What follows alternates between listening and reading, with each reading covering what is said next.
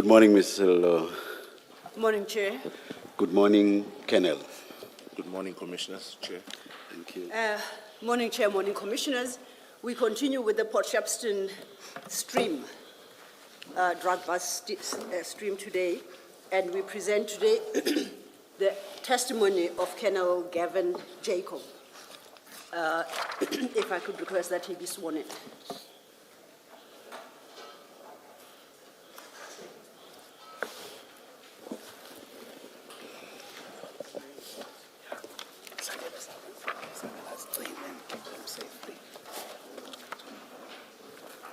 Chair. May I ask your assistant to please approach us? Please.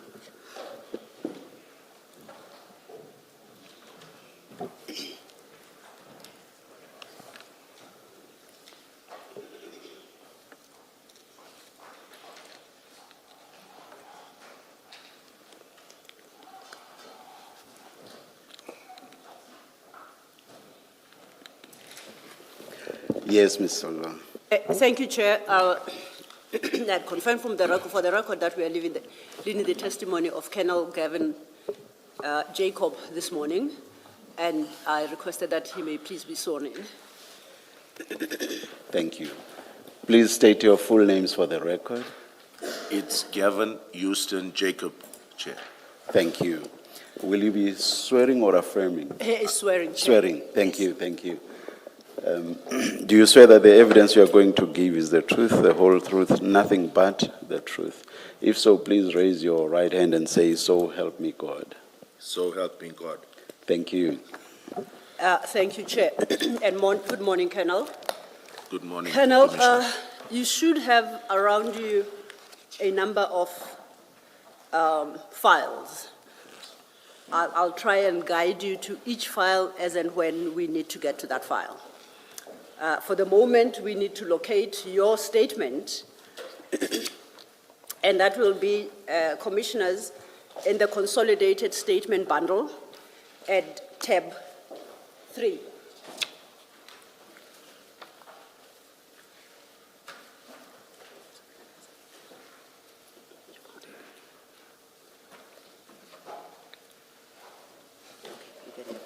Are you there, Colonel? Yes, I'm ready, Thank Commissioner. Thank you, Chair. Colonel, do you confirm that you have deposed to a statement for the purposes of the Commission? I do confirm. I have referred you to a specific document in the statement bundle. Do you confirm that that is the statement that you deposed to? I confirm, Commissioner. Please turn to page 24, page 20. Not 14. Page 14 of that statement. There is an annexure there. There is a signature there next to your name. Do you confirm that's your signature? I do confirm, Commissioner. One thing I note about this statement, Colonel, is undated. Would you be happy that we give it today's date for record purposes? I'm okay with that, Commissioner. Thank Yes. you. Do you swear that the contents of this statement are true and correct? I do. And do you, as you sit there, do you stand by the contents of the statement? I do. As I discussed with you earlier about the process and approach we adopt, the commissioners would give you an opportunity to speak to your statement and highlight those aspects that you think are important, or particularly important. I take the whole of it is important, with as little interruption from my side, mainly, and from their side as well, while you work your way through the statement. There will, however, be times when some clarification is required, and that those issues will be posed to you. However, at this juncture, there will not be any interrogation of your statement as it stands. That will take place after you have had your opportunity to state your full case. Do you understand? I understand. So, on that basis, then, can I invite us to go to the statement, and we deal with it in the terms that I've explained. If you could turn to page 1 of your statement. Are you there? I'm here. Okay. Please do not read your personal number. Thank you. And any other personal details that may be in the, in the statement. From paragraph 1 to paragraph 8, you give a brief background, your professional background. If you could just quickly work through that. Okay. You may, where you deem it necessary, choose to read from the statement, or where you are able to, you may speak in general to what is in particular paragraphs of the statement. Is that acceptable to you? It is, Thank Commissioner. you. Please go ahead. Okay, I'll read from paragraph 1. I'm a colonel in the South African Police with Purcell. I am attached to the Directorate for Priority Crime Investigation. I'm the unit commander of the Durban Serious Organized Crime Investigation Unit. I completed a Bachelor of Science degree majoring in chemistry and biochemistry from the University of Durban, Westville in 1998. I joined the South African Police in January 2001. I was appointed at the rank of sergeant as a forensic analyst at the ballistic unit of the Forensic Science Laboratory. In April 2002, I joined the Directorate of Special Operations, commonly known as the Scorpions. I was based in Silverton as a special investigator at the Crime Information Collection Unit. In November 2004, I was transferred to the DSO Durban, where I was placed within the narcotics section. I worked on drug-related projects. In July 2009, the DSO was dissolved and we were merged with the SAPS.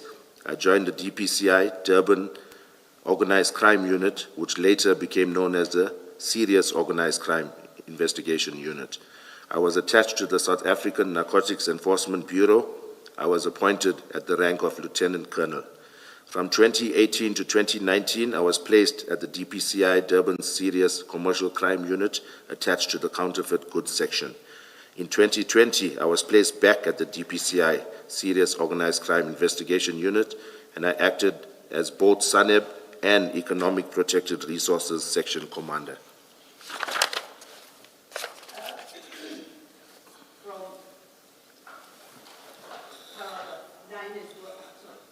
Please read paragraph 9 as well. In Still deals February with your background. 2022, I was promoted to the rank of Colonel and appointed as the unit commander of the Durban Serious Organized Crime Investigation Unit.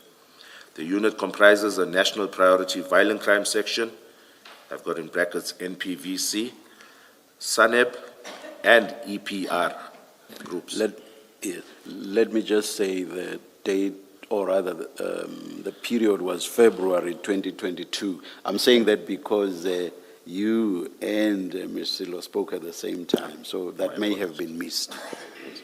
Thank you, Chair.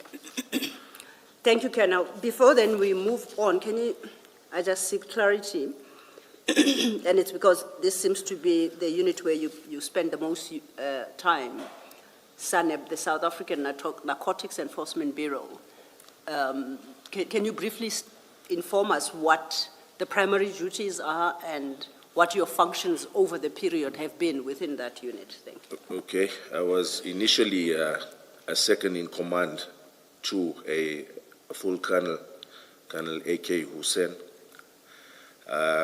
And when he went out the police, I took over the narcotics group. But basically, our investigations revolved around drug projects, identifying drug syndicates, drafting a project on how to address them, dismantling of clandestine laboratories, harbor interdictions, seizures, undercover operations. All major or high-level drug-related investigations were conducted by the SANEB group. And you personally were involved in those functions? That is correct. Thank you. You may then take your statement from paragraph 10 at page 2. Okay. I have coordinated drug operations, managed drug projects, dismantled clandestine laboratories, and been involved in several drug seizures at the port and container depots. Prior to the drug seizure on 22nd June 2021, I had not conducted a larger seizure. may continue. Okay, on 22nd June 2021, I received information from Captain Duma of Crime Intelligence regarding cocaine in a certain container. He called me just after 7 a.m. on the said morning regarding the information. Captain Duma also called Warrant Officer Mpangase regarding the same information. I called Mpangase after the call from Captain Duma. He indicated that he would brief the brigadier accordingly. I think I missed a sentence, Commissioner. I'm just going to say that here I informed Warrant Officer Mpangase that although I was on vacation leave, I was going to book on duty to conduct this operation or attend to this information. Right? So I see I missed that out. So, sorry, can you say that, which sentence do you say you missed? Okay, I called Mpangase after the call from Captain Duma. Yes. He indicated that he would brief the brigadier accordingly. I think there's a bit of a miss in between. It doesn't really make sense. So I'm saying when I spoke to Mpangase, I informed him that I would be attending to this operation, meaning we would operationalize it. Okay. Okay. Understood. Thank you. And what exactly was he to brief the brigadier on? Was it the fact that even though you were on leave, you were going to be part of the operation, or what exactly was the briefing? It was twofold, Chair. It was with regards to me booking on duty, as well as to brief the brigadier on the nature of the information. Thank you. And the brigadier referred to here is who? My apologies. It's Brigadier C.M. Newswa. Thank you. Yes, yes. And is he your immediate superior? He's the provincial commander. He was not my immediate commander at that stage. He was one above the immediate commander. He was an acting unit commander. At that stage, when I look at my diary, it was a Colonel Dlomo that was the acting unit commander. Thank you. And on that score, you say it's Brigadier, what's his Dlomo, his rank? Colonel Dlomo. Was that your immediate supervisor? Yes, Okay, thank you. Yes. Commissioner Kumar? Just to get the wording correct, in Exhibit File 2 on page 589, the sentence you want us to be included to your statement. So Exhibit File 2. It's Exhibit File 2 Yes. on page 589. Okay.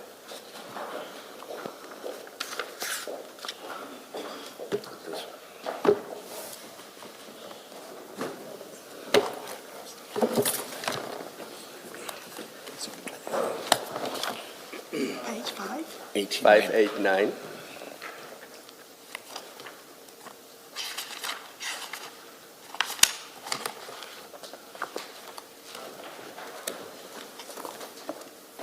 In paragraph 3, the highlighted portion, is that the part that you want us to include in your statement to the Commission?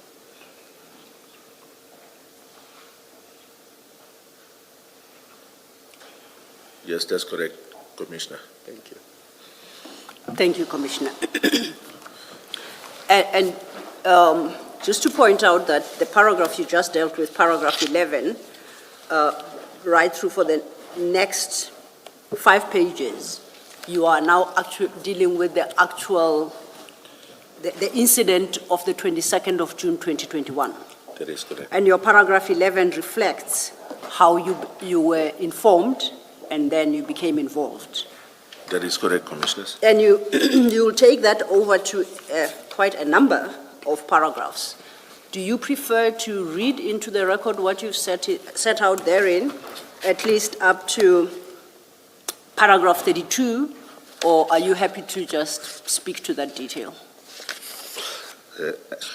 I wouldn't want to miss something out, so I'm quite a proficient reader. I'm going to try and read this as quick as I can. Okay. If you Let's try that then. Thank you, Commissioner. Thanks.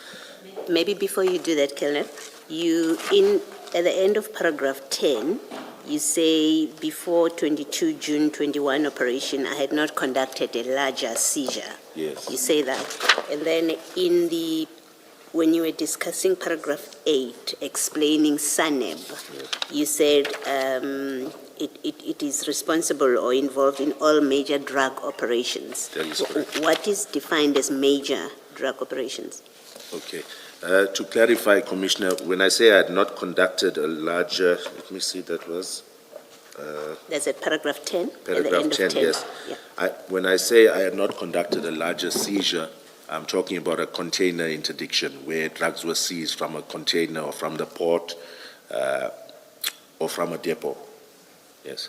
So it's not so much the quantity. And not the quantity, it's the seizure, the type of seizure that we had done. I've done clan labs and the like, Okay. but this was the largest seizure of cocaine per se that I had done.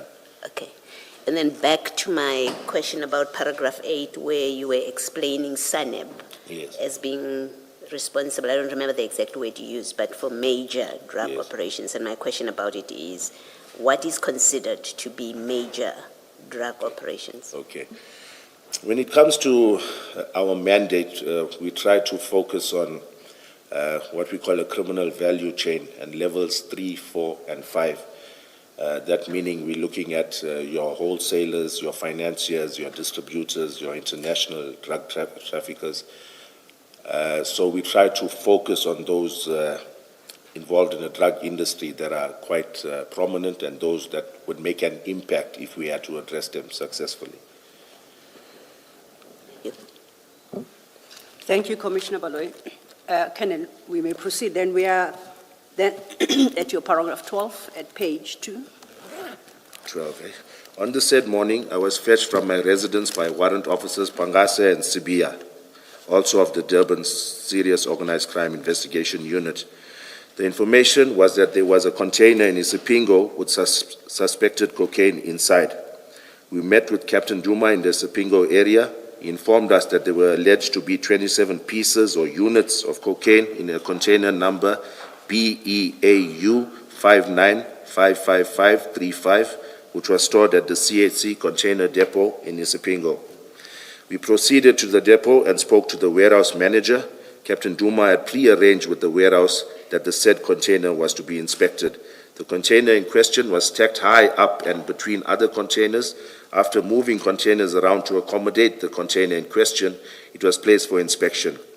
We had acquired the shipping documentation, in brackets I've got SAD 500, packing list, etc., from the warehouse manager. When the container was placed, I noticed the original seal in place as per the documentation furnished. I immediately suspected this to be a rip-on, rip-off load. This is a modus operandi whereby the drugs are loaded at the port of origin in a legitimate container.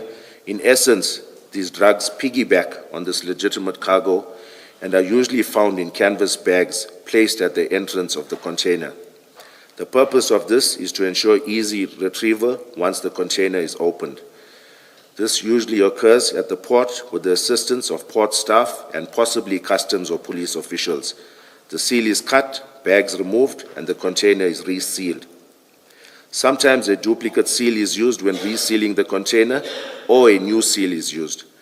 The consignee is none the wiser, as their commodity or goods are not affected. Investigations of this nature is difficult to link to a suspect. I am not aware of any arrests pertaining to a rip-on, rip-off case in KZN or within South Africa. In the absence of credible intelligence, arrests are non-existent. I can also state that from all the rip-on, rip-off matters that we have dealt with, we have not received any DNA or fingerprints results back from the LCRC. Warrant officers. Sorry, what's the difference between a duplicate seal and a new seal? Okay. Because if what they use is no longer the seal that they broke, Yes. I would have considered whatever they now use to be a duplicate seal. Okay. Just for clarification, Chair, you can get a duplicate seal that has the exact serial number of the original seal, or they could just put another seal that doesn't even have the same serial number, and the consignee is not that bothered because their commodity is still intact. When they get it, if they ordered, I'm just using an example, 50 bags of rice, and they've got 50 bags of rice there, it's not going to be that much of a red flag that they're going to complain, why is the seal not the same as our shipping documentation? Thank you. Thank you, Chair. Thank you, Colonel. You may proceed. Okay. Warrant Officer Sbia and I took photos as the container was placed for inspection, the original seal of the container highlighting the seal number, as well as the cutting open of the seal. Upon opening the container, it was noted that there were numerous black canvas bags placed on top of 50-kilogram bags of animal feed. In brackets, I've got legitimate cargo as per the packing list. We kept the civilians at the warehouse at bay so as they could not interfere with the offloading or the container itself. Upon inspection of one of those bags, we noticed it to contain suspected 1-kilogram bricks of cocaine. They were wrapped in yellow wrapping with Jaguar written on it and black and white wrapping with TikTok written on it. There were other border police, cargo operations, team unit, I think I've made a miss or a typo, right? It's cargo operations inspection team, uniformed members at the depot that were inspecting other containers. I enlisted their assistance to offload these bags along with my members. We counted 27 such bags with warehouse staff. The container was locked with a new seal. We did not have adequate exhibit bags for this quantity of drugs. Upon offloading these bags, I noticed that the area that we were working in was congested. I looked at the area around the container and I realized that unpacking the bricks of cocaine would cover a surface area greater than the area available. I also noted that the depot was busy with machinery traversing our immediate vicinity. Umlazi is 11 kilometers away from the depot, which I saw as a risk, and we were working in an uncovered area of the depot. Before you proceed to 20, you know that Umlazi is 11 kilometers from the depot, Yes. and you saw that as a risk. Why? Umlazi is a volatile area.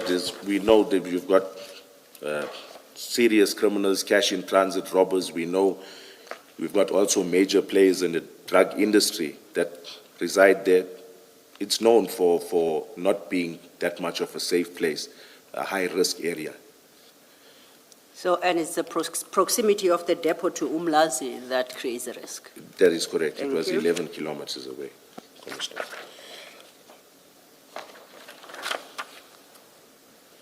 Please continue. Thank you. These canvas bags were then loaded into a marked vehicle utilized by the border police members. My main priority was to safeguard these exhibits valued at approximately 200 million. I knew that Isipingo would have exhibit bags, Isipingo SAP would have exhibit bags, and would also provide a more secure environment to work with these exhibits. The container was locked and available for us to further inspect at a later stage. I took the decision not to cordon off and close the depot. I did not want to prejudice the company by closing them down for the rest of the day, as they were not suspects in this matter. We had acquired photos of the chain of events leading up to the discovery of the drugs. I knew that the chain of custody of exhibits would be accounted up until these exhibits reached Isipingo SAP. If I may just get clarity there. You say you took the decision not to cordon off and close the depot. Would I be correct to conclude that you took that decision as what the crime scene commander, as the Yes, most senior person? Are you responsible for the scene? On what basis did you take that decision? As the senior officer on the scene, Commissioner, any of these executive or decisions that are made with regards to a crime scene and the handling thereof would have fell squarely on my shoulders. Okay. Thank you. You may continue. Okay, was I paragraph 22? Okay. In a CIT scene, evidence uplifted from the crime scene, irrespective of where the crime scene is crucial. DNA, fingerprints, positioning of cartridge cases, trajectory of bullets, crime scene photos, etc., are all critical in proving your case. Here, crime scene management is paramount. Had the CHC depot been a crime scene that warranted cordoning off or retrieving evidence from it, I would have done so immediately. I, along with the two DPCI members, Followed the marked police vehicle, whose occupants were Sergeant Simkize and Governor from Border Police. We did not lose sight of them the entire way until reaching Isipingo SAP. I must add that Isipingo SAP is 4 kilometers away from the CHC depot. Upon arrival at the station, I called Brigadier Newswa to inform him of the seizure. The members started to offload the bags, and I went to call the SAP 13 clerk, Warrant Officer Perumal. He came to the parking area and viewed proceedings. When asked for exhibit bags, he indicated that they did not have any of the required size. I then realized that it was futile to call out LCRC when we did not have the required exhibit bags. My members had a few of the bags of the required specifications, but not enough for this magnitude. We proceeded with the count of bricks of cocaine with the border police members. Pangase was noting down the count as we progressed and assisting with counting also. Sibia and I took photos of this process. The number of 1 kilogram bricks amounted to 541. The border police members then left to attend to other duties. Pangase entered the exhibits into SAP 13, into the Isipingo SAP 13, and I booked them out. Booked them out. Isipingo SAP 13 373/2021 refers. Warrant Officer Perumal signed to confirm the same. I did not view the SAP 13 entry at the time. I can admit that column 3.1 was poorly completed, more especially since there were no exhibit bags. A more detailed description of the different colors, the branding, and number of said bricks should have been noted in column 3.1. Colonel, how did you determine that it was 1 kg bricks? Did you weigh them, or is that based on your experience? Commissioner, we did not weigh them based on my experience. So for all we know, it could have been 800 grams. You are correct. It could have been 900 grams, but based on your experience and the look of it, you assume that it's 1 kg bricks. That is correct, Commissioner. Thank you. Okay. Colonel, before you go any further, just to perhaps point out to you that what is being made publicly available is a redacted version of your statement, so we don't call out case numbers and such details. So when you come across them in your original statement, please try and skip that number. Noted, Thank you. Commissioners. Yes. May I proceed? Absolutely, you may. Okay. Thank you. What I can say with certainty, paragraph 27. I stated in a previous statement in this matter that I knew Isipingo did not store exhibits and that we had problems with them previously. My members on the scene have since reminded me that Warrant Officer Perumal explicitly refused to keep the exhibits on the day and that I should have been aware of the same. I hope to explain the reason for this discrepancy/confusion in due course.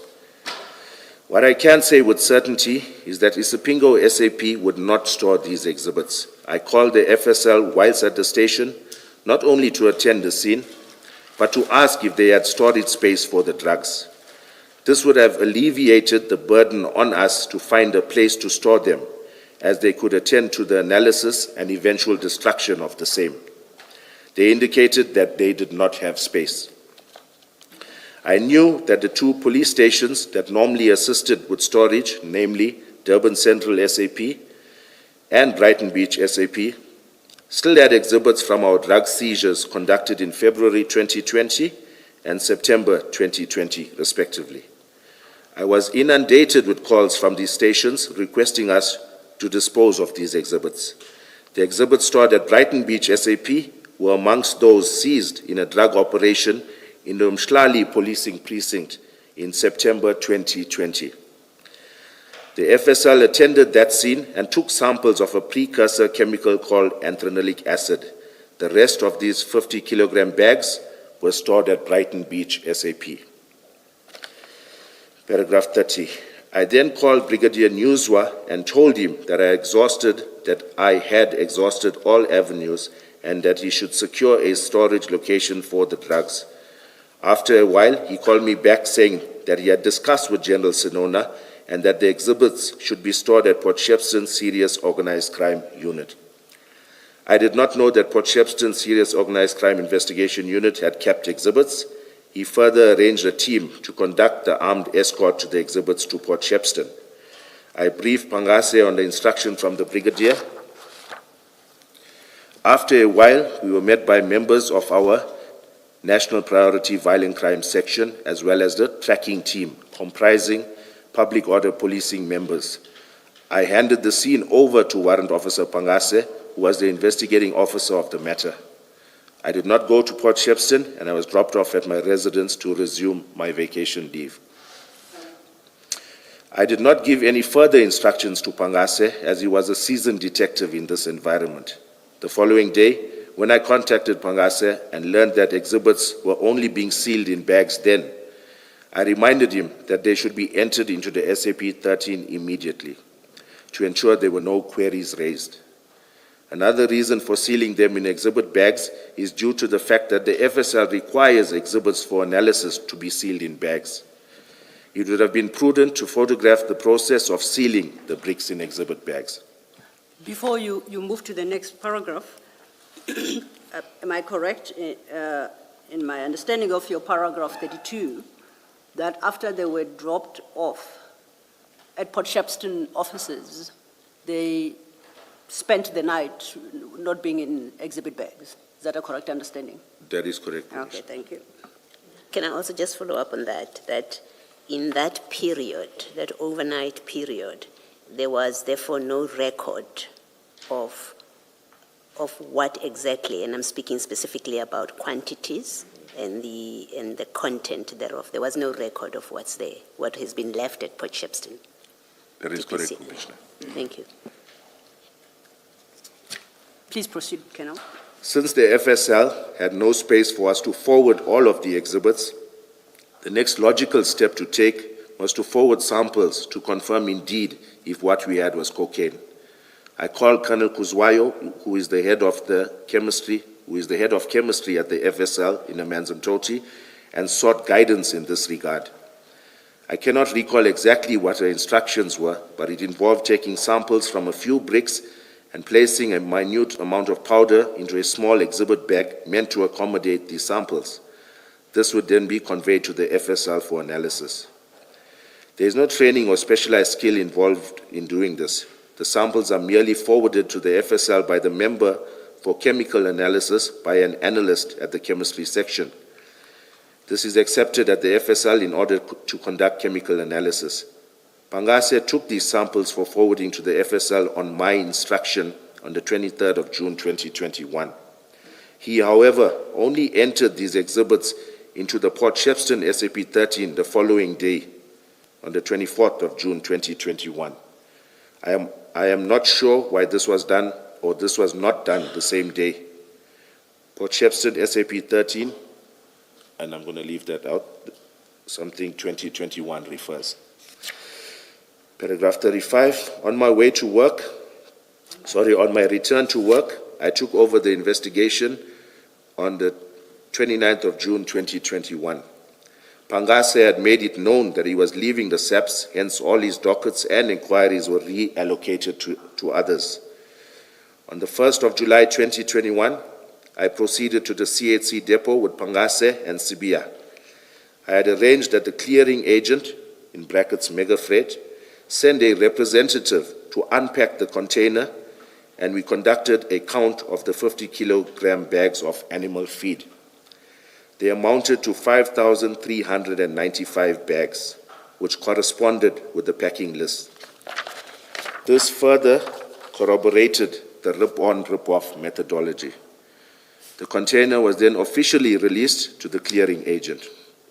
On the same day, I emailed... My apologies, before you leave that paragraph, you state at 35 that when you returned on the 29th of June, you took over the investigation, and that, is it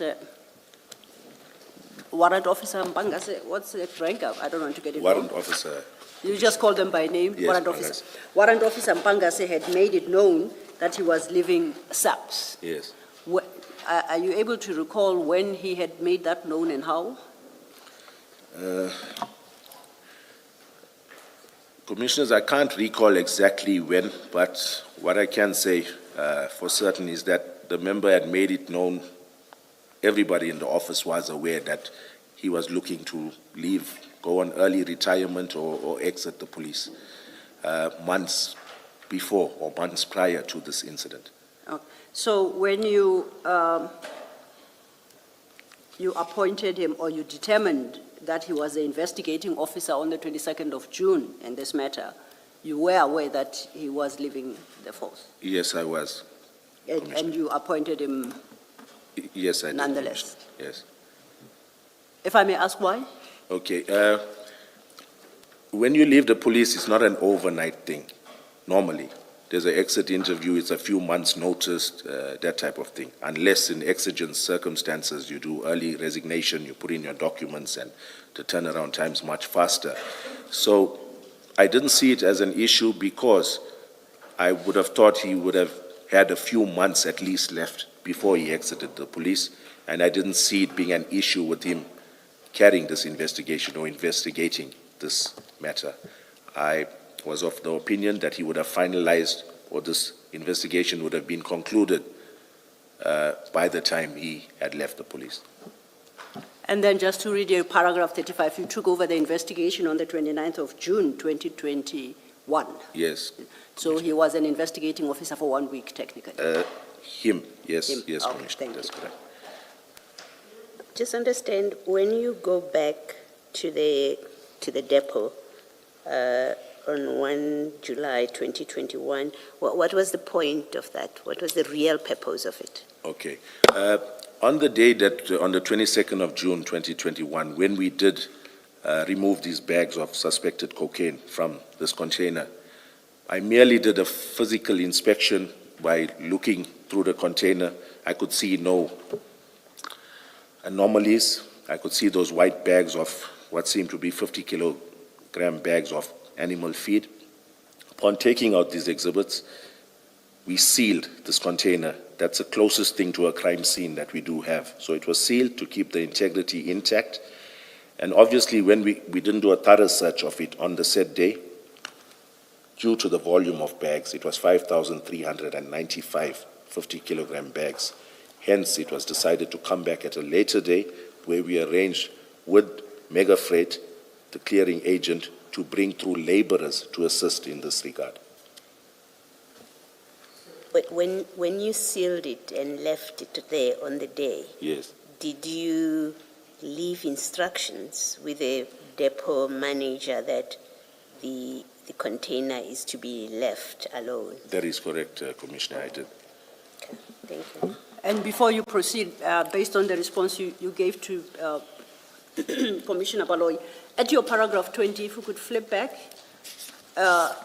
the last sentence at your paragraph 20, you say the container was locked and available for us to further inspect at a later stage. Yes, that's correct. When you say it was locked here, should we read that to be it was locked and sealed? Sealed, that's Okay, it. thank you. Yes. Okay.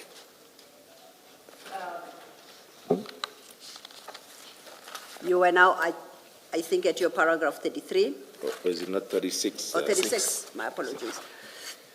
Okay. On the same day I emailed, quite Okay, correct. thank you. On the same day, I emailed all the relevant shipping documentation to the DPCI, South African Narcotics Bureau. It's supposed to be South African Narcotics Enforcement Bureau head, Brigadier Devon Naika.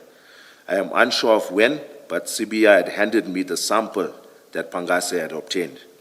Pangase was not at the office. I am unsure why Pangase had not taken these samples to the FSL sooner. Colonel, I need you to clarify this so that we don't need to come back to it later. Yes.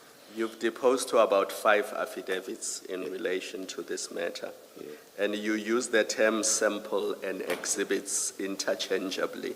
Yes. And we had a debate yesterday with the lawyers and warrant officer Setsedi.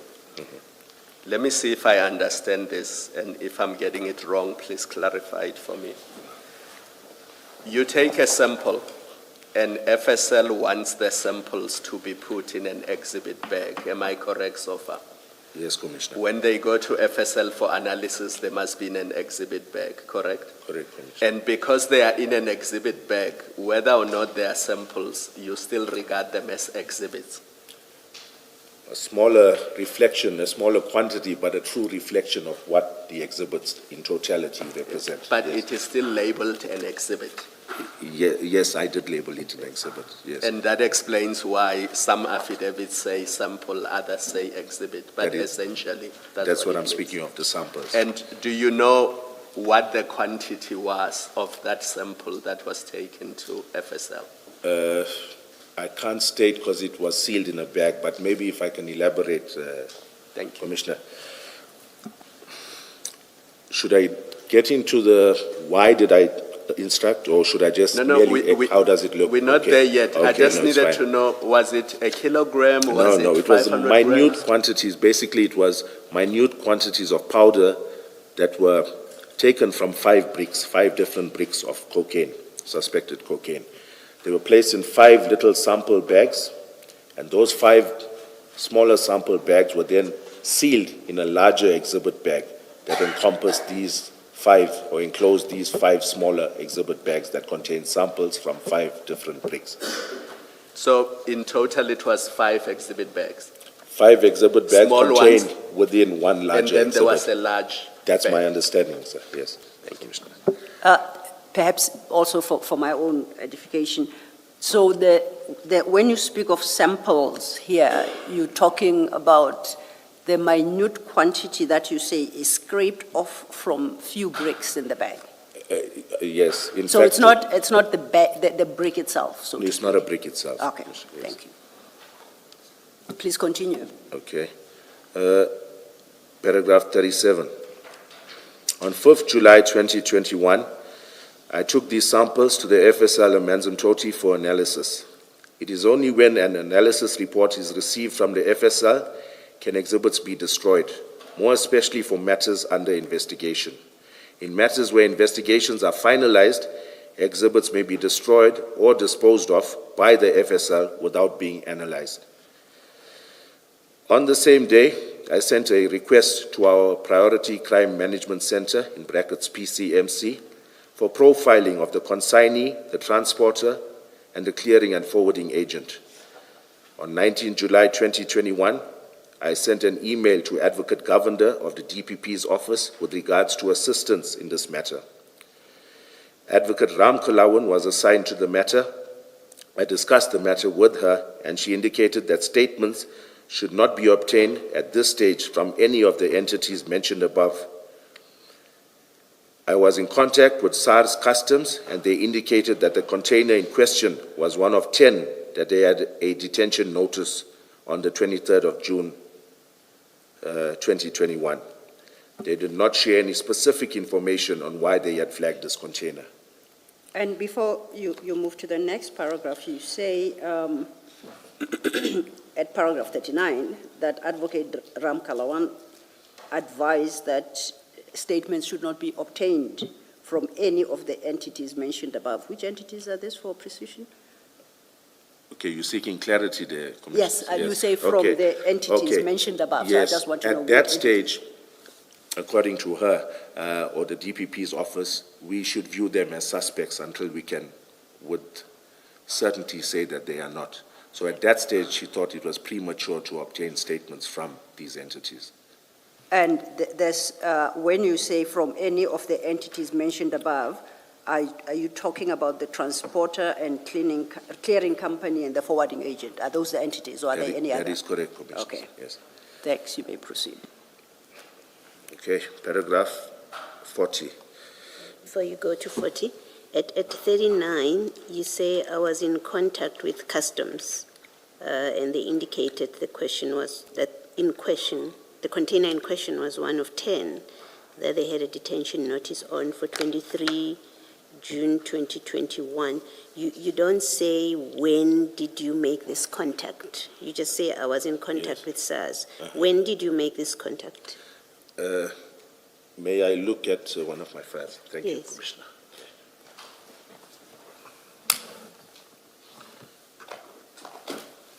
Is it something that we have in the exhibit files that might help if you Yes, it describe? would be in my investigation diary Yes. for this said inquiry, 28.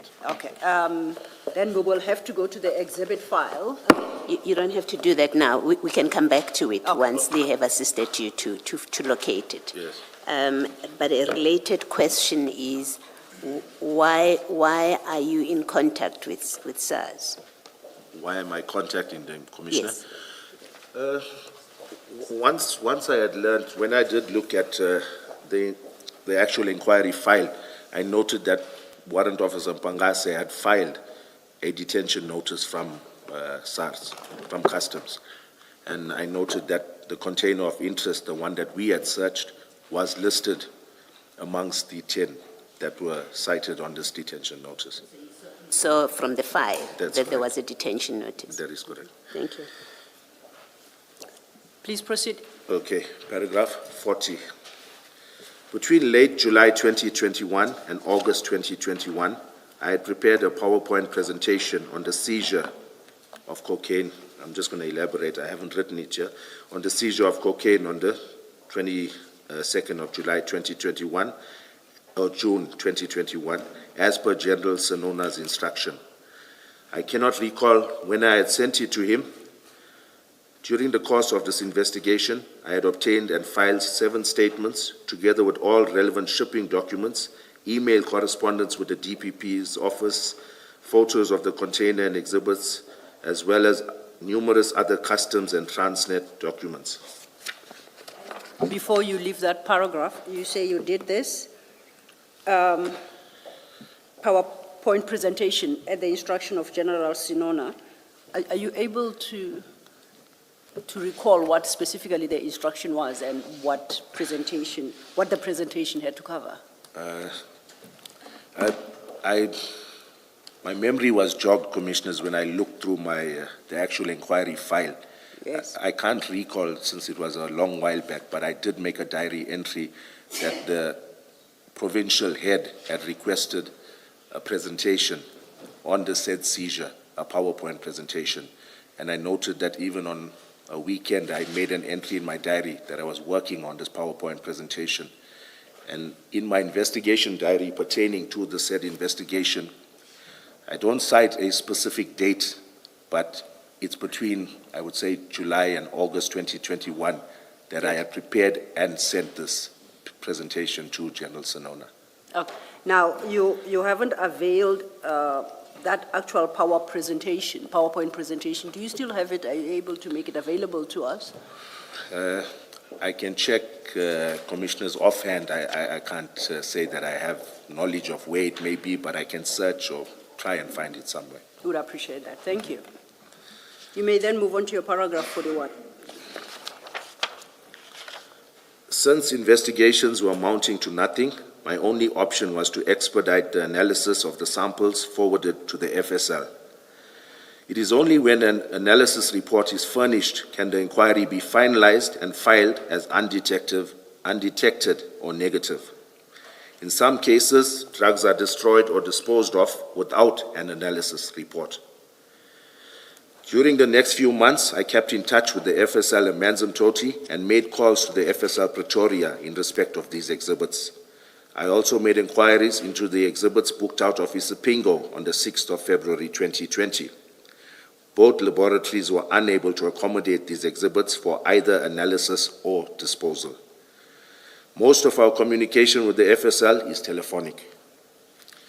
Sometime in October... Apologies, Colonel. In the body of your statement, you do indicate who at FSL Amazimdoti you engaged with. Yes. And the commissioners had testimony of 3 of these persons yesterday. Yes. At your 42, you said you also made calls to FSL Pretoria in respect of these exhibits, but nowhere in your statement do you indicate who you spoke to. Yes. Are you able to Yes. inform us who those were? Yes, Commissioner. It would have been a Colonel Shole from FSL Pretoria. And what position does he hold and why? I'm not talk to sure of him? his exact title, but in essence, whenever we have liaisons with the Pretoria FSL, he's our go-to man. He's always assisting and the one trying to accommodate us. So it's Okay. Colonel Shole. I'm not sure of his exact designation there. Is that just the one, just Colonel Yes, Shole? it's only Colonel Shole. Yes. And just in very brief summary, what was the content of your conversation about these exhibits?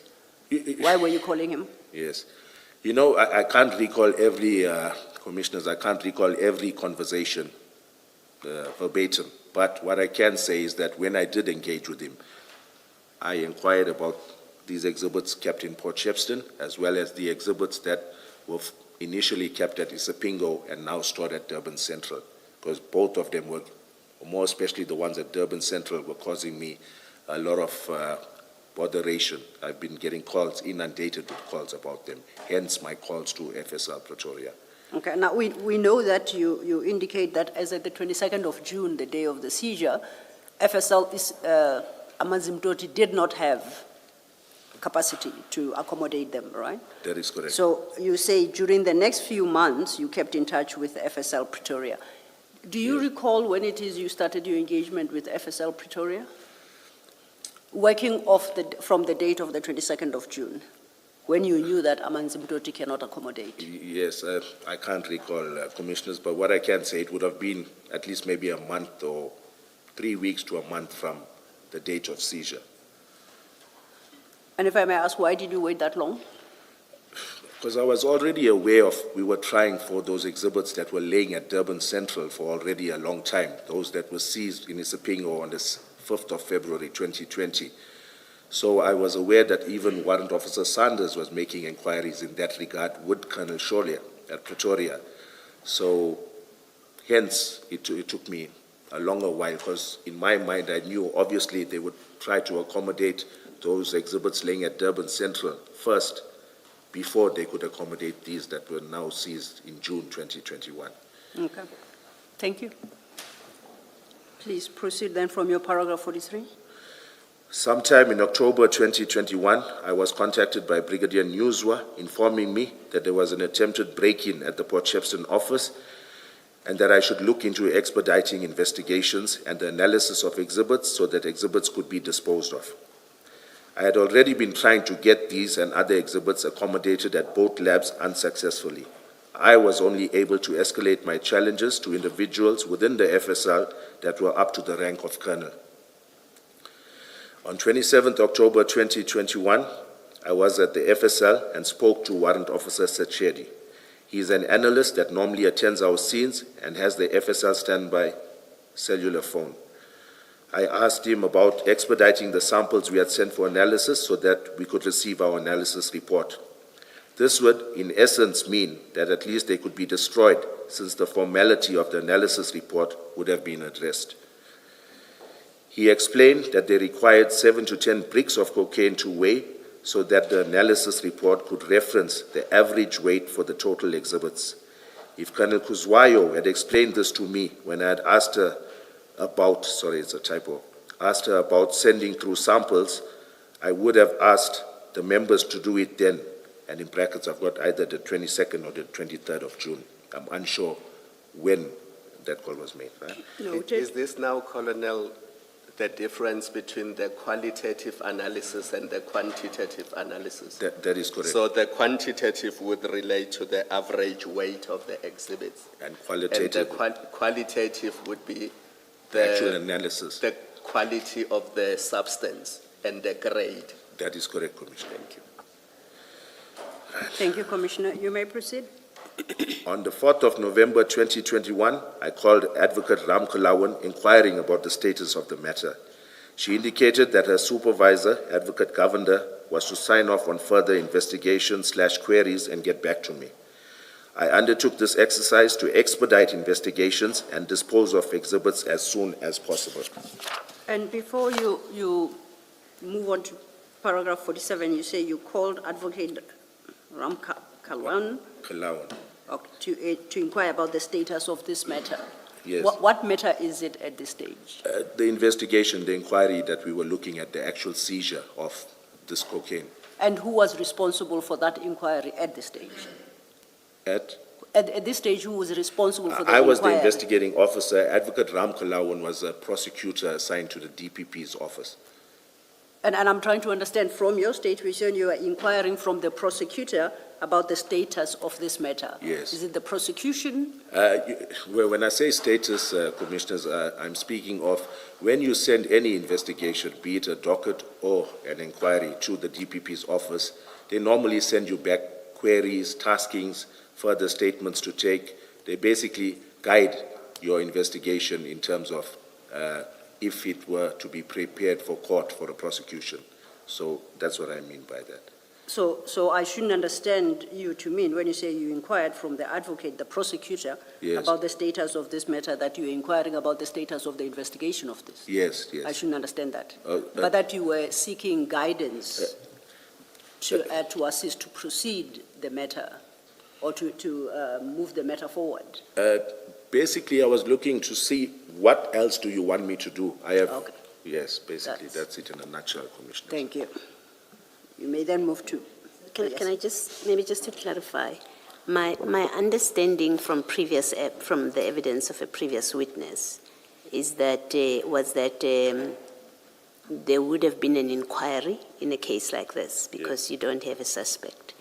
The impression I got from that evidence was that is a wholly SAPS function, in this case, your function. So where does Advocate Ramakalan or DPP, whatever official at the DPP, where do they come in if this is a SAPS inquiry? Okay. There is a directive issued at our office that every cocaine seizure needs to go to the DPP's office for guidance. It's now our standard operating procedure. Was it applicable at the time Yes, it was. of this operation? Yes, it was. Okay. And then if I may just follow up on that, would you have the name of that SOP off the top of your head? And are you No. able to provide, if I may finish, are you able to provide the commission with a copy thereof? Okay, sorry, maybe I used the wrong. When I say SOP, it was an informal SOP. It's a directive issued from provincial management, and if I'm not mistaken, every unit within KZN, Hawks unit, would comply with that directive. So I can't tell you that I've seen it in writing, but it's an instruction coming from our provincial office. So And, okay, Mayor. Apologies. Okay, and also from, like I'll give you an example, Commissioners, the latest, we had 32 kilos or 33 kilos that were seized at our harbor. And once again, my unit was investigating the matter. I think on day 2 of this, we got a call from the DPP's office to ask, where is this inquiry? We need copies, we need to give guidance. So it was understood by both parties, not just the DPCI, the DPP's office were also informed that any of these matters that are generated needs to come to them for guidance. And would I be wrong to assume that this directive is in writing? It's not in writing. I'm unsure. I received an instruction from Brigadier Newswa regarding the same. Thank you. You may proceed. Okay, which paragraph was it? You had just done 46. Sorry, can I Yes, just carry on just to try and clarify again? So what do you refer to the DPP? And because my understanding, and you know better than I do how things work, my understanding is it the docket ordinarily? A docket is what the DPP would make notes in with instructions, what to do. So in a case such as this, where it's an inquiry, what would you have, what do you submit in this particular case to the DPP, where the DPP gives you instructions? Okay. It's either you can submit the physical inquiry. The physical inquiry, Commissioners, it works on the same principle as a docket. It's only that this inquiry is not yet at a stage where you can charge a suspect. An inquiry is just for purposes of you using resources, sending exhibits to the lab, but in essence, it has the same, you compile it in a similar fashion as you would a docket. There's an A clip with your evidence, your statements, anything of evidential value. There's your B clip where all of your correspondence is filed, and there's a C clip, which is your investigation diary, where every thing you do on that investigation, you note down in this investigation diary, which is contemporaneous notes. So copies of that, or either the original inquiry, would be handed to them. They would peruse it. Normally, prosecutors make entries in the investigation diary of their taskings to you. The DPP's office, for whatever reason, our DPP's office did not do that regularly. However, they used to, in some occasions, send us an action log or some sort of communication as to what is the way forward in terms of this investigation. Okay. So if there is an investigation file or an inquiry file, Yes. For this operation, we would expect to see notes that indicate this exchange or interaction with the DPP That and would the be instructions that you say the DPP gave. That's correct, Commissioner. Okay, thank you. Thank you, Commissioner. You may proceed, Colonel. Okay. By 47. 47. 47. On Yes, the same you should be day, 47. I called the acting unit commander at Port Shepstone, Lieutenant Colonel Prinsloo, and indicated that I wish to come through with Warrant Officer Setshedi of the FSL, who would take 7 to 10 bricks to the FSL for weighing. He indicated that he was going on a wildlife workshop from the 8th to the 12th of November 2021. I told him I would come through when he returned. I received no feedback from Pretoria FSL and was aware that Warrant Officer Sando of my office was also making inquiries to the FSL with regards to the exhibits seized at CHC Depot on the 5th of February 2020. On 8 November 2021, I was called by Brigadier Newswa, who informed me of the theft of drugs incident at Port Shepstone. I was unaware of any of the security issues at the building prior to this. I proceeded with Captain Majola to the scene. General Senona and Brigadier Newswa arrived a short while later. LCRC was in attendance, and Captain Majola and I canvassed the area for CCTV footage. I must add that I bore no knowledge, neither am I involved in the theft of drugs. I was questioned and polygraphed with regards to this incident. I passed the polygraph test, but I understand now it doesn't carry much weight, Commissioners, but in response to the allegation I'm sorry, it may be of interest to you to know that there were all sorts of problems with the polygraph test. I've been following. And some people who supposedly failed the test, in fact, didn't, basically because a lot of things went wrong. So what would your comment be if I say passing the test may not necessarily be proof that you actually passed it? What would your comment be? I'm aware, Chair, that this is not admissible in court, but generally it's an... That's not my question. Okay, yes, My question is about you stating the fact that you passed the test. So I want you to comment. Okay. Regard being had to the fact that yesterday we got to know that a lot went wrong with the polygraph test. Okay.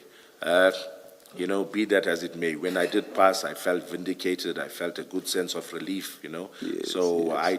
I took No, that. how we can't take that away from you. That is how you felt when you got the result. We can't take that. But what we make of that is something else altogether. Yes, Chair. Yes. All right. Thank you, Chair. Okay. Please proceed. Paragraph 50. In response to the allegation that Warrant Officer Perumal did not object to storing the exhibits seized on 22nd June 2021, I wish to add that I have submitted further statements to General Flynn's team over the years. I had expressly stated that we had an issue with storage at Isipingo SAP, more especially Warrant Officer Perumal. A statement was obtained by General Flynn's team from Warrant Officer Perumal in respect of availability of storage space, speaking of that incident. A statement was obtained by General Flynn's team from Warrant Officer Perumal in respect of availability of storage space and exhibit bags subsequent to the theft of drugs on 8 November 2021. At no stage was he canvassed regarding the previous problems I had cited with the Isipingo SAP. One would have expected this issue to have been canvassed with him. The previous seizure at the CHC depot on 5th February 2020 involved approximately, I've got it wrong, it's 547, but I put 570, my apologies, right? Involved approximately 570 kilograms of Mandrax tablets and powder. I cite the inquiry number. According to evidence tendered, Isipingo has never had a problem with storing exhibits before. So I allude to... Do you consider that, I hope it won't sound like I'm probing at this stage. Clarification, I'll Yes. take it, Chair. Do you consider that to be a useful comparator if you are talking about Mandrax as opposed to cocaine? I know where you're headed, Chair, and I understand that, yes, in terms of... At this stage, I will not go to where I'm headed. But I do appreciate it, but I'm referring to storage space at this stage, storage space for a physical bulk of exhibits, not the hazardous nature of Thank you. each. We'll Yes. deal with where I'm going Yes, later. yes, Chair. Thank you. Thank Okay. you, Chair. Please continue. Okay. Okay, was I at paragraph 52? Yes, you were, Okay. and you had just, about third line, you had just stated Isipingo had never had a problem Okay, with storing Isipingo had exhibits. never had a problem with storing exhibits. See attached affidavit of the IO of Durban Central CAS, I cite the CAS, annexure GYJ1, and it's my colleague, Warrant Officer Sanders' affidavit. And I state, this may have been the reason for my confusion regarding my interaction with Warrant Officer Perumal on the 22nd of June, 2021. And based on the Chair's reminder, I'm quite mindful that I don't start interrogation, I needed clarification, however. You state, according to the evidence tendered, Isipingo has never had a problem with storing exhibits. That's your main point there, right? That's correct. At the conclusion of that paragraph, you state, this may have been the reason for my confusion regarding my interaction. Is there Yes. something missing there? I don't understand Okay. the interrelation between the two Yes, all points. right. I see where the confusion comes from, Commissioners. On the 22nd of June 2021, Yes. when I was later interviewed, or even when I made my statement, all I knew in my mind, and bear with me, I know it may sound, as though I'm maybe lying, that's why I'm confused, but this is it. On the 22nd of June 2021, when engaging with Warrant Officer Perumal, all I know that I can state 100% for that day with certainty was that he was not accepting those exhibits, neither did he have exhibit bags. And I see in my statements, numerous statements that I had furnished the investigation team, General Flynn's team. I'm not quite clear on that, and then I say that, I didn't explicitly ask him, but I know they've had a problem. Then I go on a further statement elaborating on even while we were processing or counting these drugs and busy in the parking area at Isipingo, Warrant Officer Perumal even remarked of, hey, the last time what happened with our guys here, we got sick. So all of that was in my mind, and I knew for a fact that Isipingo would not keep these exhibits, whether it was explicitly told to me or whether I had drawn that inference from my previous experience with the station, I can't say, but what I can say for certain is that my colleagues on the scene have since sternly reprimanded me by saying, Colonel, Warrant Officer Perumal did not want to keep those exhibits. So why I wrote that I did not explicitly ask him for permission to store it, I'm unsure why. But this may be the reason, and that's my truth. Okay. Please, Chair. Sitting here, I'm confused as to what you did say or did not say. As you sit there now, Yes. did you or did you not engage Officer Perumal on the availability of storage? Yes.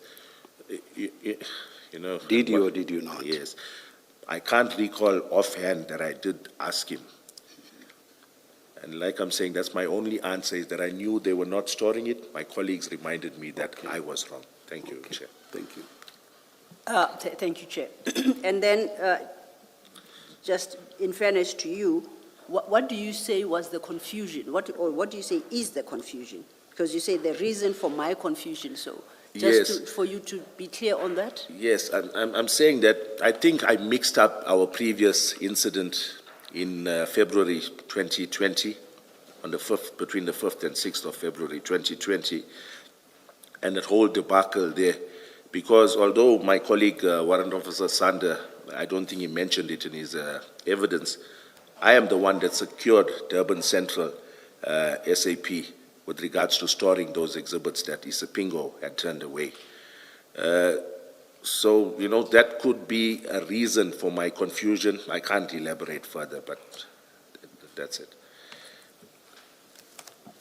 Okay. We might get back to this because I don't quite understand. If you say Isipingo has never had a problem with storing exhibits. No, I'm not saying that, Commissioner. That's what you say according to the evidence standard. Do you According accept to that? the evidence tendered by General Flynn, my apologies, Commissioner. So you do not agree with the evidence I do not. standard? I strongly disagree. Now I understand what you mean. Thank you. Okay. Thank you. There's a difference, though, between the availability of storage space and an unwillingness to store. There's a difference between the two. On your understanding, even though you are not sure whether you specifically asked Officer Perumal anything, but on your understanding, because you do say that you had some understanding, so on your understanding, what was the position? Okay. Was it an unwillingness to store, or was it a question of the unavailability of storage space? Okay. Chair, this is my opinion. They have a storage place that could have accommodated it, over half a ton. Okay. But if I can just elaborate a little more, if you allow me, Chair. Yes. Even if you look at Warrant Officer Sanders' affidavit that I attached as an annexure, he states that Warrant Officer Perumal had made a comment that they do not have members to guard these drugs, you know.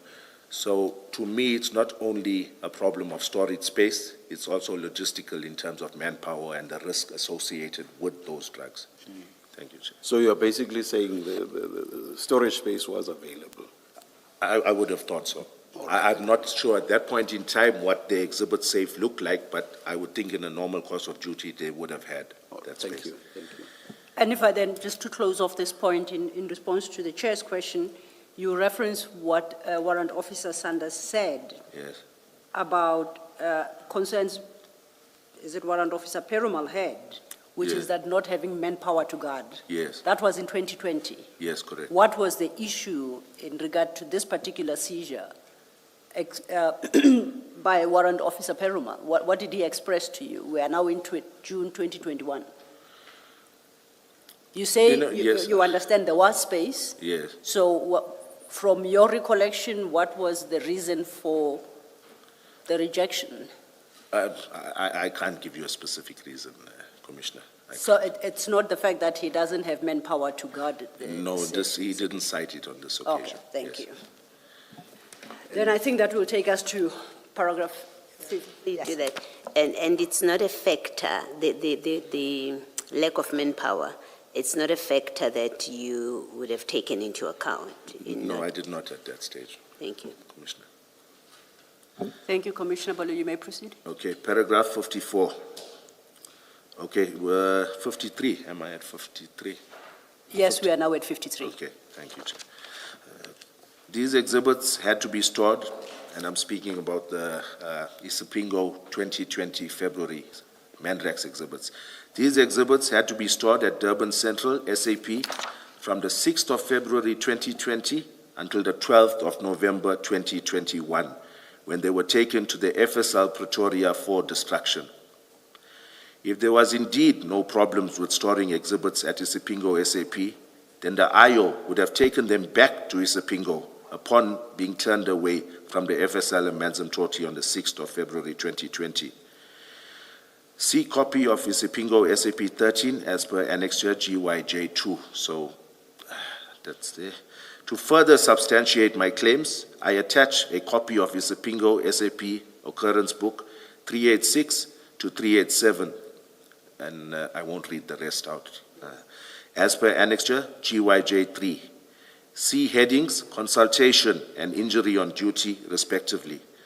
Entry 387 is made by the very same Warrant Officer Perumal, and it pertains to a member getting sick due to the drugs stored there. Surely this speaks to the credibility of Warrant Officer Perumal. And before you move off this, am I reading your statement correctly that the drugs you reference at 53 are the Mandrax tablets, the 547 kilogram of Mandrax tablets? That is correct, Commissioner. Okay, thank you. The evidence led states that I should have inquired with Durban Central SAP, and when I say the evidence led, I mean by General Flynn. The evidence led states that I should have inquired with Durban Central SAP and Brighton Beach SAP, Maiden Wharf, and some other station to store the 22nd June 2021 exhibits. At that stage, Durban Central still had the exhibits booked out of Isipingo SAP on the 6th February 2020. See copy of itinerary to travel from Durban to Pretoria for disposal of said exhibits as per GYJ4. Before you move to the next paragraph, just to understand your 54, you say Durban Central still had the exhibits booked out of Isipingo in February 2020. That's correct, Commissioner. What does that mean? Does it mean, therefore, Durban Central did not have capacity? Is that your conclusion? That is my conclusion. And you know that for a fact? Or you knew it for a fact at the time? I knew that the drugs were stored there. I knew that they were... No, I'm talking about capacity. I just want to be clear no, what you're I wasn't talking. sure of their total capacity. Okay, I thank can't you. comment. You Yes. may proceed. Brighton Beach SAP still has exhibits from a September 2020 drug seizure in the Umhlali area. They allowed us to store exhibits via Durban Central Organized Crime. I won't mention the entire numbers. Being a smaller station, Umhlali SAP stored some of the exhibits in this matter. We tried all other stations to assist and were ultimately assisted by a rural station, Glendale SAP, where we stored less valuable exhibits. Brighton Beach SAP was the only other station to assist storing some of these exhibits after we had exhausted police stations closer to the Umhlali area. Brighton Beach SAP is 70 kilometers away from Umhlali SAP. To date, these exhibits are stored at Brighton Beach SAP in an unused cell. There is a prospect of an arrest, hence these exhibits have not been destroyed. See attached annexure, GYJ5, photos of exhibits at Brighton Beach SAP. I recall that Sechedi was the same analyst that had acquired samples of this precursor chemical stored at Brighton Beach. He had conducted this exercise with an IO from my office. And before you move on, similarly with Brighton Beach, Yes. are you suggesting at paragraphs 55 and 56 that the conclusion you drew at the time is, therefore, Brighton Beach SAP does not have capacity? That's my conclusion. At the time? Yes. Okay. If I may just ask a follow-up, do you know what their capacity was at the time? No, I don't, Commissioner. Okay, thank you. These above-mentioned police stations would continuously call inquiring about removing these exhibits. I did not exhaust every police station in the vicinity, as I knew how difficult it is to get assistance in this regard. I certainly knew that I could not request Brighton Beach SAP or Durban Central SAP for further assistance. I knew the difficulty in securing a police station to store exhibits, especially in light of the challenges at the FSL. It was suggested that taking samples is unheard of. I did call the head of chemistry, Colonel Kuzwayo, and inquire in this regard. I have since spoken to Lieutenant Colonel Songa and Warrant Officer Sechedi of the FSL. It became apparent that the investigation team had obtained statements in respect of my interactions with them. Warrant Officer Sechedi admitted to being intimidated by those members that acquired his statement. He indicated that he was first accused of stealing the drugs before the interview began. In no uncertain terms, he made it known that his statement was made under duress. I inquired from him regarding our discussion on the 27th October 2021, when he agreed to assist with the obtaining of 7 to 10 bricks of cocaine for weighing purposes. He was reluctant to even confirm this conversation with me, During this meeting, he fetched his statement that he had furnished to General Flynn's team in order to refresh his memory. When reading it out, I noticed that he had stated that on 27th October 2021, that I had told him that people were planning to break into Port Shepstone office to steal the drugs, when in fact I had told him that Brigadier Newswa had informed me that there was an attempted break-in at the Port Shepstone office. The intimidation of witnesses shows clear biasness from the investigation team investigating the theft of drugs. I believe that in the absence of any evidence pertaining to the actual theft of drugs, a false narrative of what transpired was created. The investigation seems to have been directed towards this false narrative. The exhibit sees that the CHC depot on February 2020 lay in storage at Durban Central SAP for over a year without the IO being accused of never intending to submit it to the FSL. Before you move to paragraph 61, you may probably have omitted certain issues. At paragraph 58, you see at page 11, you state that it was suggested that taking samples is unheard of, Yes, the taking of samples. yes, I did call the head of chemistry, Colonel Kuzwayo, and inquire in this regard. yes. Thereafter, you then, at paragraphs 59 and 60, you speak about the events of the 27th of October 2021 regarding the 7 to 10 bricks that were required. Yes. But you no longer address yourself to the issue of samples. Did Yes. you discuss the matter of samples with Colonel Kuzwayo? You said you inquired from her in this regard. Yes. And if so, maybe this is an opportunity to state what advice you were given at the time by Colonel Kuzwayo. Yes, thank you, Commissioners. It would have been, from my recollection, on the morning, most probably, of the 23rd of June, whilst I was still on leave, right? I know I called Colonel Kuzwayo to ask advice, seeing as how I knew that the lab was not accepting this. I just tried to get the ball rolling with regards to an analysis report. I did call her. She advised me how to take samples, and from my recollection, it was a long time ago, but the way I recall it, I called Warrant Officer Mpangase directly afterward and advised him on exactly what Colonel Kuzwayo had said. And on my instruction, that's how he went about to obtain those samples in the manner in which Colonel Kuzwayo had guided me to do so.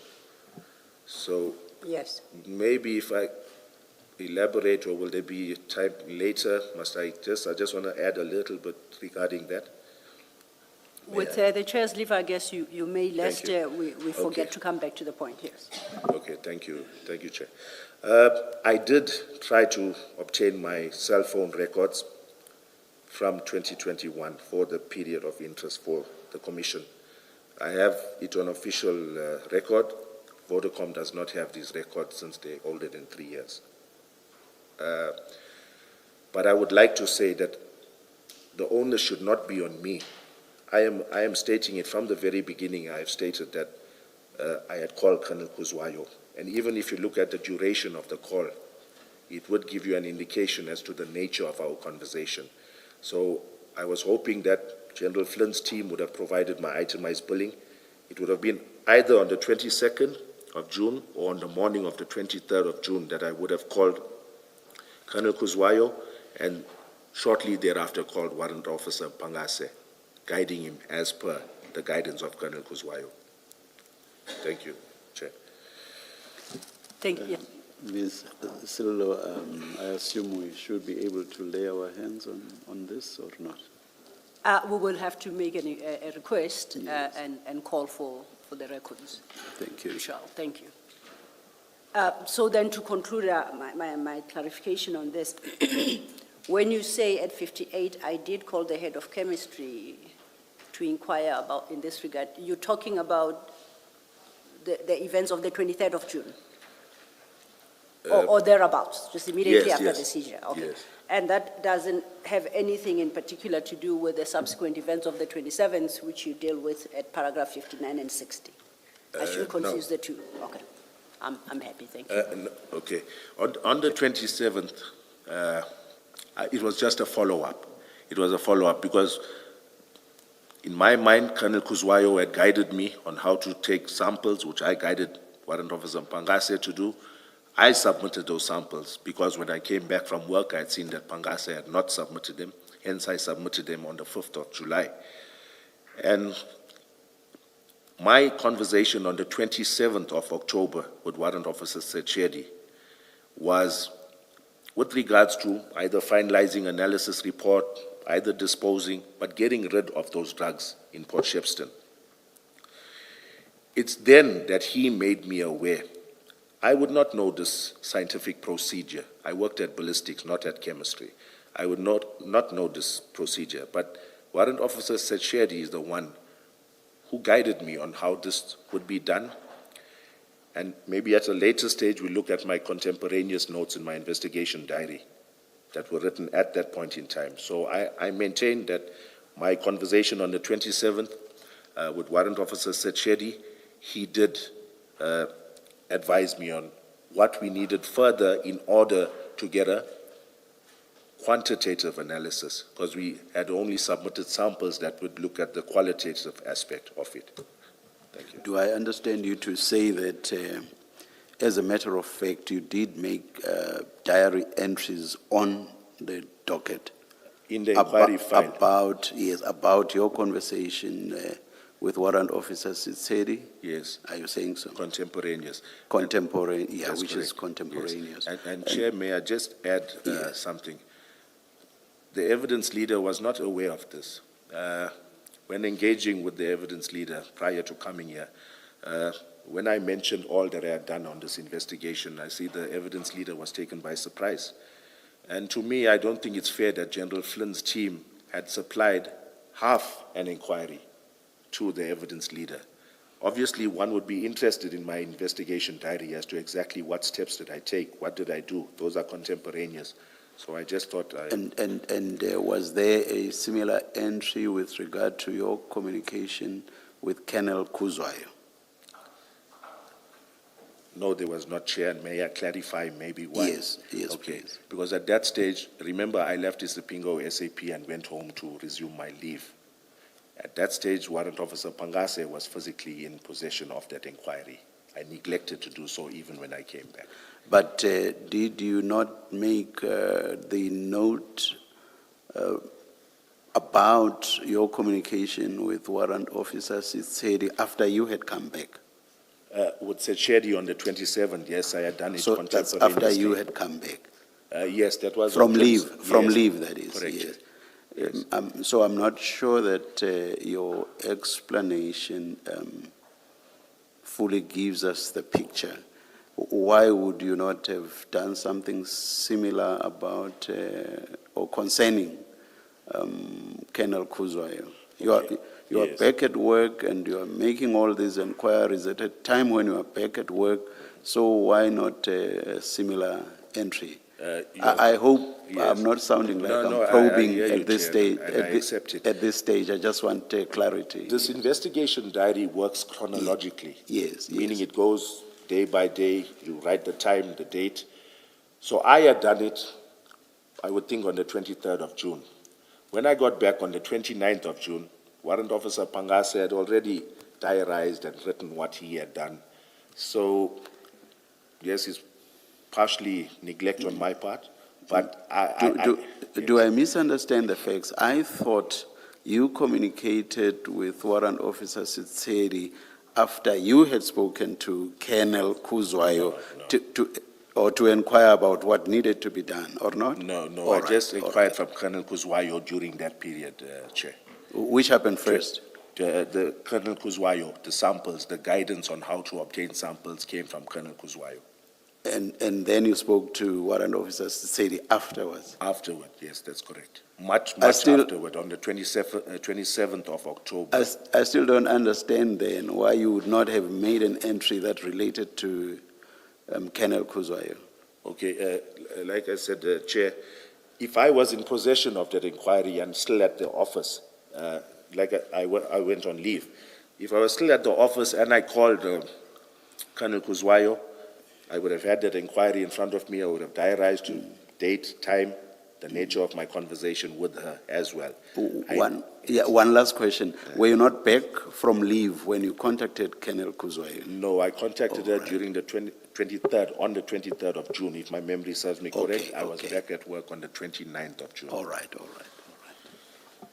Thank you, Chair. And Before we break for tea, I just wanted to clarify 58, because that's where you were the first sentence, because this has caused a lot of confusion, even with warrant officers, as I said yesterday. Yeah, okay. I think we will, You'll Chair do Chair it. will indicate. Let's adjourn and resume at 25 past 11. Thank you.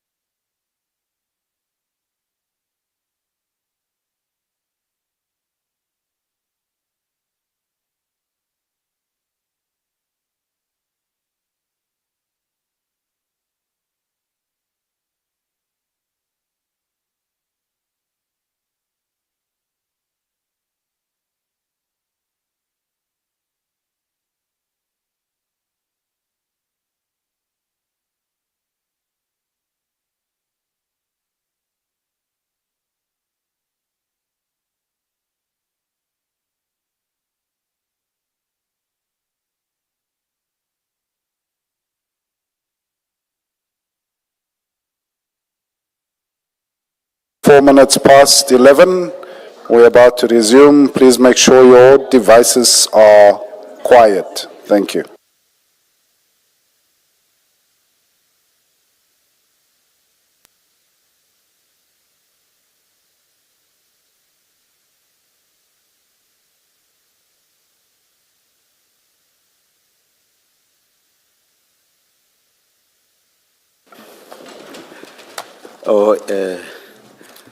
My colleague Commissioner Kumalo had a question. to Indeed, Chair. ask. Thank you. Yes. Colonel, good morning again. We were in paragraph 58 of your statement, the first sentence. You say it was suggested that taking samples is unheard of. And it's not clear who you're referring to because in various other sections of your statement, Advocate Sillo asked you to clarify and you mentioned that you were referring to General Flynn's evidence. Yes. So here, who are you referring to when you say it was suggested that taking samples is unheard of? Yes, a point of correction. It is General Flynn's testimony. It is I'm General referring Flynn, to, yes, Commissioner. because I did not want you to confuse what General Flynn said Yes. with what Warrant Officer Setsedi said. Yes. Because Warrant Officer Setsedi was engaged by Chair yesterday, and in 6.3 of his statement, he refers now to the 27 October discussion he had with you, and he says, I told him that since the case, open brackets, the limited exhibits or sample, close bracket, was brought to the FSL as opposed to the crime scene analyst bringing it, the case could be analyzed by anyone. Yes. So he didn't take issue with the fact that a sample could be analyzed. And two paragraphs earlier, or a paragraph earlier, 6.2, where you were now dealing with the total mass of exhibits and what needed to be weighed for the purposes of destruction. Yes. So as you and I discussed, those are separate processes because one is qualitative, the other one is quantitative. And as far as Kuzwayo is concerned, she says she understood the discussion to be about analysts going to the crime scene to do the sampling. So it was in that context that she understood it, and there may have been miscommunication because you say you were talking about samples being taken from Port Shepstone and being sent to FSL. That is So correct. that's really where the confusion is, and all three witnesses, I tried to engage them on the issue just to try to understand what exactly they are saying. Yes. Yeah. Thank you, Commissioner. Thank you, Advocate. Thank you for that clarification. You are clarified, Colonel. We actually had gone back to your paragraph 58 after you had dealt with 59 and 60 already. I just wanted to clarify what exactly we're talking about in 58 compared to 59 and 60. Yes, Commissioner. So that would then lead us to your paragraph 61. 61. Yes. I must add that none of my actions at the crime scene or at Isipingo SAP amounted to criminal conduct. The non-availability of exhibit bags was the reason these exhibits were not sealed in bags as per National Instruction 8 of 2017. The non-acceptance of exhibits by the FSL was the reason that they were not forwarded to the FSL within 7 days. None of my actions were a deliberate attempt to ensure that the drugs were stored at Port Shepstone. During my interaction with the DPP's office, at no stage was contamination of the crime scene or the integrity of these exhibits ever cited as an issue. Before you move on to paragraph 62, just clarify what is the purpose of referencing your interactions with the DPP insofar as the question of contamination of the crime scene is concerned? Because Okay. you don't speak about that beyond this point. Yes. Okay, thank you, Commissioners. I think the reason I added this bit in there was just to highlight that at the time that this seizure was done, yes, in hindsight, I realize now there were a lot of things that could have been done better, but at that stage, faced with my challenges, I'm going to try and get into that a little later. I did what I did. However, when this docket reached the DPP's office or this inquiry reached their office, generally they are the first ones when they peruse statements, look at the content of your docket or inquiry. If they're not satisfied with the level or the standard of work in terms of handling exhibits or chain of custody, integrity of the exhibits, all of the above, they would cite the same and basically indicate to management that this case is, we're not taking it on, we are not satisfied with A, B, and C. So I put in this paragraph to show that at that stage, in terms of prosecuting this matter, if it had to go to court, the DPP's office had no issue with regards to the investigation thus far. Thank you, Commissioner. Then, just as a last one, the point you make is that the DPP did not raise any concerns about the integrity and the contamination of the crime scene. That's the point. That's it, Commissioner. You don't go so far as to say that the DPP confirmed the integrity of the crime scene. You're not taking it that far. No, I'm not. Okay, thank you. Then you may. Sorry, before you move on, you, in that paragraph where you refer, in the second sentence, Yes. the non-availability of exhibit bags was the reason these exhibits were not sealed in bags as per national instruction. What does the national instruction that you're referring to say? Okay, with regards to exhibit management, Commissioner, Yes. it says that drugs need to be sealed in an exhibit bag upon entering into the SAP 13. It needs to be sealed at the scene Yes. in exhibit bags. And you say they were not sealed at the scene being at the depot That is correct. because there were no exhibit bags? Yes, But the same at Isipingo, is your Yes, same, correct. you give the same explanation? that is correct, Commissioner. What do you normally do when you are running short of exhibit bags? Where do you normally source them from? Because surely you have to source them from somewhere. Yes.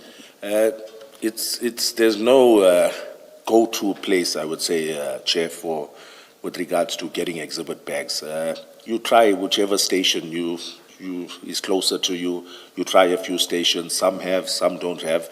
And just to elaborate on that, Chair, when I go through the inquiry, I see that even on the day, I didn't know this until I perused it, even on the day of the seizure, when they proceeded to Port Shepstone, there were no exhibit bags because I see they made an entry the next day that they had to go to Port Shepstone Police Station to acquire those exhibit bags. So I'm just letting the Commission know that although my colleague may have alluded that we've got tons of exhibit bags, it's not always the case. Thank you. I was, when I asked the question as to where you source the bags from, Yes. when you are short, I was exactly thinking of what you said, which is you call around at other police stations to source them. I was thinking of that as well. Yes. We have seen from the evidence that I think one of the police stations that have been mentioned is only about 20 kilometers away. Yes. And I think another one is about 24 kilometers away, Yes, Chair. give or take. I'm not sure about the third one, which is made on WAF. Yes. Or rather, let me just say, one is 20, another is 24, and then there's another one. Do you know how many kilometers the third one is? I would think it's a shorter distance from. Even shorter than I would 20 think and so. 24. Yes. No inquiries were made from those police stations. No. Was those, but you agree that that's a very short distance? It is a short distance. Were inquiries made? If not, why not? Firstly, Chair, the time delay to send members, sometimes they come back with 5 or 10 bags. What's worse? Yes. What's worse? Saving time and not complying with prescripts which require that exhibits should be placed in exhibit bags. What's more important, saving time? Yes. No, I agree, Chair. All I right, agree. all right. Thank you, Chair. Yes, Yes, am I understanding your evidence correctly to be that you and your team did not have evidence bags with you, or enough evidence bags with you, but as you were at the scene, you did not make any inquiries with any police stations. You are correct, Commissioner. Thank you. Yes. Thanks, Commissioner Baloyi. In response to a question from the chair, you indicated, did I understand you correctly, that you learned later that they were transported to Port Shepstone, not contained in evidence bags. Is that your statement? Can you repeat that I had question? understood your answer to a question posed by the chair, that you subsequently learned that they were transported from Isipingo to Port Shepstone, not in evidence bags. I knew that from the onset, Commissioners, yes. Okay, that's what I needed to clarify. So by the time you left the scene at Isipingo, you knew that they were being transported to Port Shepstone, not in evidence bags? I did know that, Commissioners. Thank yes. you. So basically, you knew even before you handed over to, is it Warrant Officer Mpangase? Yes, So even before the handover, you already knew. I did know that. Thank you, thanks. Thank you, Chair. Lastly, in that paragraph 61, the very last statement where you say your interaction with DPP office at no stage was contamination of the crime scene or integrity of the exhibits ever cited as an issue. What are you conveying in terms of, maybe my question is, well, what did the DPP office know about what happened at the scene, about how the exhibits were handled? Were they ever in a position to express a view? Yes. Okay. They would have had sight of the entire inquiry, Commissioner. That would have outlined every statement that was there. There's in the investigation diary, Warrant Officer Pangase puts a date and time as to when he sealed them in exhibit bags, where it was done, who was present. Then there's another addendum where he's described the exhibit bag and the color of bricks in it. So all of that would have been privy to the DPP's office.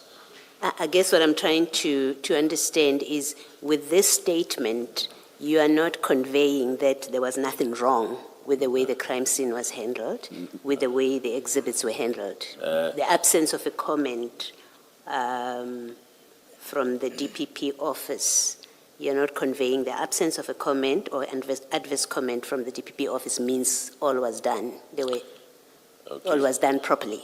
You're not saying that. No, Commissioner, I will concede. They did not express any concern. When I look at it, there were a lot of concerns to be raised. However, I still maintain that the chain of custody, the integrity of the exhibits, all of the above that are needed to take a matter to court was still in place, albeit national instructions were not fully complied with, which is, there's no excuse for that. So, but yes. Okay. Now, I wasn't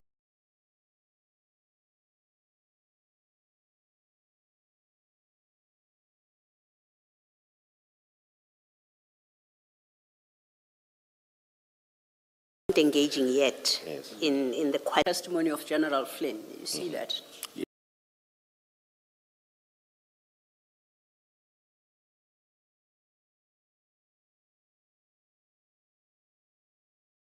Testimony of General Flynn, you see that? Yes. And perhaps before we do so, can I ask you to go back to your paragraph 26 just to clarify? At page 5,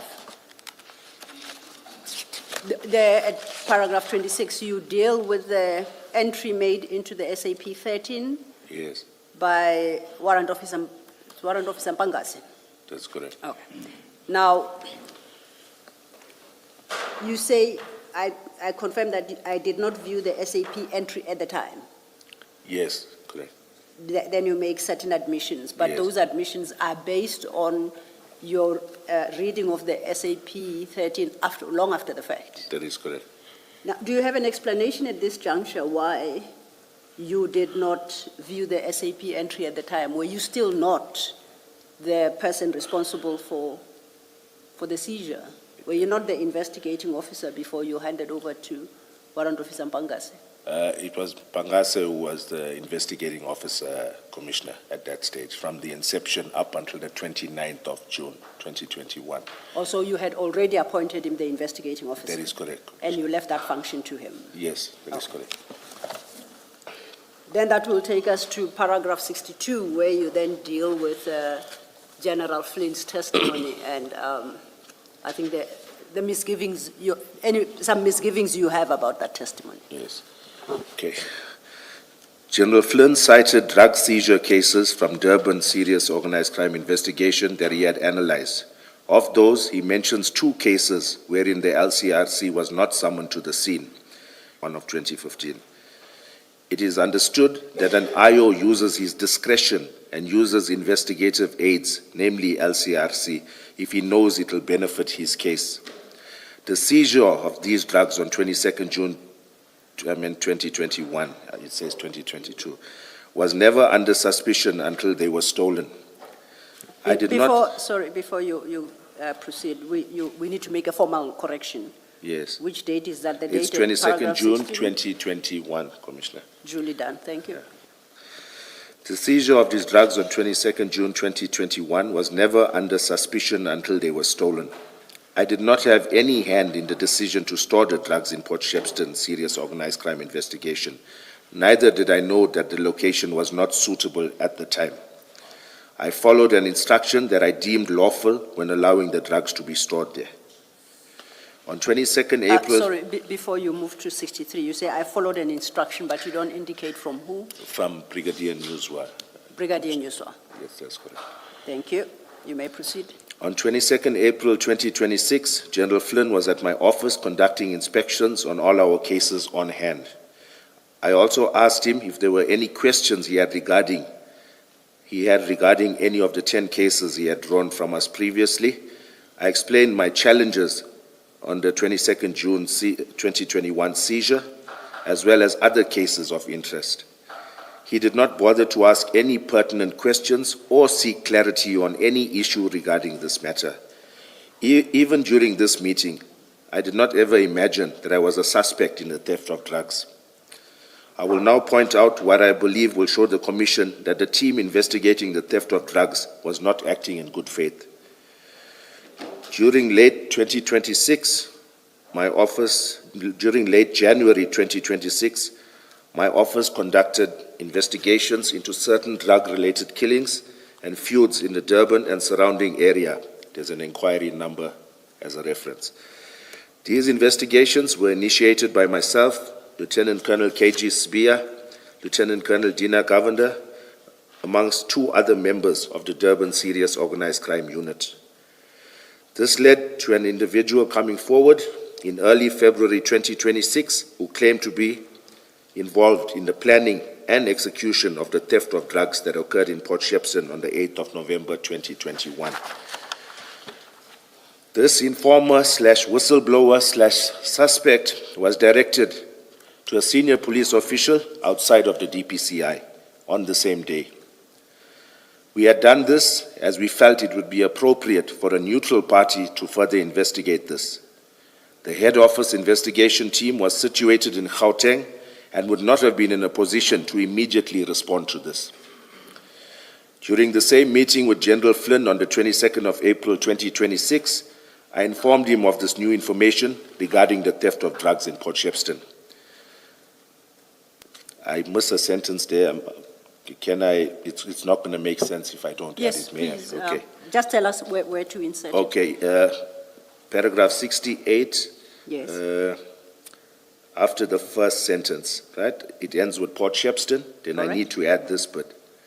General Flynn wished to meet or interview this whistleblower/informer/suspect, right? I immediately called in the relevant member who was in touch with the whistleblower to engage with General Flynn, and I left the office. I later heard that General Flynn had sent out a team to interview this individual.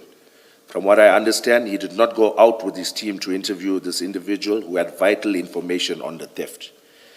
I can also confirm the authenticity/credibility and veracity of this new information.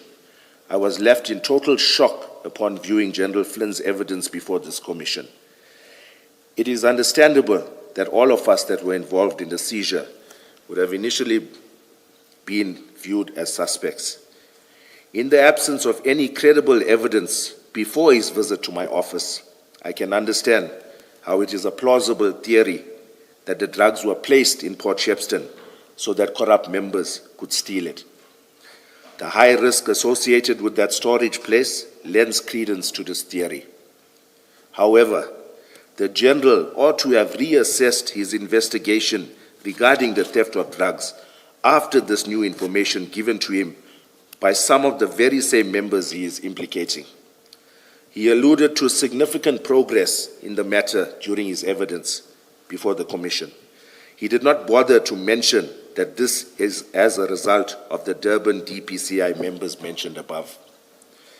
This incident has caused a Colonel, before you proceed, that first sentence in paragraph 69, Yes. when you say, I can confirm the authenticity, credibility, and veracity of this information, what do you mean by that? Okay. I'm going to try and word it such that I don't give up too much, Commissioner, so you'll bear with me. Yes. When I make this statement, I'm referring to being a detective, to hard evidence, to names, to places, persons, vehicles, and the like, not just something hanging in the air that's not tangible, that's not able to be further investigated. I understand. Thank you. Okay. And before you leave that, and please don't mention any names, at 68 you say, I immediately called in the relevant member who was in touch with the whistleblower. You see what Yes. I'm reading? By relevant member, you mean of the DPCI? That is correct. Thank you. Yes. May proceed. Okay. This incident has caused embarrassment to the DPCI, the police as a whole, as well as the country, and should not go unpunished. I do believe that DPCI members have conspired with criminal elements to carry out this crime. In the same breath, I plead with the Commission to ensure that the proper facts are placed before them so as to maintain the integrity of the Commission. The damage that General Flynn's evidence has caused to us, innocent members, by creating this false narrative and orchestrating his investigation to suit the same is irreparable. And before you move on to the next paragraph, at 71 you say this incident has caused embarrassment to the DPCI. I want to understand what incident The are you incident of the referring- theft, Commissioner, The theft itself. the theft Thank of you. the drugs. All right, you may proceed. And then in that 72, where you refer to General Flynn's evidence, Yes, and you say he created this false narrative. yes. What is that narrative that you, what did he say Okay. that you qualify as a false narrative?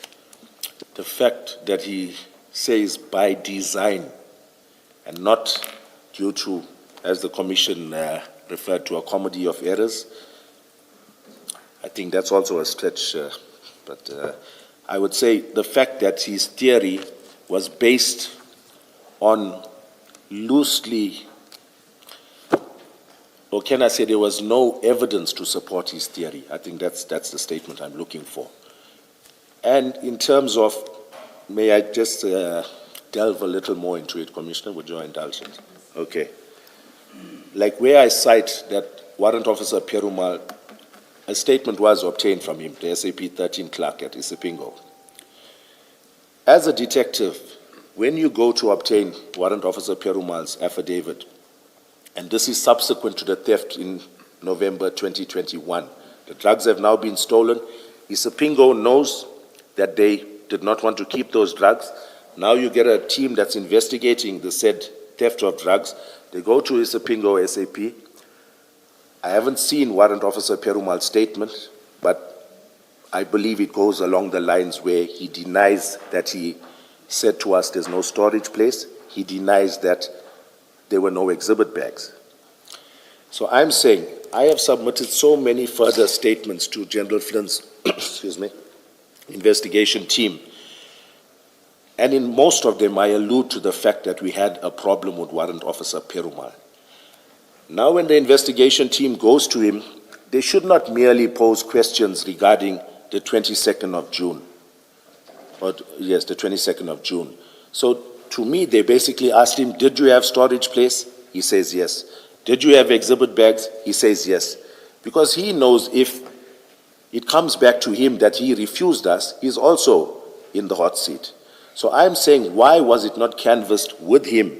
The fact that Colonel Jacob alludes to certain incidents where they had issues with you regarding Mandrax or whatever, but I did allude to it. So I'm saying the fact that the investigation team remained silent on that issue and did not even engage Warrant Officer Perumal to ask him, what's your comment on this? What do you have to say about this? To me, it was, the statement was taken with an objective in mind, and it was not done fairly. As a detective, you need to keep an open mind, you need to ask the relevant questions, and even the fact that I found those OB entries where Warrant Officer Perumal had booked members of SIC and made entries in the OB reflecting that a member went to the doctor for consultation because of drugs being stored there. I would have thought that that would have been uncovered by the investigation team. But the fact that they hadn't gone to that level, yet we're going to a level where we're analyzing inquiries and all of that, that's basic investigative work that should have been done properly. So, yes, Colonel, I thought what you were alluding to in 72, when you talk about a false narrative, is the theory in 69 that the drugs were placed in Pet Shepstone so that corrupt members could steal it. yes. And then you just got lost because you Okay. started talking about OB books and other things. Sorry, I jumped the gun there, Yes. Commissioner. Can you just answer that question so that we... All right. My question. Okay, and the reason, okay, if you want to proceed, it's fine, but may I just have a little chance?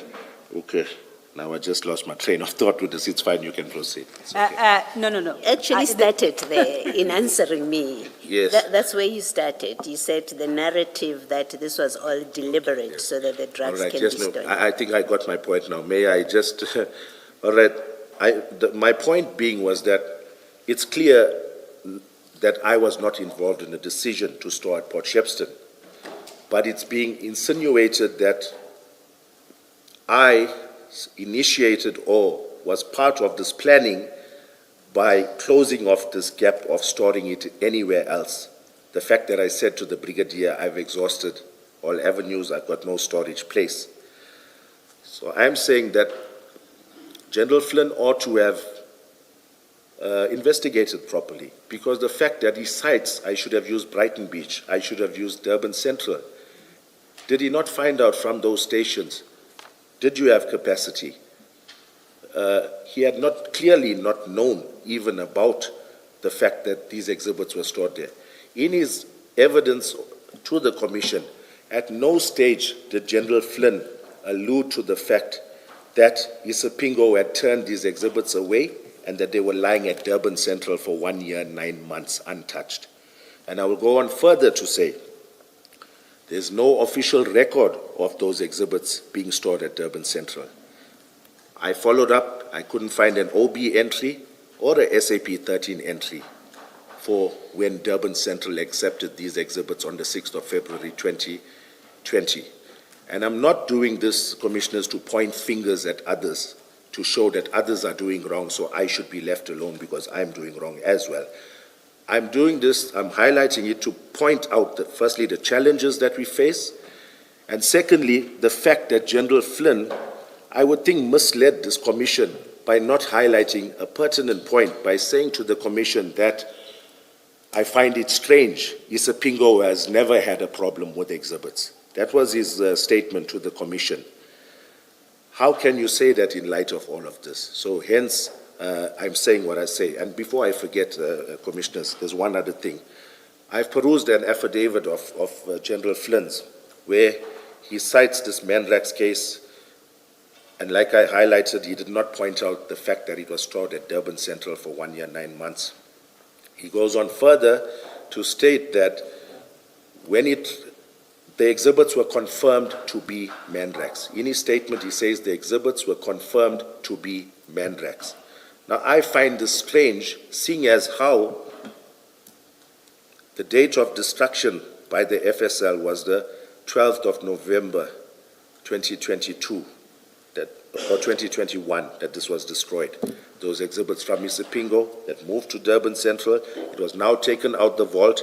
On the very same day, the members took it up to Pretoria, and the exhibits were disposed of. They were taken to an incinerator at some undisclosed location.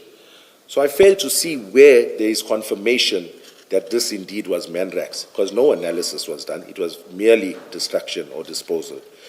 So once again, it's a concern to me that General Flynn covers those bases when it comes to another member, yet when it came to this case of ours, the investigation, I would, like I say, was, to me, not done objectively. Thank you. Colonel, I wouldn't want you to be misunderstood or what your testimony is. If I can try again to take you back to Commissioner Baloi's question, and I'll do that with reference to your own statement, okay? If you look at your paragraph 72, the question by Commissioner Baloi is, what is the false narrative that you say General Flynn created? You understand that?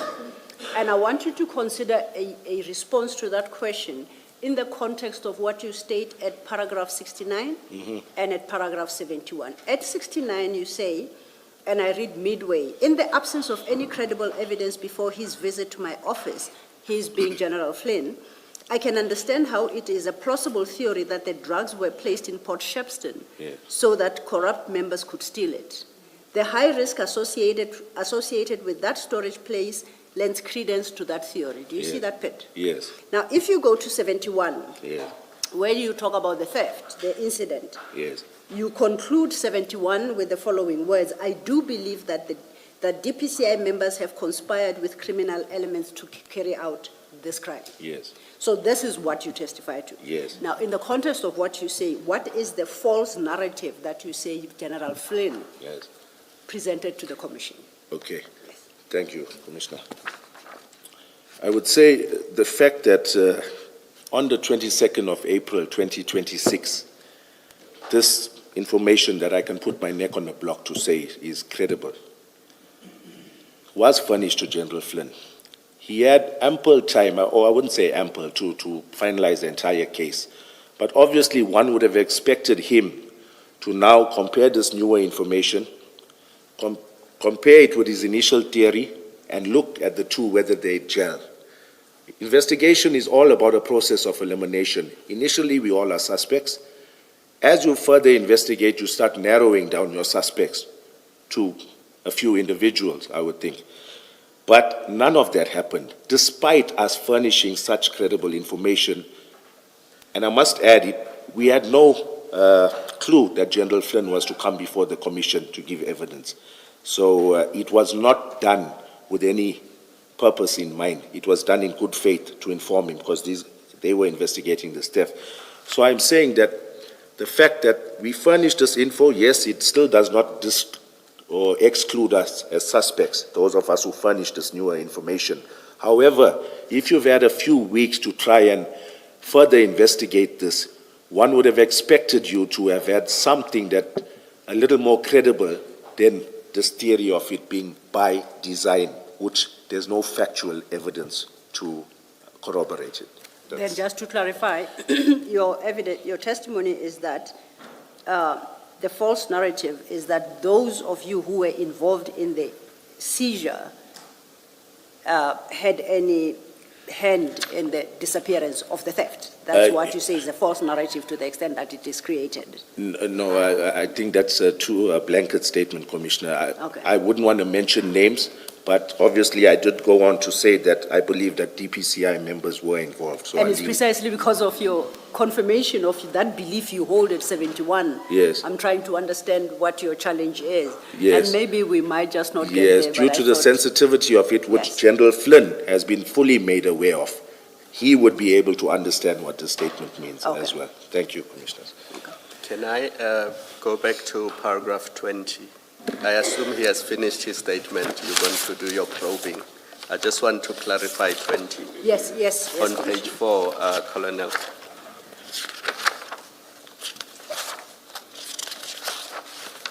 Colonel, sitting here, we have taken it as a given that what was stolen in November 8, 2021 is cocaine, and the value of that cocaine is approximately 200 million rands. We've taken it as a given. But because we are a fact-finding inquiry, facts are important. Now, in the absence of a qualitative analysis and a quantitative analysis, are we sure sitting here today that A, it was cocaine, B, the value of that cocaine was 200 million? I'll tell you why I'm asking these questions. I've had to do some reading, the UN report on drugs and cocaine and other things. Depending on the grade, even if the kilograms are 1 kilogram bricks, depending on the grade, the value could range, and it could even be 400 million. So if an analysis had been done and the quality, the grade of the cocaine had been tested, its market value or its street value could easily have been 400, or it could have been 200, or it could have been 300. You are correct. Now, it is in that context that I seek clarification of paragraph 20. Yes. So, because you say in your statement, your priority was to safeguard the exhibits, and then you say approximate value 200 million. How did you arrive at that 200 million? At that stage, cocaine was selling for about between 180 and, no, was it about 400, maybe 300 to 400,000 per kilo, 3 to 400,000. So I think that's how we arrived. But that was the average price. Average price. And it per also kilo. depended on the grade. Yes. Just to expand on that, Commissioner, with the grade, yes, the FSL can tell you percentage and purity. If we don't normally get that, but I hear that they have that capacity now. But with regards to grade of cocaine, generally the price will depend on what the criminal networks call, whether it's a one-way or two-way cocaine. Meaning one-way is cocaine that you only sniff, which will fetch a lower price as compared to cocaine that you can sniff and cook into crack cocaine or rock. Just to give you an example, a kilo of cocaine that's now two-way, the one that you can cook, can produce 1 kilo of cocaine, can produce approximately R1 million worth of crack cocaine. So, you know, it talks to what you've just alluded to, the price will definitely And change. in my engagement with FSL people yesterday, I was deliberate because I'm assuming, I don't know, because I don't have the facts.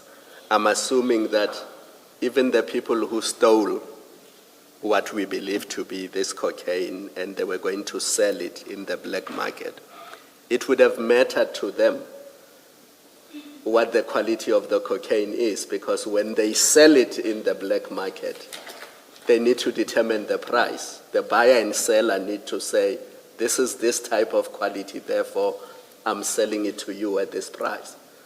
Yes, you are correct. That's why yesterday I was so deliberate about what happened to the analysis at FSL, why did it disappear and why.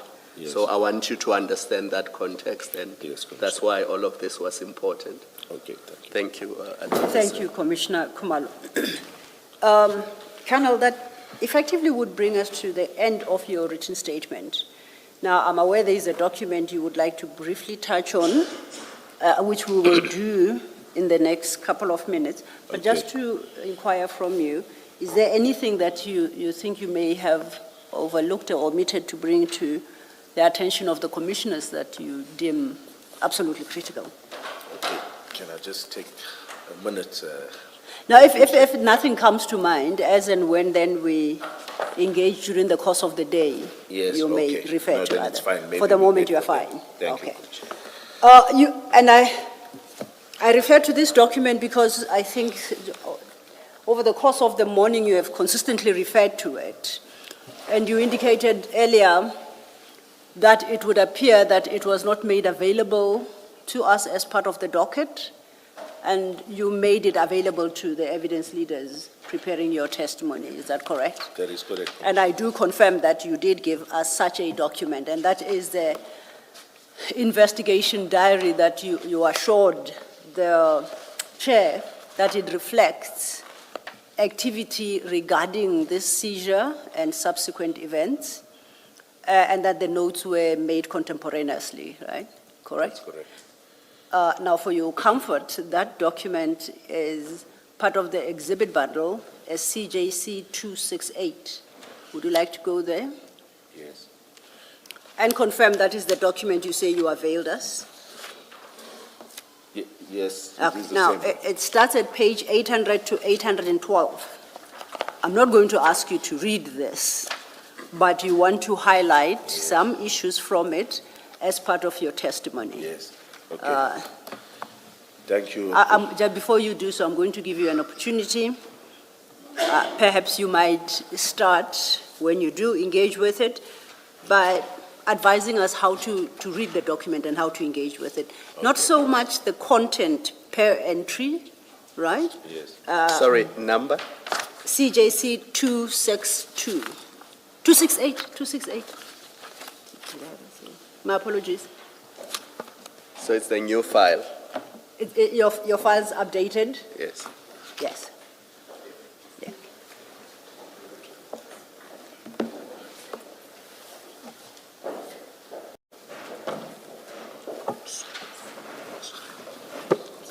CJC 268, I think it would be the penultimate document that's fine, the exhibit file. Okay. Thank you. Okay. Thank you, Commissioner. Just 1 second, Colonel. Okay, as I had suggested, perhaps there are different entries made, right, in the investigation diary. At the conclusion of every entry, there's a signature. Perhaps your explanations to us should be on that basis. Yes. Per signed off minute tells us what issues addressed there, by who, and then if there's anything in particular from the notes made that you want to highlight, you may have the opportunity to. Okay. Thank you, Very Commissioner. briefly, thank you. Okay.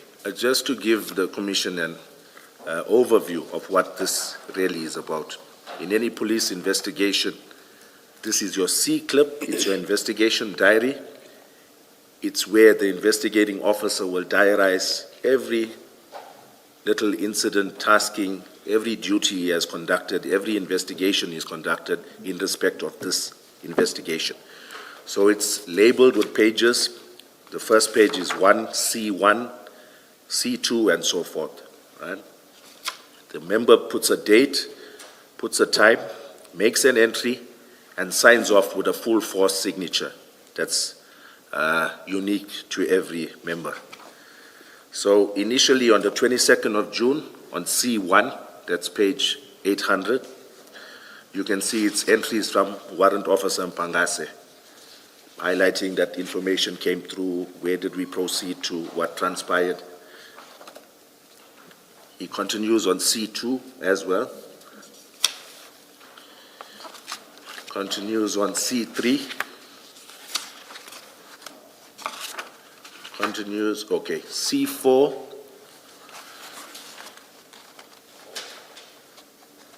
Is an entry from myself, and I think I'll read that out just to show the preliminary or initially what taskings was given to Warrant Officer Pangase in respect of this investigation by myself. The entry on C4, page 803, it's dated 23rd of June, 2021.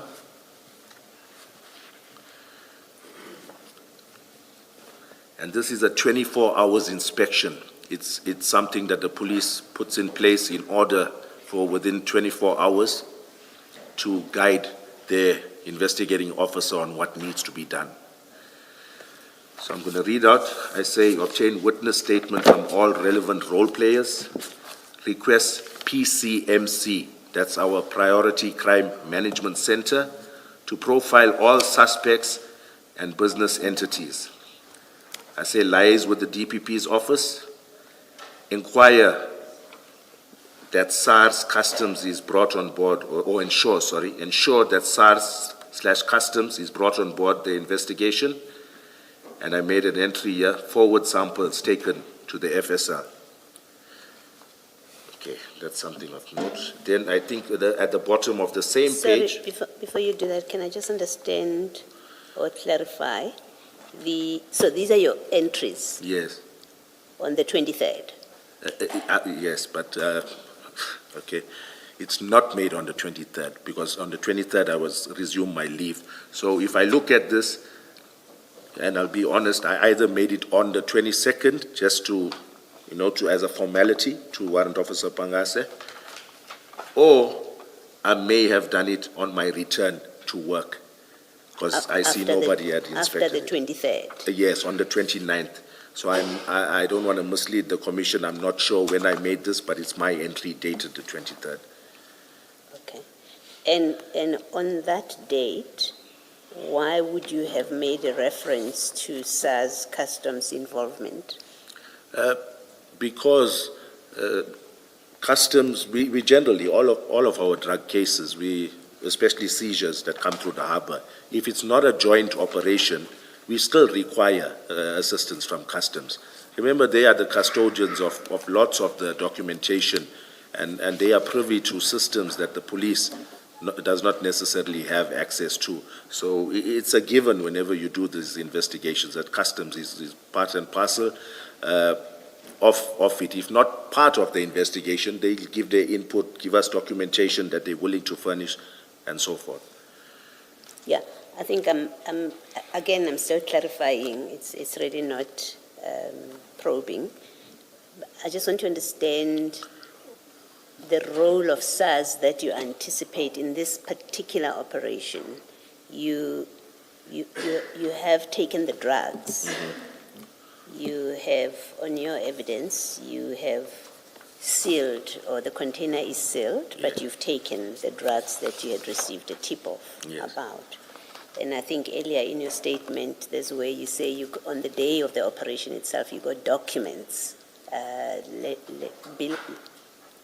whatever documents that go with consignments that's coming in. I think you do say somewhere in your statement. So I'm trying to understand that when you say to Warrant Officer Mpangase to ensure that customs is on board, what in fact would be the role of customs? Okay.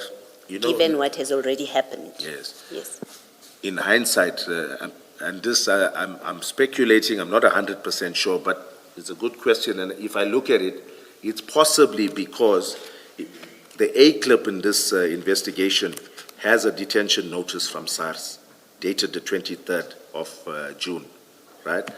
So I'm not sure whether I had sight of that, but clearly if I look at the investigation diary, that document was filed by Pangase. It's got his handwriting on top of it. So I'm unsure as to who furnished him with it, but it's filed in the inquiry. So it could be, like I say, I stand under correction. It was a long time ago, so I'm just speculating that when I got back to work, and if I did make this 24 hours inspection, then it's possible that I was paging through the inquiry and I noticed that SARS had a detention notice on this. So obviously we would want to know what led to them putting a detention notice. What red flags were there? Thank you. Right, thank you. If I may then just follow up, it's a question I was going to ask. I might as well ask at this juncture. Your left column Yes. in this diary is headed time date. Yes. And then there are entries at different points of what would appear to be the date. Yes. Are you, in response to the question by Commissioner Baloyi, are you suggesting that the date appearing in that column is not necessarily the date on which the entry was made? Is that Yes. how we should understand it? It's possible, Commissioner. No, I'm asking you, how do you want us to read your document? All right. If you know, now that I look at the fact that I alluded to ensure that SARS Customs brought on board on the first entry, normally it would come maybe at a later stage. The fact that I put it here during a 24 hours inspection, I would think that I made this on the 29th, yet it's dated the 23rd. Okay. Yes. So I didn't make it on the day because I was on leave. So it looks like I made it retrospectively. And this is a clarification question, not exactly engaging. Is that not misleading, though, to the next reader of the document? And I'm thinking, if you made it on the 29th, why wouldn't you write the date of the 29th? And in the body Yes. of the report, you indicate that this happened on the 23rd, although I'm only recording it on the 29th. Yes. Is that not the most ideal way okay. of going about it? Yes, and my honest answer, Commissioner, is that it's a formality in the police. A 24-hour inspection must be done. So the fact that Pangase didn't take it to any other officer for a 24-hour inspection by the time I got back to the office, that for me is administrative. It's something that's frowned upon. It's one of the boxes that you need to tick, a 24 hours inspection, guiding the member on what to do. So it's possible that that is the reason I had done it retrospectively. Also, and it reads 24-hour inspection. There seems to be a stamp there. No, in there's a Pangase. police sign that's just Yes, smudged. but so, there is something that's not legible there. Okay, it says 24 hours inspection. There's a Yes. little comma there, and it says warrant officer I see, Pangase. that's what So it I'm is. addressing it Okay. to him. Thank Yes. you. Then you may proceed. You were Okay. helping us work through this. Sure, diary. okay, thank you. On the bottom of the same page, Commissioners, page 803, there's an entry 2021-0701, and I state there, to CHC Depot with warrant officers Pangase and Sibia, Tim Flaude of Mega Freight present, unpack of container in order to verify if the contents of the container, we turn over now to 804, if the contents of the container correspond with the packing list, unpack and count completed, approximately 5,395 bags, I shouldn't have said approximately, 5,395 bags of, and I named the animal feed, container resealed, contents of container as per the packing list, all in order, indicated to Tim Flaude, that's the representative of the clearing agent, that our investigation pertaining to the actual container is complete and the container could be released. And then I state that I sent an email to Brigadier D. Naika with regards to documentation furnished by Mega Freight. He is the head of SANEB in head office.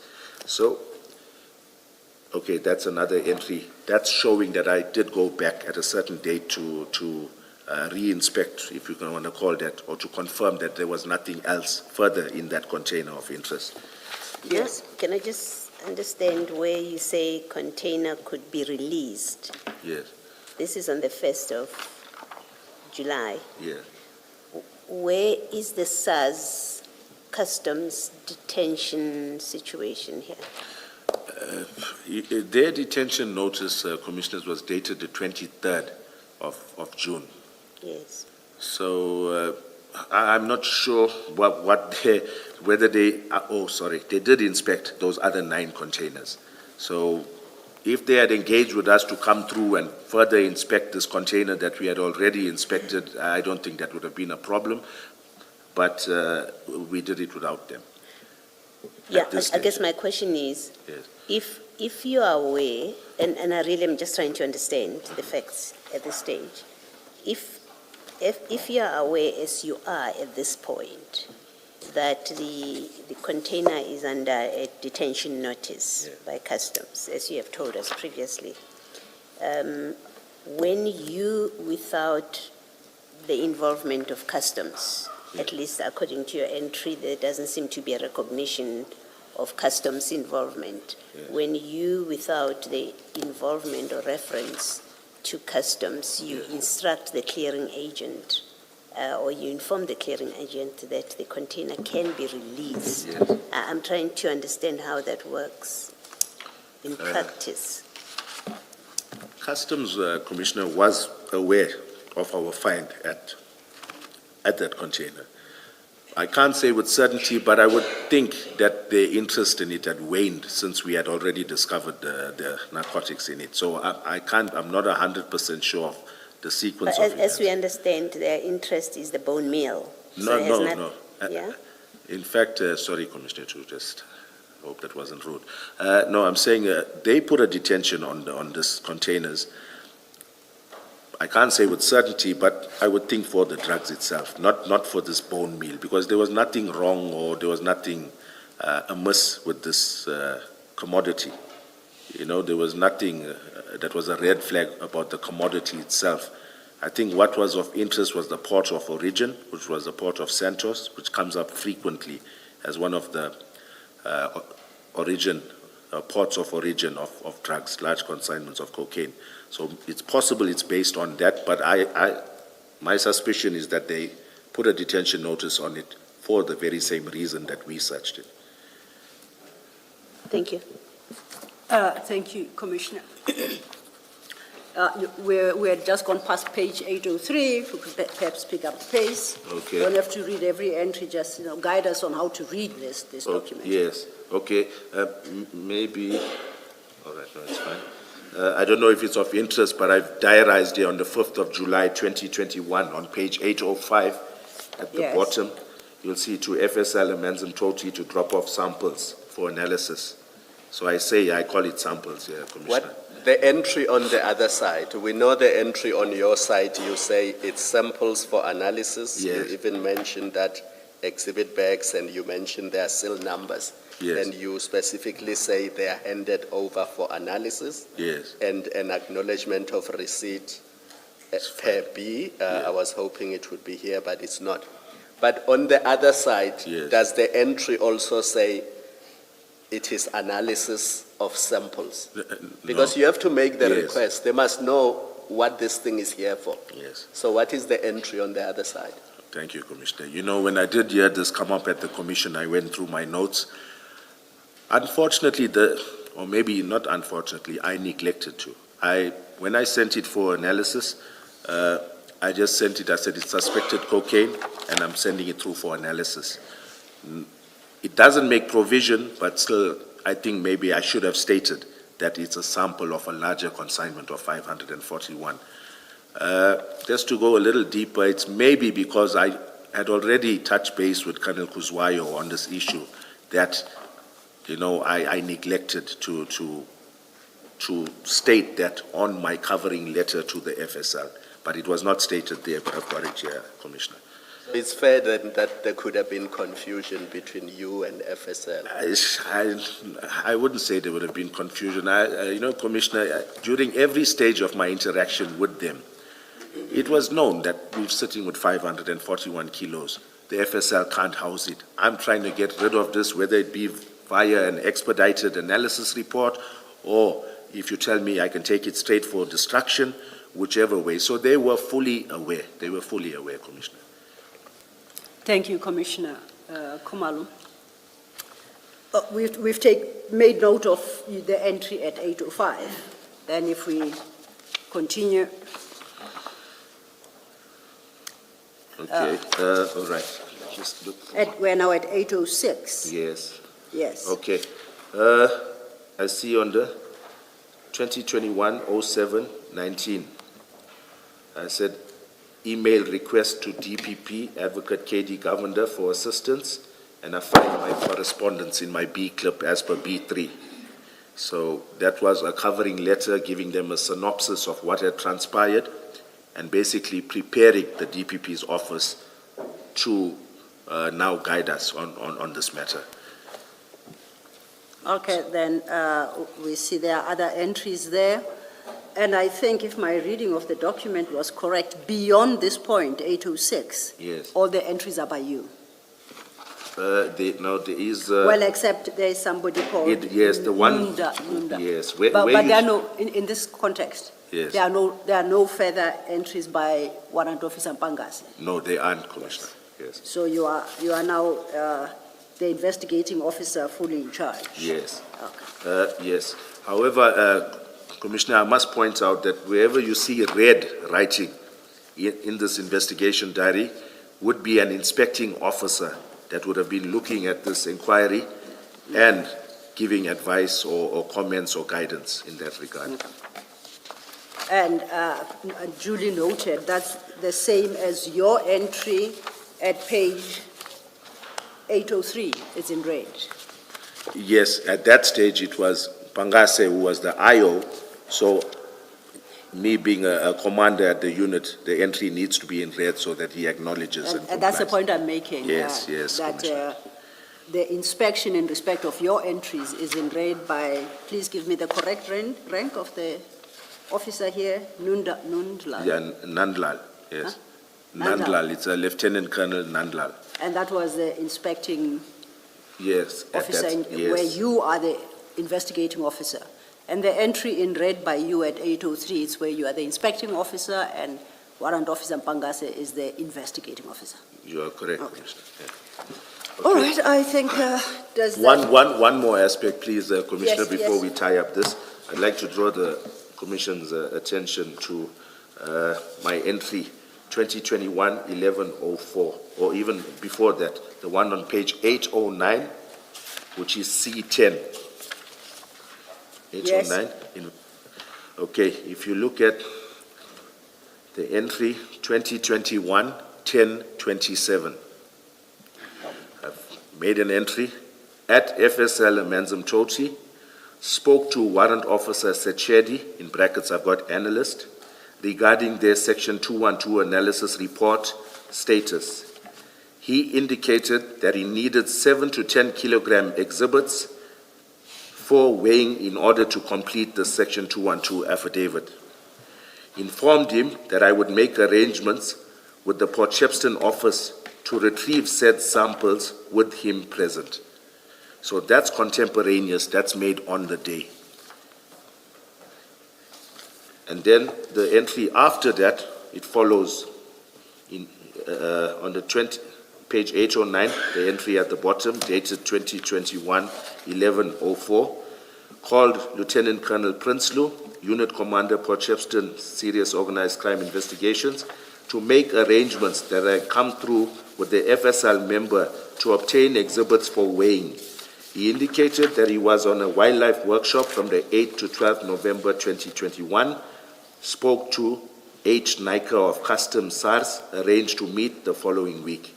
So that's a commander at Customs that I was engaging with as well. So I think that's what I That's what- wanted to point out. Can I just get the following clarifications? If you go to 803, that is now your entry in red. Yes. You call that a 24-hour, 803 is saying page 803, Yes, CJC 268. That Yes. is your entry, and you headed it 24 hours inspection of Yes. Warrant Officer Mpangase. yes, Then when we go further in the document, yes, and we deal with, is it Lieutenant Colonel or Nundlal at page 807, once Yeah. again in red. yes. What is that? You called yours a 24-hour inspection. Yes. What inspection is this?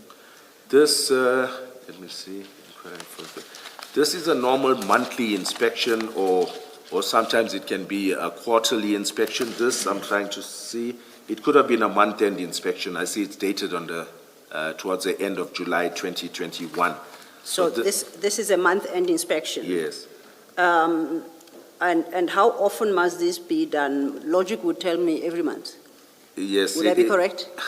Yes, a monthly inspection of, by virtue of its name. Yes, it's Yes. monthly, but you get a quarterly. It depends sometimes on the type of investigation, or if it's not gaining momentum at a certain point in time, and then it starts to. But generally, in the police, there needs to be a monthly inspection. Okay, so Yes. preferably a monthly, otherwise quarterly. Yes, Okay, this one we see is dated 31st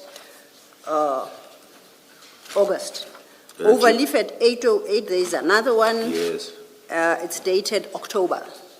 That's, I'll write yes. that There's one one. in September as well. I see.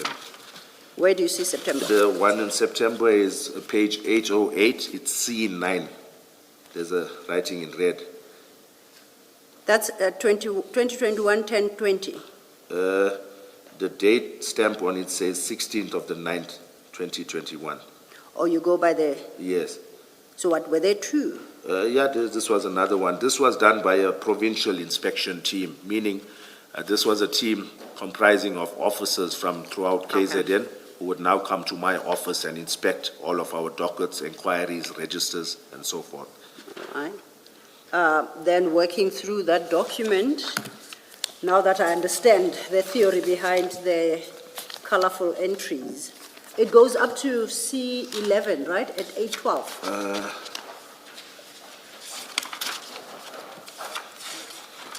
Yes, you're correct. Am I correct? Yes. And I see from C10 at 809, it's all your entries. Yes. We are now in October into November, so there was never any further inspection of this file No.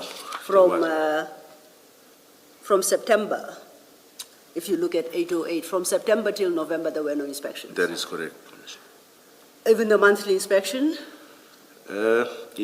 Yes, there was none done. and no quarterly inspection.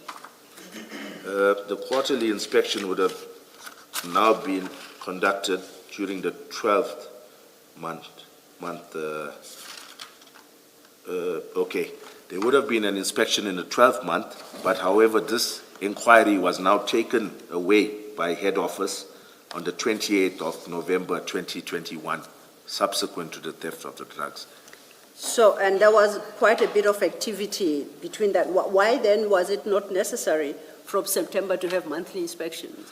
And my question really is premised on the engagement we had earlier about your entry, your inspection of 23rd June 2021, Yes. when you said actually the entry was not made on the day, and you accepted that that might be misleading. My question is, how do the commissioners know that in the absence of a monthly, quarterly, 24-hour inspection, Yes. that these entries were not subsequent to the fact and not as contemporaneous as you putting Yes. forward? Remember, if you look at it, then I'll give you an example. If you go to page 809, which is C10, Yes, right? And then it states there, statement of Sergeant Governor of Border Police filed as per 820. yes. Then you can see the date that I've obtained that affidavit is in line, it corroborates with or corresponds with my entry there. So there's no other assurance I can give you aside from that, the fact that my C clip now corresponds with my A clip. Like if I say I obtained a statement on the 1st of June, Yes. and then if you look at my A clip, you'll see there's a statement obtained by myself on the 1st of June. So I can't, there's no other safeguard, Commissioner. No, I appreciate that. So you're Yes. saying the fact that there is no monthly or quarterly inspection, Yes, the commissioners may draw comfort from the dates of the statements you obtain as you list in the investigation diary itself? yes, yes. Okay. Thank you. No, I'm happy with that approach. Thank you. Can I just check that 807, CO8, the very first entry on the 30th of July, Yes, and you've got item 3, which is SARS is assisting with investigations. This is a month, 5 weeks later after the Yes. operation. What is SARS's continued involvement in your investigation? What exactly are they doing?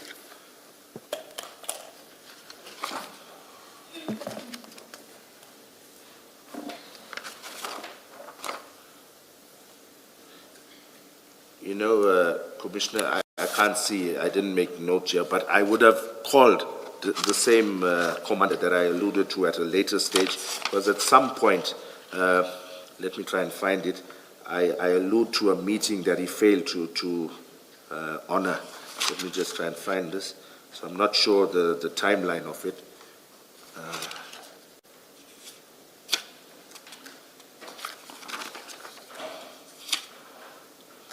Okay.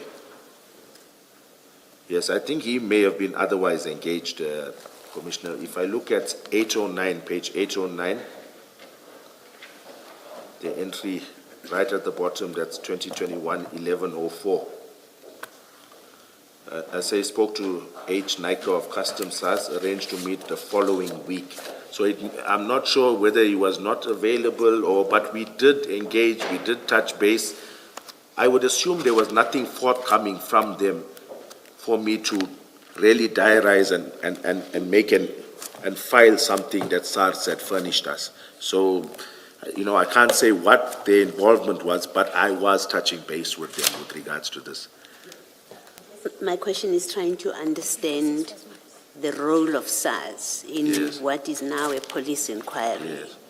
Yes. The container is not with them anymore because you did say that it can be released.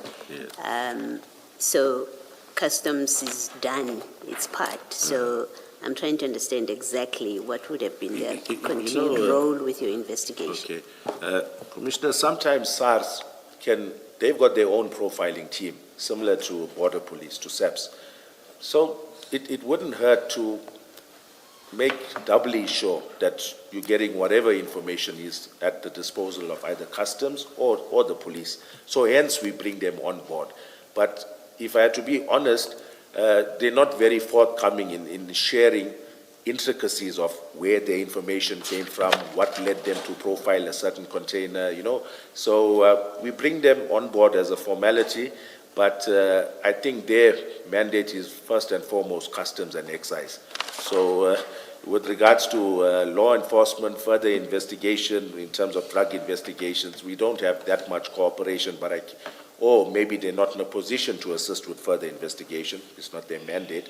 But I'm saying the reason we bring them on board is basically to ensure that we're covering all our bases in terms of whatever container had come in. We're not missing out on paperwork, customs declarations, and all of that.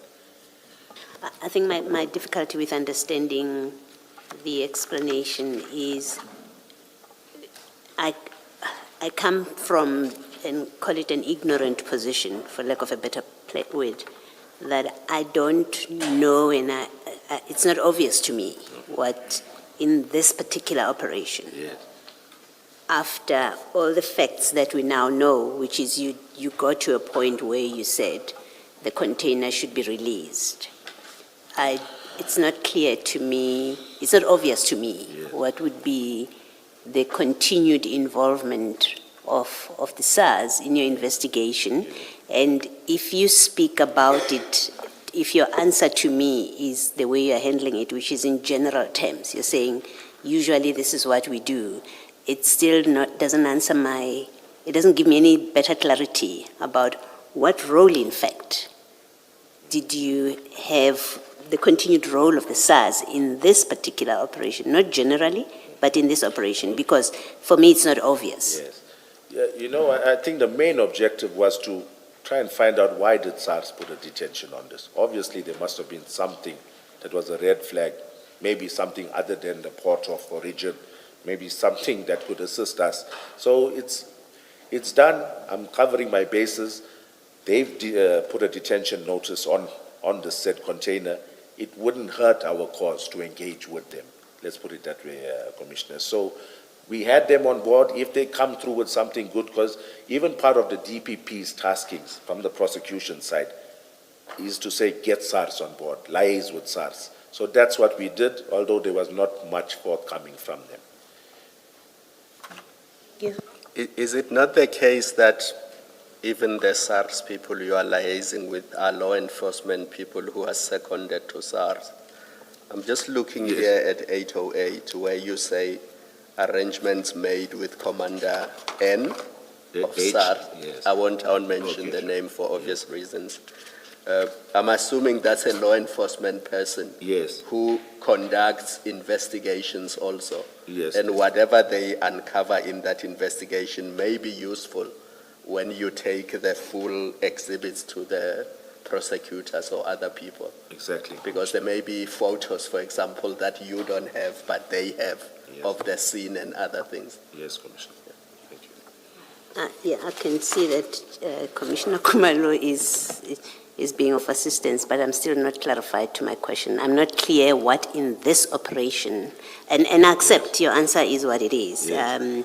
But I have to say to you that it's still not clear to me in this particular operation what the SARS continued involvement was about. You made reference to a detention notice, I think on the seat clip or something. And I would expect that it provides a reason why they have put this under detention, and I think we saw this It's supposed to be seen by a vet. So I'm trying to understand what role you were seeing for them in this operation, but I don't want to belabor it. I asked the question to try and understand their continued involvement. It's still not clear to me. Yes. Commissioner, maybe just to clarify there, SARS did not put a stop on this because it needed to be inspected by the state vet. That was not their reason for a detention notice. The state vet does it irrespective. That's part of the whole process of this food stuff for certain commodities coming through. All right, I guess it will be part of our discussion. All right, thank We've you. had evidence yesterday about this. Okay, thank you. Thank you, Commissioner Baloyi. Thank you, Colonel.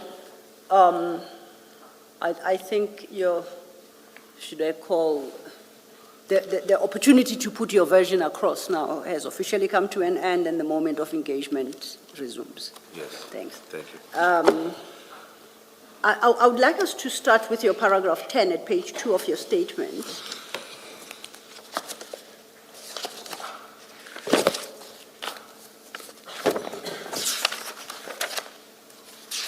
And as I understand, if you have regard to from paragraph 8, from paragraph 6, you have been involved with SANEB, which is the South African Narcotics Enforcement Bureau, from technically 2009 to 2018. You had a break for about a year, and from 2020, at paragraph 8, you went back to SANEB, and this time in a senior position, and by February 2022, you were then promoted to the rank of colonel and appointed as the unit commander. And under your unit included SANEB, correct? That's correct. So that's quite a long career in, I nearly said in narcotics, but that would be wrong, in the area of investigation of narcotics. Is that fair? Yes, yes. Okay. Now, at paragraph 10, you say, I have coordinated drug operations, managed drug projects, dismantled clandestine laboratories, and been involved in several drug seizures at the port and container ports. Yes. Okay, then you deal with a specific seizure of the 22nd of June. My interest here is, would I be correct to understand you to mean that you've done a number of seizures, drug seizures at ports and container ports, including the Durban container port? Okay, Would I be correct? yes. Or am I wrong? That's why I've put there, I've been involved. Personally, this was my first, the one on 22nd June, seizure that I've investigated personally. It was the first seizure at a depot. Usually my investigating officers would do that. This was the first one that I took on personally. Now, let me understand. I understood the last sentence of paragraph 10 that reads, prior to the drug seizure on 22nd June 2021, I had not conducted a larger seizure. Yes. I thought the point you sought to make there was the size of the seizure, Yes. not involvement in seizures. Just to clarify, Commissioner, when I say I've been involved in several drug seizures at the port, meaning I was involved, I played a role either as a commanding officer, just overseeing operations, or physically there assisting with whatever needed to be done. But this was the first one that I took hands-on to investigate, where I was the investigating officer. So it's not a question of size of seizure, as that after more than 15 years of being involved in SANEB, this is the first time you set foot at the Durban Harbour to conduct a seizure, a drug seizure. No, it was the Where first. am I missing you? Okay. Please try again. Yes, okay. I've been present at seizures. I was not the investigating officer. I've been there since the inception. We went and opened up containers or reefer containers and discovered drugs in hidden compartments. I was there from the inception, from A to Z, but I hadn't been the investigating officer thereof. Yes. Yes, no, I appreciate that. Why do you seek to draw that distinction? Being an investigator or being involved? Just for the sake of being clear to the Commission, because I think the evidence leader was asking about that. Does that distinction matter for purposes of what you would know or what you would consider necessary in terms of process. I hear you, Chair. Because Yes, surely yes. you were not there purely out of interest. You were there as a police officer. That's And correct. surely you would have had an interest in what was going on. So it's not just a visit, Yes. a curiosity visit. So the distinction should not really make a difference. Yes. Chair, just for clarity, when drafting the statement, I was part of the email that was sent to me by the investigators and the Can you evidence leader. just answer the question Well, it was to directly? include this, sorry, Chair. Can you Was- answer the question Yes, it directly? was to include this. I was asked to include this, but whether I had done a larger seizure of drugs at a point. No. I'm interested in the value of drawing the distinction between involvement, not being an investigator, and being an investigator. I'm interested to know, yes, that's all I'm asking you. You know, Chair, I think maybe I mentioned Because, it. and bear in mind, I have made the point that surely, as a police officer, you were not there as a curious visitor. So now tell me why you draw the distinction, or what's the practical value for drawing the distinction? Maybe I'm trying to show the Commission that this was the first one I had handled hands-on from A to Z. But in terms of what needs to be done, the distinction does not take us anywhere. No, I won't shy away from that, Chair. That, Thank you. yes. Thank you. That's all I want to establish. Yes. Thank you. Thank you, Chair. Before I pose a question to Colonel Jacob, Commissioners, I would like to refer us to CJC 250 in the exhibit file.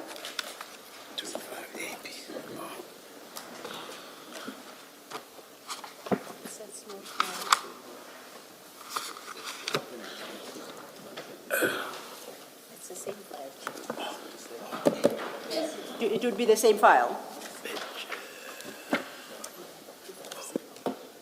You say 250? Oh, no. No. There's a correction. It's 256. It's Yeah. changed to 256. Mine starts at 255, that's why I was. Yes, no, it starts at 255. The Commissioner is correct. Okay, no, I'm then it's here, I'm 256, referring eh? specifically to 256 Okay, I at think page it's- 705. This is 256, okay. Yeah, okay, I've got it. Sure. Yes. Now, I reference this particular document, that is the SAPS Operational Response Services Durban Harbour Standard Operating Procedure, Cargo Operations, Sector 2021-2022. The Commissioners will recall, and it starts at page 705, the Commissioners will recall that we came across this document yesterday during the testimony of Captain Duma, and it was part of the confidential exhibit file provided to us by Crime Intelligence. And there was sensitivities on the part of the Commissioners whether or not it has been declassified. So I put this document before you as a document sought and obtained from the Durban Harbour. The printer is running at the back to update your files. But in the interim, I would like to distribute an email we received from Brigadier M.G. Newton, Section Head, Visible Policing and Operations, Durban Harbour, Border Policing, KwaZulu-Natal. And technically, for your files, I think it is necessary maybe to read it into the record. It's addressed to our attorneys. In the capacity of the Section Head, Durban Harbour, Brigadier Newton is authorizing the Commission of Inquiry into Criminality, Political Interference and Corruption in the justice system to utilize the content of the Standard Operational Procedure for Cargo Control, Durban Harbour, in an open session. So I just want to specifically address that because I need to turn now to the standard operating procedures. Colonel Jacob, you followed. And it becomes page 813, right at the back of your exhibit file. Yes, it becomes page 813, that is the start of CJC 269, and it will be followed by the documents that Brigadier Newton has made available, including this SOP, and they shall follow sequentially thereafter. But it will be the last exhibit in your file currently. Thank you. 269. Now, it's a CJC 269 kennel is an exhibit yet to come. Oh, this is it. Okay, sure. Okay.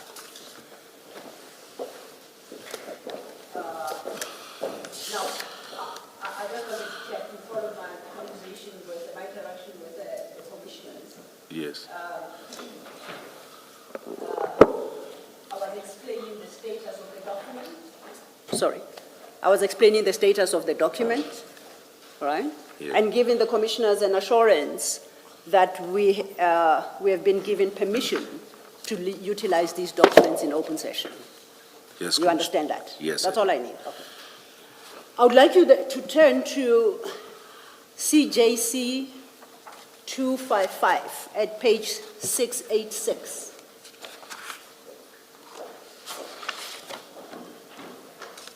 If you keep your finger there,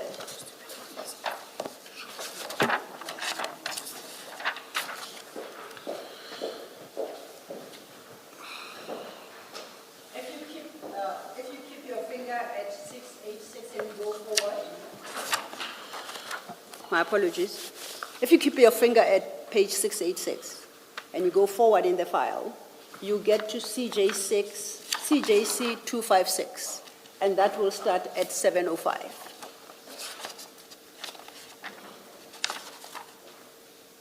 Do you see, they follow each 705, other? Commissioner, starts at 705, CJC 256. Yes, starts at 705. Yes. Is that what you have? Yes. So both of these are standard operating procedures for the Durban Harbour.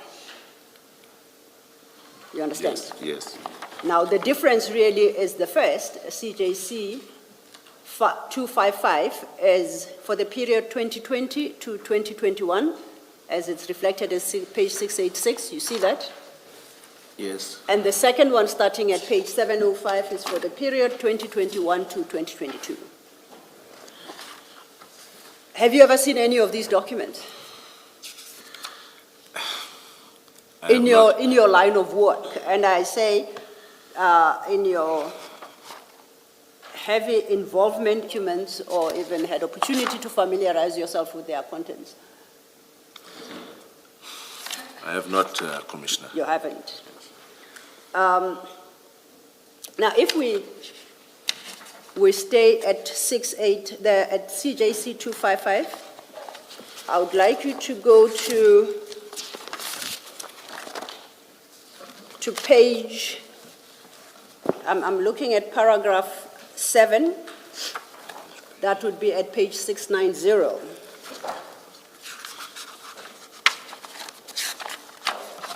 And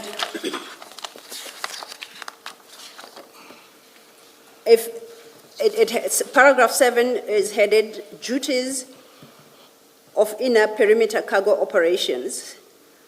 It's got subparagraph 7.1, you see that? Yes, I do. Let's skip to paragraph 7.2, depot inspection team. And overleaf, first bullet point, it notes the following.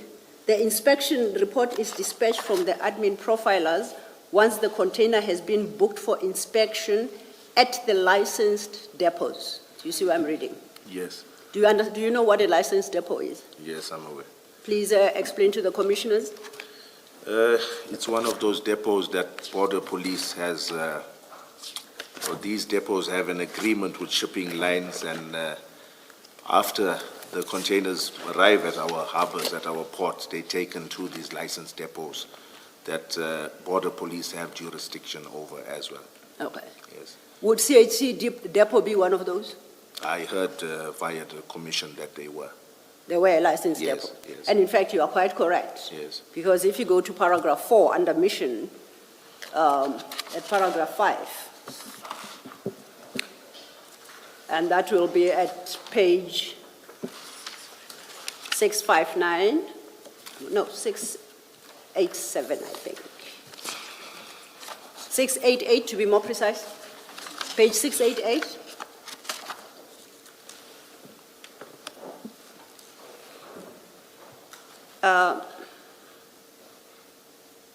My apologies, I just want to check. Yes, It's the 688, I'm the correct. fifth bullet from the bottom, just above paragraph 6. Yes.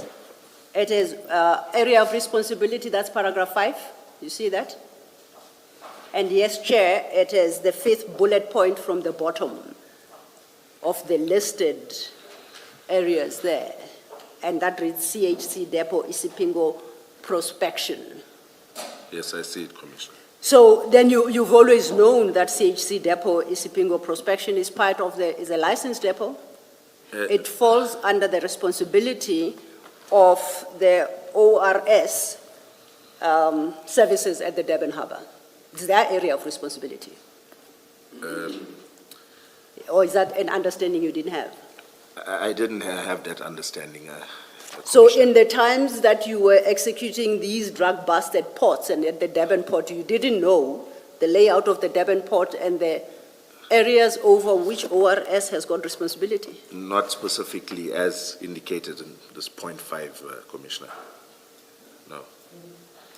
What did you know about licensed depots? Yes, I was aware that there are licensed depots. I couldn't name them, but I knew they Okay. were contracted to shipping lines, and border police have jurisdiction over them. So you understood that border police had Yes. jurisdiction over licensed depots? I do You are know. saying what you did not know specifically at the time is that the CHC depot is one of the licensed depots? Yes, Commissioner.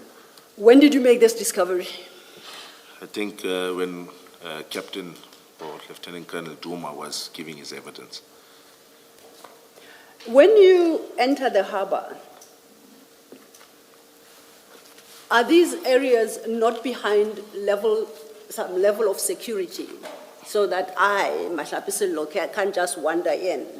This is harbor operational areas. They are controlled.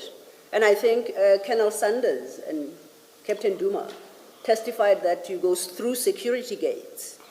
Is that not how it works? There is a boom gate manned by a security guard, Commissioner. So it's a controlled environment. Somewhat, Commissioner. What do you mean by somewhat? It's not the most highly secure, yes, but it is controlled. It's controlled. Now, did you know or do you know that at these depots, that's where sometimes, depending, that these inspections are undertaken? Yes, I do. And that sometimes significant seizures are made from these containers? Yes, I'm aware, Commissioner. So your testimony to this commission is that all that activity takes place in less than ideal security environments. Is that your testimony? In some cases, yes, Commissioner. Okay, now please explain in which cases did you reference? Like, if I speak specifically about CHC container depot, the depot in itself is not a fortified premises. It's not heavily secured. Except for a boom gate and a security officer manning that boom gate, there's no additional security that I was aware of. Okay, maybe before I ask my question, what do you mean by fortified? I use that word, Commissioner, based on your question of the security at these premises. So, I mean, there's nothing that's... Sorry, Mr. Law said nothing about security. I didn't. What Mr. Law said was, so are you suggesting that these operations take place at less than ideal situations? Okay. That's Yes, the question. Okay, yes, I can say that, Commissioner. And now testing from your experience, because I take it you're a very experienced colonel and police officer, that would not be an ideal environment to conduct the seizure as you did on the 22nd of June. I think that's a stretch of it, Commissioner. I would say with the right manpower, with the correct members, the tactical team, you've got enough support in terms of tactical members, then it wouldn't be a risk. But on its own, to me, it's a vulnerable location. And on the day, why then did it, once you discovered the drugs, did you not stop everything? You did indicate that you were responsible. You took the decision not to cordon off the area, as you tell us, at your paragraph 21. Why didn't you hold all operations until you had sufficient manpower on the day? Okay. Commissioners, I think on the day, if I had to explain, there's so many things that's going through your mind. This, firstly, if I had to put it this way, to let the commission know of what thoughts were going through my mind, what thought process I followed. It's my first visit to CHC container depot. The container was removed from a stack of a lot of it was high up on a stack. They brought it down. It took quite a while to even get that container placed. So when it was placed, I think even the photos in the inquiry will show that there were other containers close by. The working space was not that conducive. So when it was placed, and after the photos were taken, the lock was broken. And upon opening the doors, now I'm faced with this magnitude of drugs that we were not expecting. And I look around and I see, okay, there's a container to the right, there's a container to the left. I've got a narrow kind of thoroughfare that I can offload the drugs or unpack bags and lay them out there. However, the area itself was not, it was going to give us a limited space. Even if I did an outer cordon, an inner cordon, that area was not conducive. So my next thought process was, okay, do I now, logistically, do I move this 27 bags to another part of the depot? There would have obviously been another part that would have not been as congested. Do I move it there? But then I look at logistically, it means us carrying these bags, or how do we move it? Do all our police officers line up and carry it to another place? Do I seal up that container and take the whole container to another workspace? But in my mind, I know the actual crime scene itself is only the container, not the depot itself. So for me, at that stage, I made a decision. I firstly, bearing in mind we didn't have enough bags, the area is small. This is not an offense that required us uplifting physical evidence from the depot. This is not an offense, or the depot itself was not, I wouldn't even say complicit, but they're just an innocent party happened to be in possession of this suspect container at that point in time. If I can give the commission just, to paint a better picture, if this container was at the rear of a truck that was traveling on the N3, and we had information that it had drugs in it, and we pulled over this truck at the side of the N3, do I now say that the side of the N3 is my crime scene and I do an inner and outer cordon there? My point being, I know that's an extreme example, my point being, my actual concern is the crime scene, which is the container. The depot plays no real role in anything, whether I start counting at the depot or whether I do it at a police station, which in my mind is only 4 kilometers away. It's under a 5-minute drive to get there. So I took that decision at that stage based on no bags, based on our situation that we were working in, based on the fact that, like I say, I did not want to unnecessarily prejudice that company. I know these scenes can take hours to process. And where we were at, yes, I could have moved it. But I took that decision based on the distance that Isipingo SAP was away from the CHC depot. 4 kilometers is not a heavy distance. I would say I was more informed to make that decision based on the fact that now we've got uniformed border police guys that are also there. There's 3, me and 2 other members from DPCI. At the back of my mind, I know it's never wise to move exhibits from a scene, but I'm consoling myself by saying to myself that there can never be any question marks or insinuations about the integrity of these exhibits, because I'm now using members that I've never seen before, uniform members in full uniform. We've got a marked police vehicle that can cart the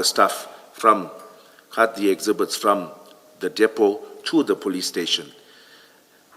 All of those factors, at once, and I knew in my mind, I knew the Isipingo SAP is going to have exhibit bags. So when we get there, it's going to make putting them in bags, sealing them, all of that much easier, and we enter them into the SAP 13.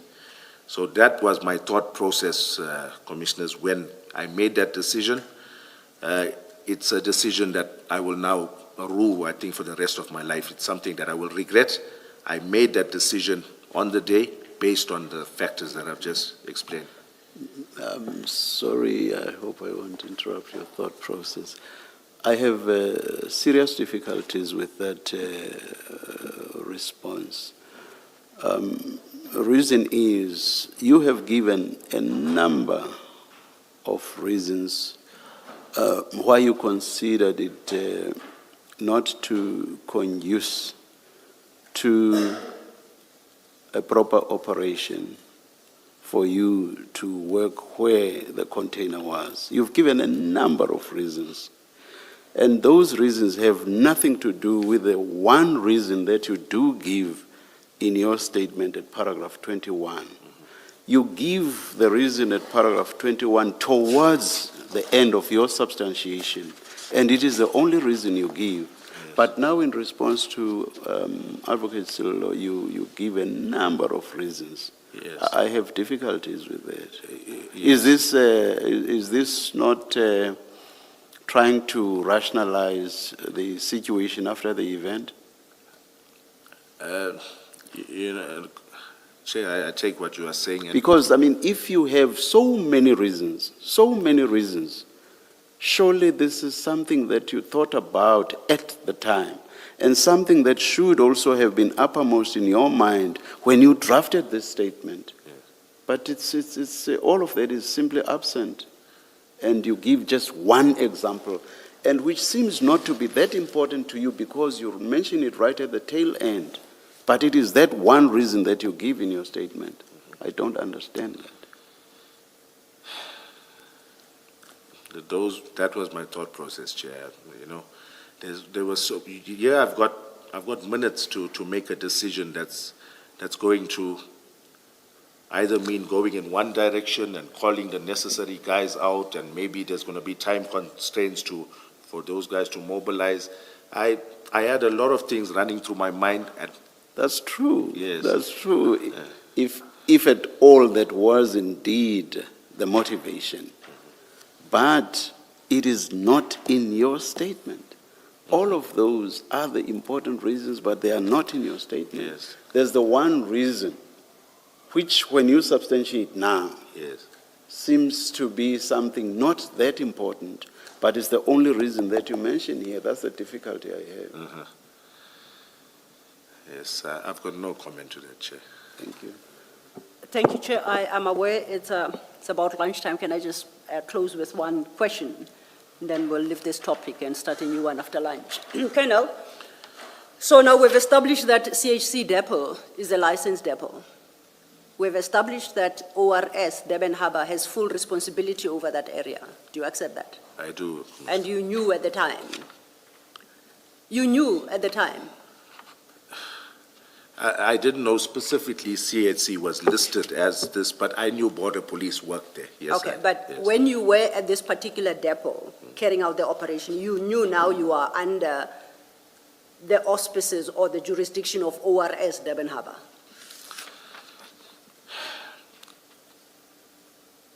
May I give... No, I just wanted to know if you Okay, knew at the time, or did no, you think that you were next to a No, public area? Commissioner, I think my answer to that is I did not think there was any obligation for DPCI now to... I didn't know of this document. You're not being fair, Colonel. I asked you a simple question. Did you know at the time of the execution of the operation whether you were in the area over which the ORS Durban Harbour had jurisdiction? Did you know that fact? I knew they worked there. I didn't know they had sole jurisdiction, that they were there. So if there were any security concerns you may have had, you could have called on them. They are available. They are your members. They are part of SAPS. Yes, but Okay. yes. Did you call them to come assist? I called the members that were there, Commissioner. There were two that eventually drove the vehicle, but from my recollection, there were about 4 or 5, maybe even 6, 4 to 6 of them that were at the depot. Colonel, at this stage, you are a very senior member within SOCIU. If you say that there is that as a jurisdiction of, for ORS Durban Harbour, there's a command structure within SAPS that I'm sure you're familiar with. Yes, If you need assistance, you know who to turn to. Yes. And even that day, you knew who to turn to. I would take it you talk to the harbour commander or somebody. You just don't talk to random police members that you see walking past. Surely you don't. No, in fact, Commissioner, they radioed their commander to inform him that they were going to assist with regards to conveying exhibits to Isipingo SAP. Okay, we will get there after lunch, but my question is your Yes. conduct and your decision. You never called ORS commander. No, I did not. So would I be correct then to say the moving to Isipingo had nothing to do with security and had nothing to do with the fact that Umlazi was 11 kilometers from your work area? That was not relevant to your decision at the time. No, I disagree with that, Okay. Commissioner. Chair, it's 10 past Yes. 1. I have eaten Yes, a bit just- into that hour. Thank you. For the record, let me just indicate what the one reason you give is. You say, paragraph 21, I did not want to prejudice the company by closing them down for the rest of the day as they were not suspects in the matter. Yeah, I just mentioned that you had one reason. For the record, I just want to state that reason. I'm not asking for a comment. Thank you. Let's Thank you, Chair. adjourn and come back at 10 past.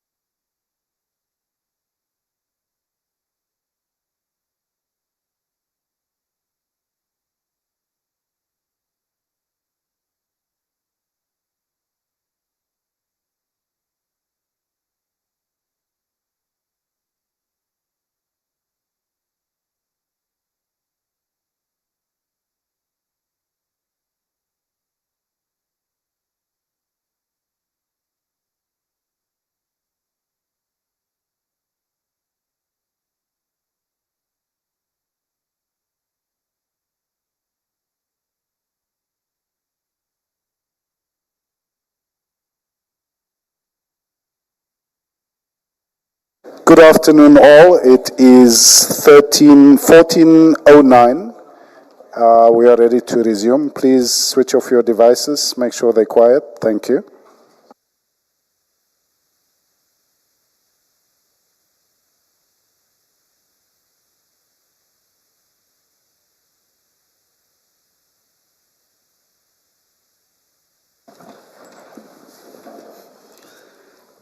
Thank you, Chair. Afternoon, Colonel. If you could just have your mics ready. Good afternoon, Colonel. Commissioners. Colonel, I would like now to turn to the day of the seizure. That's the 22nd of June, 2021. You start with that at page 11, at paragraph 11, on page 2 of your statement. You see that? Yes, I do. And you indicate that you had received information from Captain Duma of Crime Intelligence, and you describe the nature of the information. You then indicate, I called Mbangase after the call from Captain Duma. He indicated that he would brief Brigadier, now you have clarified Nuswa, accordingly. I asked him to inform the Brigadier that I was booking on duty to attend to the scene, or to the same. Yes. You were officially on leave from the 10th of June till the 30th of June, is that correct? May have been the 10th, but not till the 30th. It was the 28th probably, because I was back at work on the 29th of June. Okay, we'll cross-check that. Yes. But it's official leave and it's loaded onto the SAP system. That is correct, Commissioner. So as far as the system is aware, you are not working as a qua policeman during that time. Yes, Commissioner, that's correct. Now, you say here, I asked him to inform him that I was booking on duty. Can you explain to the commissioners how that happens? The system books you off, you are not there. How do you get to attend operations during that time?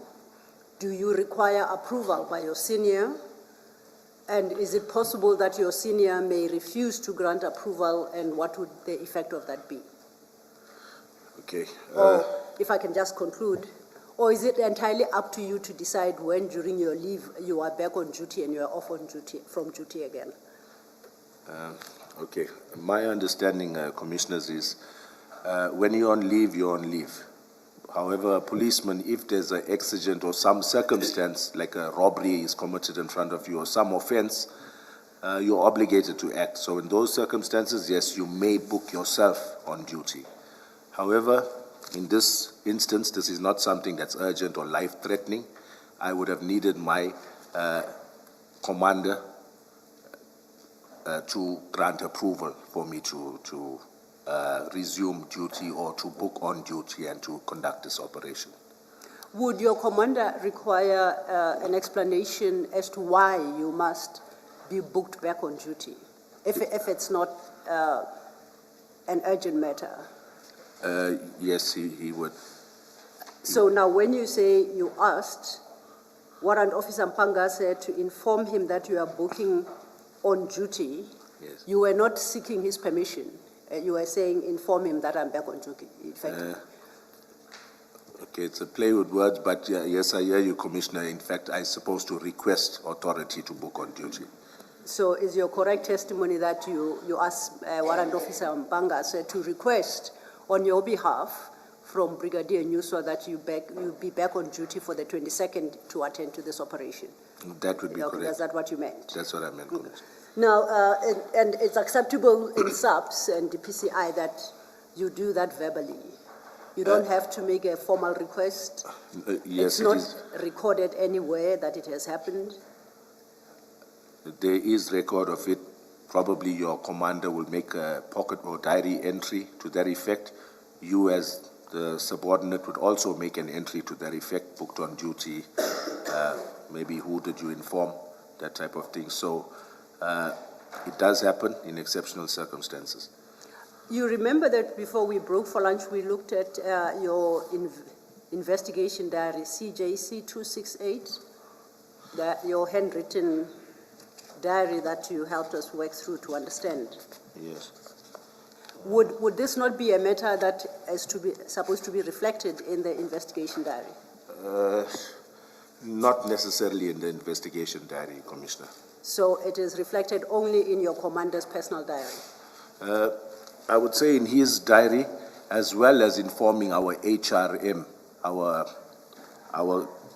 persons that are in charge of leave and that sort of thing. So I think that would also be pertinent. And the reason I'm saying that is because sometimes members ask for the time due back at some point in time. So there must be official record thereof. So are you suggesting perhaps Brigadier Nyuswa is the only one who can shed light on this to advise whether or not he informed HR and there was a formal record of you being back on duty? No, it wouldn't be up to him to inform HR, Commissioner, because he sits at a different office. My HR person is at my building. So I would inform my HR person and make a photocopy of my diary as to what did I book on duty for and what were my duties for that day. And that would be stored in a time due register or a file that if you needed that time at some point in time, you can request it. Did you do so on this day? I didn't request that time back. But Now, did you file the documentation that you just referenced? with HR? No, I didn't file it. I just made a diary entry. Why didn't you file it with HR for record purposes? I didn't want to take that time back, Commissioner. It was not something that was a necessity for me. It's time you're entitled to pay for. Why don't you want it back? I was on leave for that period, and I worked for, I think, I left home just after 7 maybe, or 8, around there. I'm not sure I got back in the afternoon. Sometime I would think even before 4. So I wasn't really concerned about that time. In fact, if I may go further to add, I love my job. You know, I look forward to working. It gives me a thrill to do a drug bust or any operation. And maybe if I may go further, Commissioners, with your indulgence, when I looked at my diary, even I see on the 22nd of March this year, as recent as that, I had come back from a vacation in Margate and still on vacation leave. And one of my SANEB guys called me to assist to execute a search warrant where the occupant was only at home for certain periods, for an hour at a time. So every time my members went out, they were missing him. So at this point in time, it was a Sunday. I had just arrived from Margate, and he's a captain now, I won't mention his name, gave me a call to say he's trying for his SANEB members, and they're going to take a while to mobilize because none of them were in the area. And he asked me, and my name's always on every search warrant they do, because I'm very operational. So he asked me to come through and assist. So I went there, we intercepted the guy before he could leave, and the members joined maybe about 45 minutes later. So my point in relaying the story is that it's not out of the ordinary in our line of work to book on duty, whether you're on leave or it's a weekend or whichever. Thank you. Civic duty. Yes, yes, Commissioner.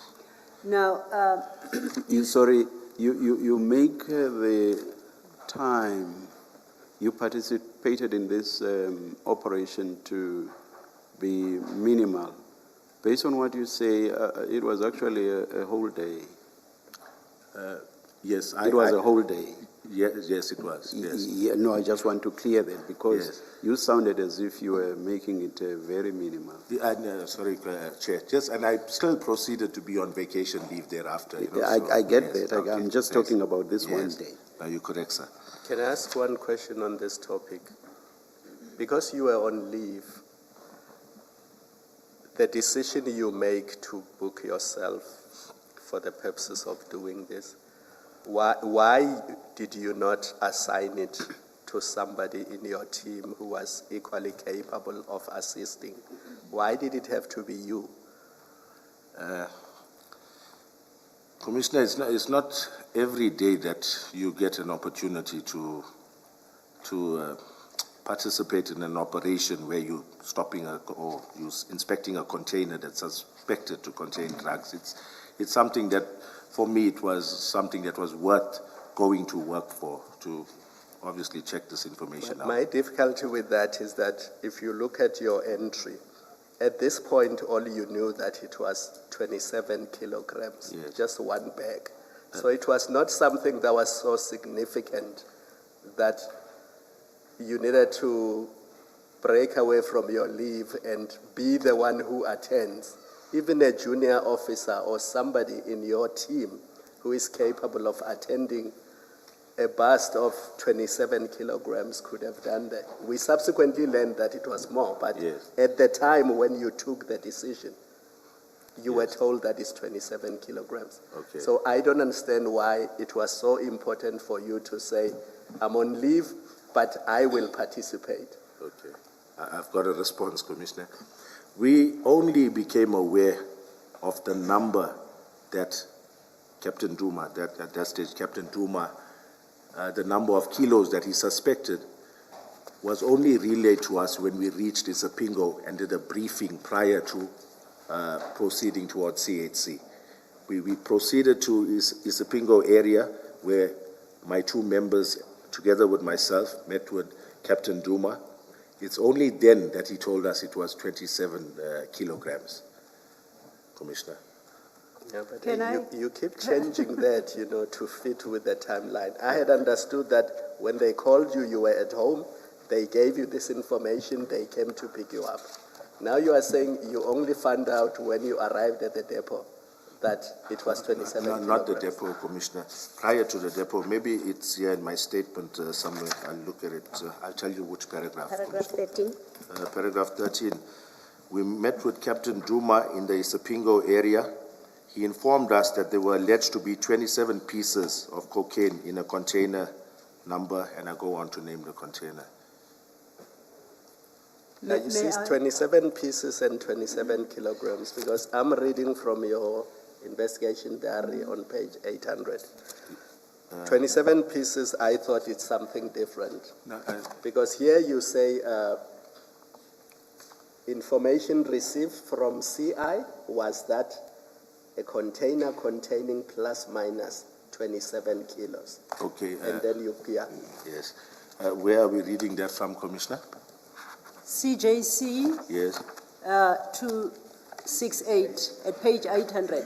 That is your investigation diary. Okay, all right.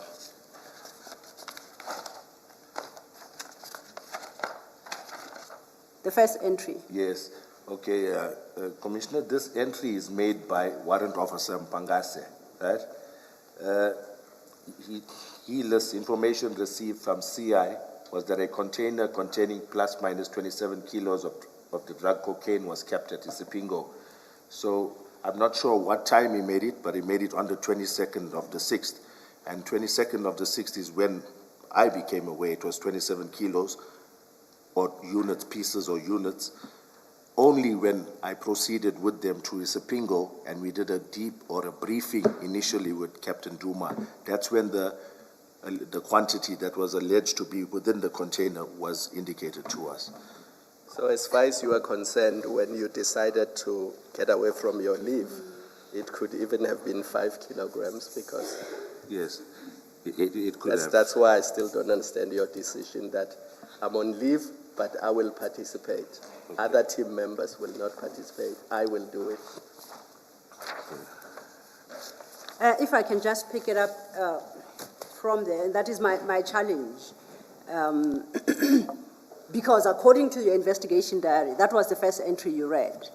The first entry gives you the weight, it gives you container number. Yes, It's the second entry read thus. yes, Myself, Lieutenant Colonel Jacob, Warrant Officer Sibia from Durban DPCI, together with CI member, proceeded to Isipingo Prospection Warehouse. You see that? yes, I see. So from this document, it appears the information was there before you even got to the harbor. Yes, Commissioner.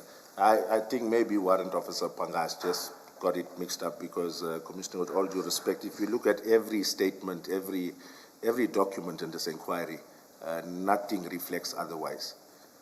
Okay, let me ask this question. At the time you received the call, before you were picked up from home at 7, Yes, please summarize the information you had received. yes.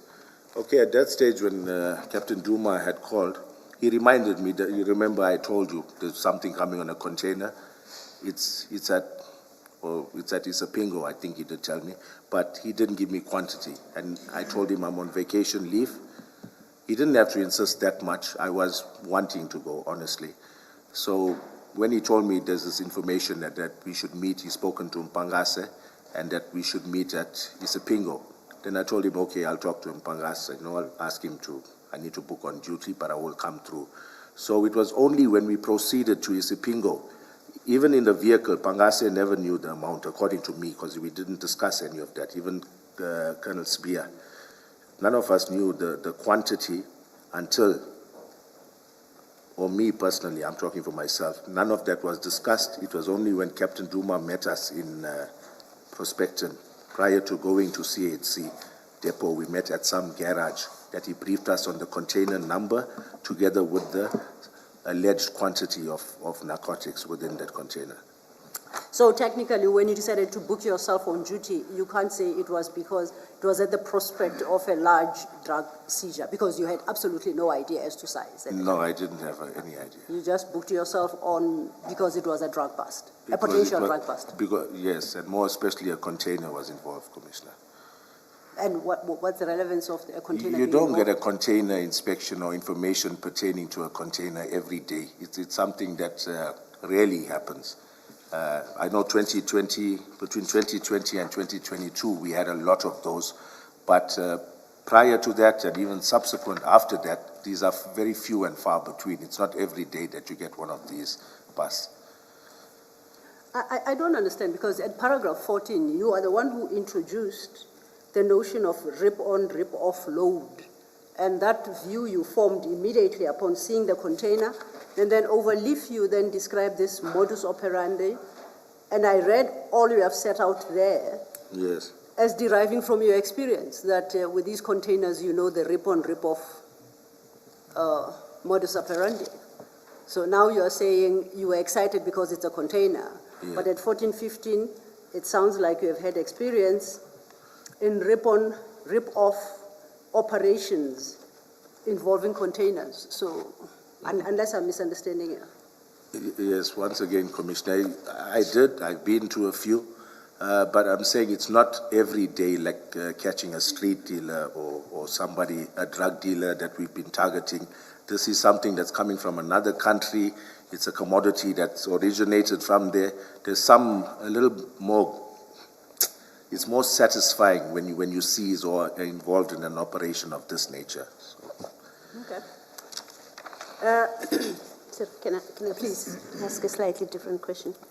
I understood you to say earlier that your commander was, I think, Colonel Domo. Yes. So why do you speak to Nuswa instead of your immediate commander that you are booking onto duty? Okay.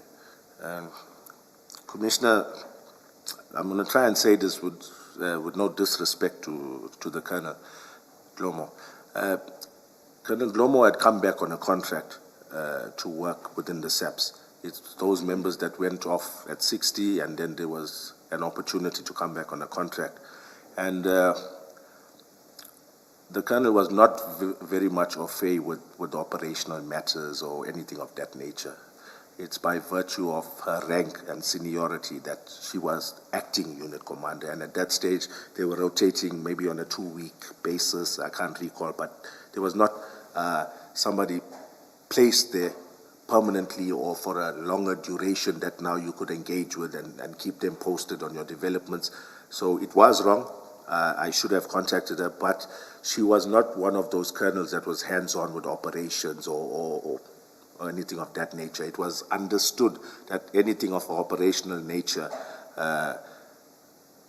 would be discussed with our brigadier, or he would be the one to give you guidance or whatever you needed.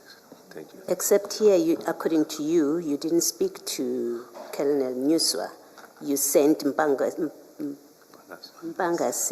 Warrant Officer Mpangase, to do that. So you're not discussing anything operational with Nuswa. Yes. You actually just sent somebody to say, just brief him or whatever, that I'm coming on to duty. So that can't be, what you've just said now can't explain why you skip your immediate commander. And remember that in your earlier evidence you said you must inform your immediate commander. Yes. So Nuswa is not your immediate commander.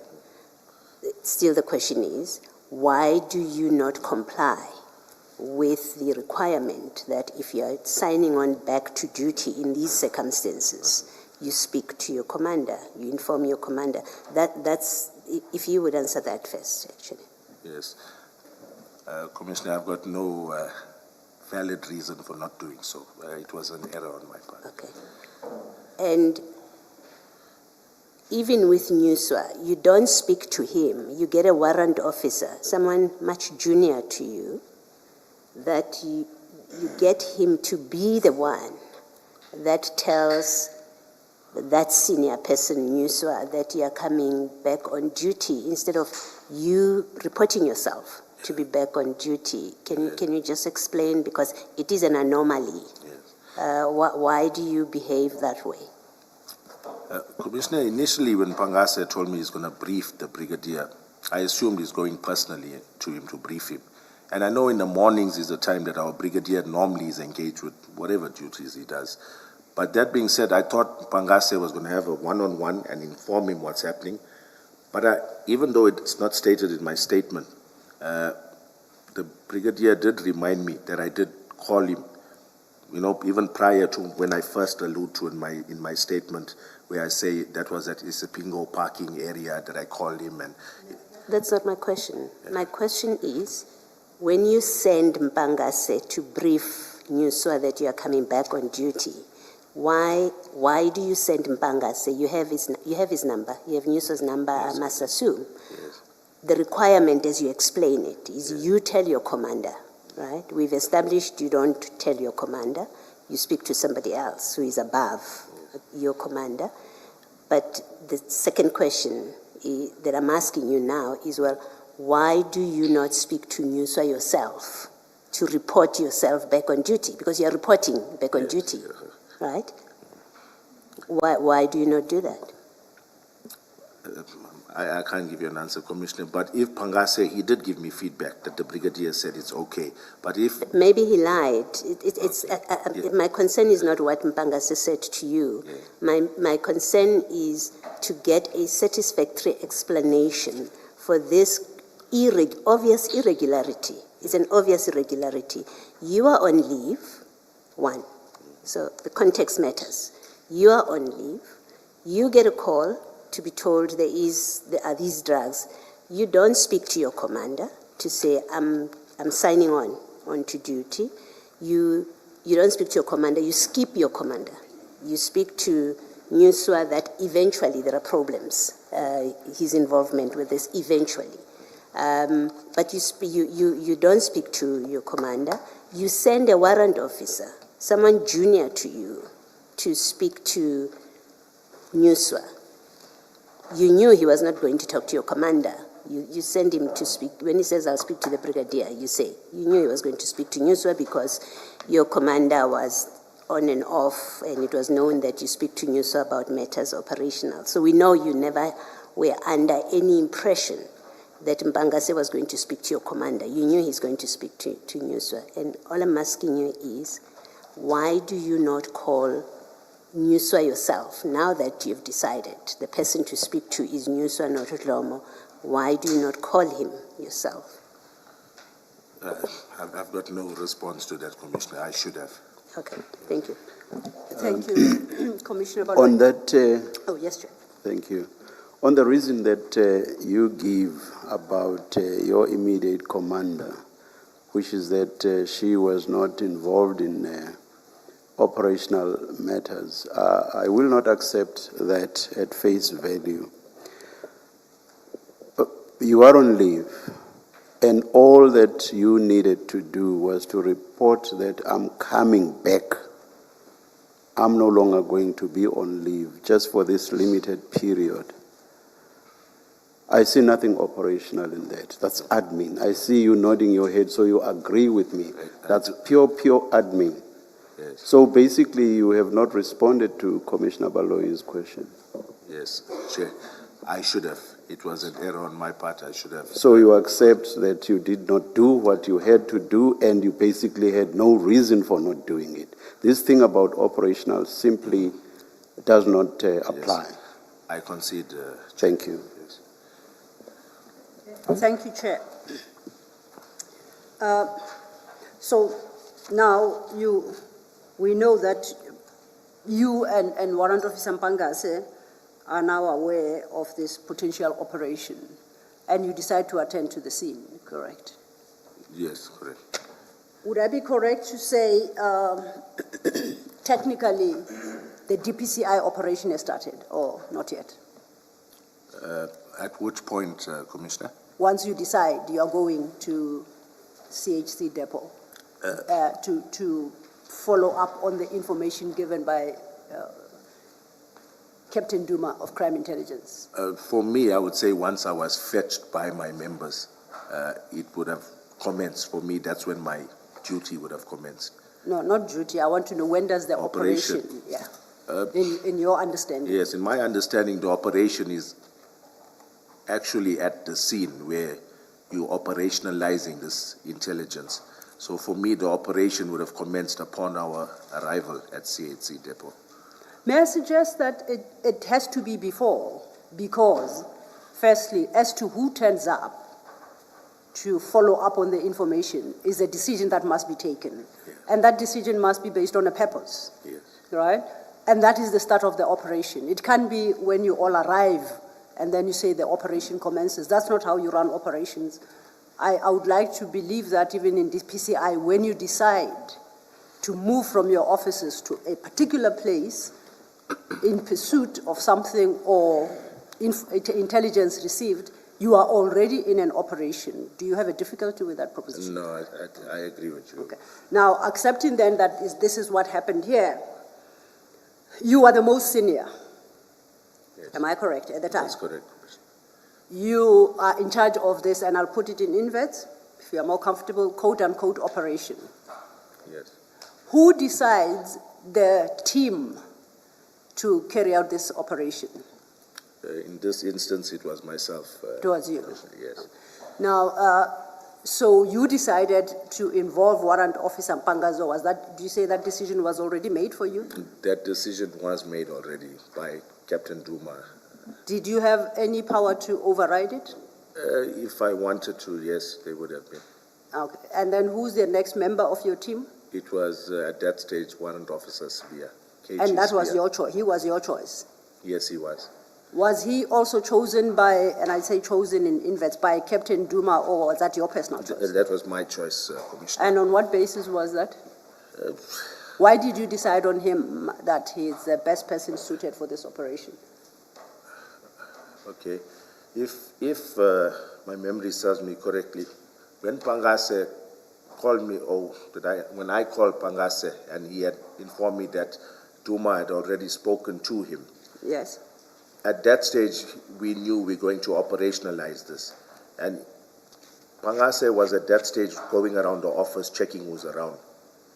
So I'm not sure what he had said to me.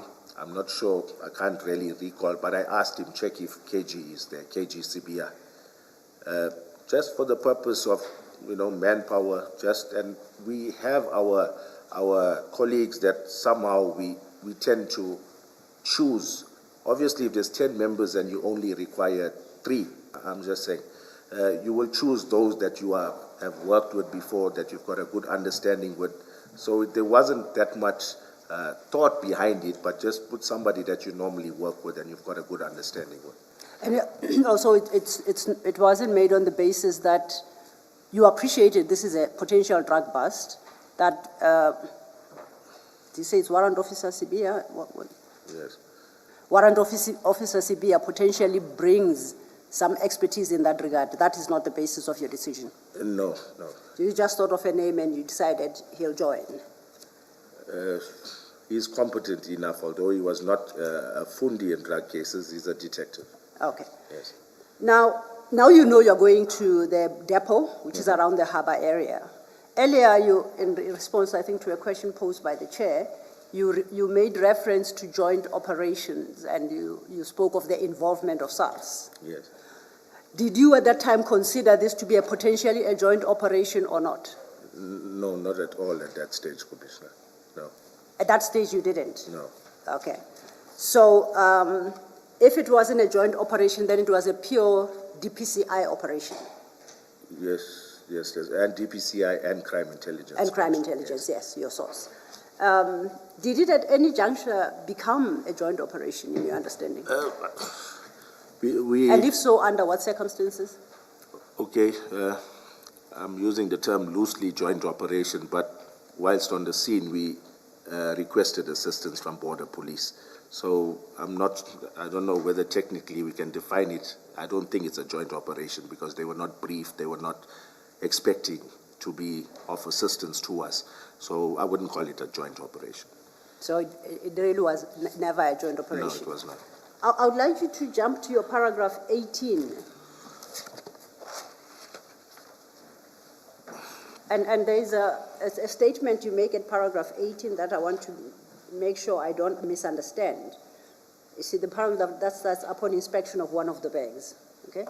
Yes. The third sentence in that paragraph reads, there were other border police cargo operations team unit, inspection unit, uniform members at the depot that were inspecting other containers. Do you see that? Yes, that's correct. Were these people, I'm trying to understand why you make the statement here. Yeah. Were they part of your operation, or you are just mentioning police teams that were at the depot doing their own jobs, inspecting other containers? I'm not sure I understand that statement. Okay, but I just wanted to describe how did the border police come about to assist or to convey exhibits, these drugs to the police station, and it was upon my request. So they were part of your operation? Eventually they were part of it after me requesting assistance, more especially in terms of transporting exhibits from point A to point B. Now, if we go to CJC 268, perhaps maybe I'm slow in understanding.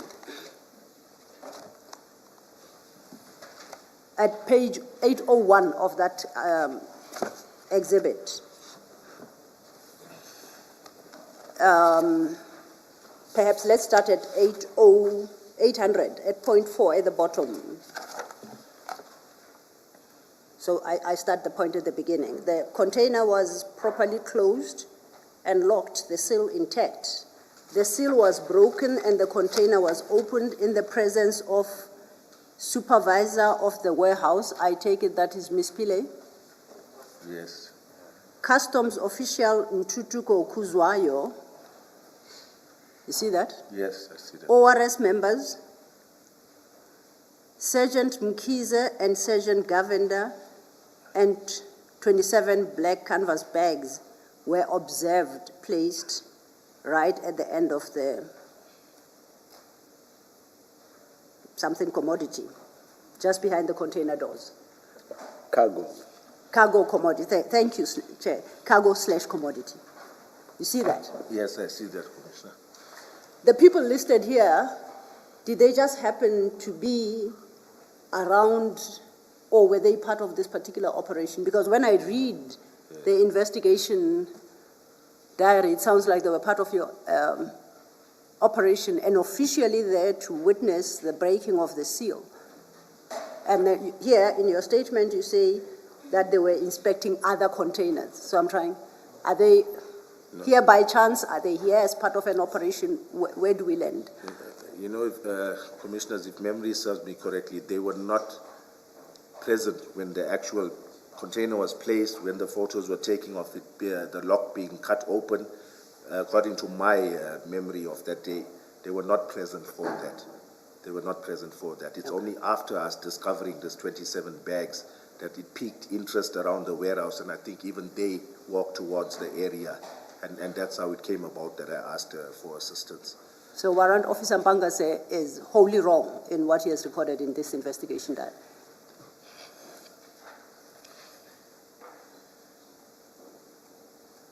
I stand to be corrected, but my memory tells me that the border police guys just came a short while after discovering the narcotics, the black canvas bags.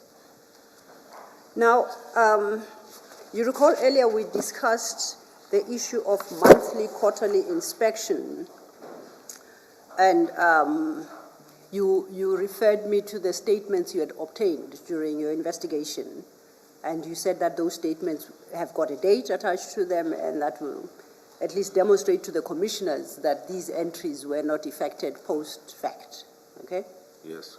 Now, I looked at this, and in fact, when I look at the inquiry, firstly, you don't state in your statement that there was a customs official by the name of Ntutuko Kuzwayo. And when I look at the investigation diary, there is no statement by this customs official. Okay. Just bear with me, Commissioner, please. It's in this one.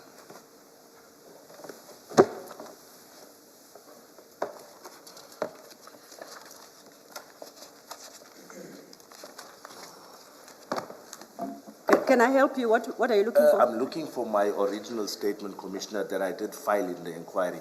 I'm not sure where it is in your bundle, but I know I've got it. Give me a date, perhaps we'll be able to help you. Please try page 574, CJC 243.1. Take it there. 24. He said the first one. CJ? I want you to look at CJC 243.1 at 574.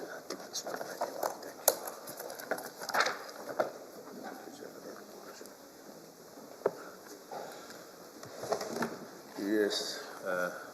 So that is, the first statement is unsigned that we find in the inquiry file. Is that the statement you are looking for? Yes. Okay. Okay.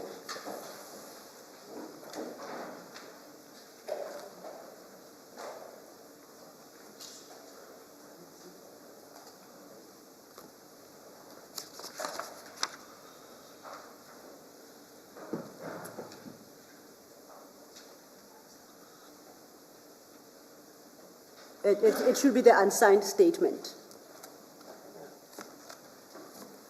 Okay, this is the document you were looking for, Colonel? Yes. Okay, you can then deal with it. Okay. Paragraph 5 of the said statement, Commissioner. Yes. Line 3. So I mentioned SAPS members mentioned above, as well as Ntutuko Kuzwayo from Customs. Yes, continue. Yeah, I see that I did write here. Sergeant Simkize and P. Governor from ORS, I did erroneously, I would think, Commissioner, and maybe if I had to elaborate on that. When I looked at the statements, preparing for the commission, I saw that the border police guys did not, in their statement, state that they saw the breaking of the seal. So to them, so I think when I put it here, I just wrote from my memory thinking they were, but when I did go through the inquiry again, I noted that none of those two members mentioned that they witnessed the breaking of the seal. So this is not corrected, Commissioner. This is your first statement? Yes, it was. The very first you, Yes. and you say this statement, the very first you did, is not correct. So it would have been, when would you have made it? It's not dated. Yes. What day? It doesn't have a date, a month. When do you think you prepared this one? I can't say, Commissioner. Okay, I can tell you that your next statement, which is CJC 243.6, is dated the 9th of November, just to give you perspective. Okay. So when do you think this one would have come into being? Definitely before that. Before? Yes.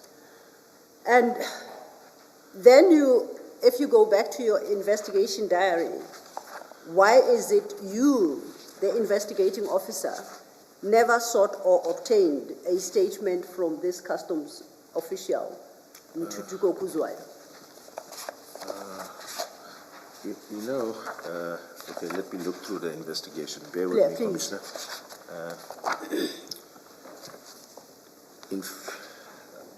I'm not sure whether it was taken.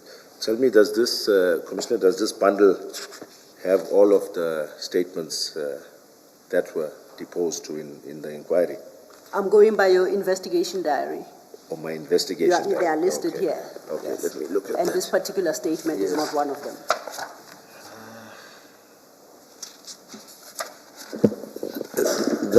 That notwithstanding, Colonel, do you remember yourself ever contacting this customs official in Tutuko Kuzwayo, or rather getting a statement from him?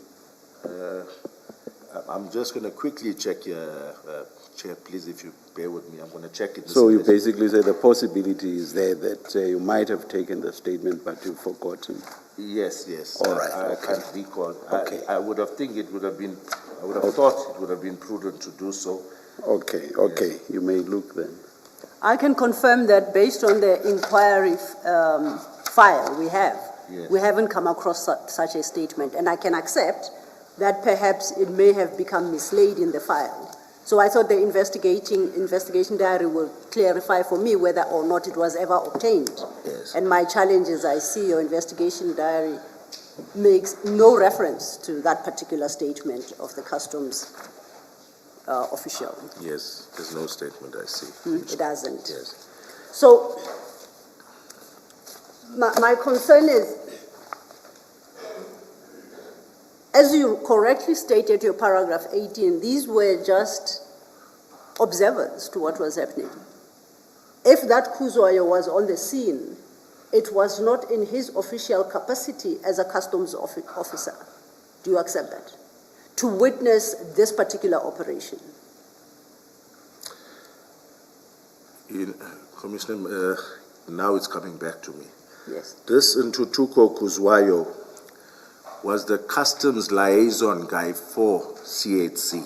I had it wrong when I said he's from customs, because when they did identify him, all that stuck in my head, I think, was customs. So I thought of him as a customs official, but I think subsequently it turns out that he was somebody attached to the depot whose job it was to engage with customs, something of that nature. But, for now, that's what's coming to my mind, that when I said customs, I think at a later stage we realized, no, this guy is not really customs. When they said customs, he's the one who deals with customs issues. So it's maybe because of that, and I had taken statements from lots of other eyewitnesses at the depot. So maybe, I'm just thinking in hindsight, maybe I had enough statements from witnesses, that is why I didn't obtain his. But I stand to be corrected there. That's just my memory of it. And in fact, it is so that you personally, as the lead of this team, did not seek to involve any custom official or customs, or invited them to the operation. You didn't. No, I did not, Commissioner. You didn't. Yes. So then, once again, the commissioners must accept that Warrant Officer Mbanga's entry in the investigation diary that the seal was broken in the presence of inter alia customs official Ntutuko Kuzwayo is wholly misleading. There was no such customs official.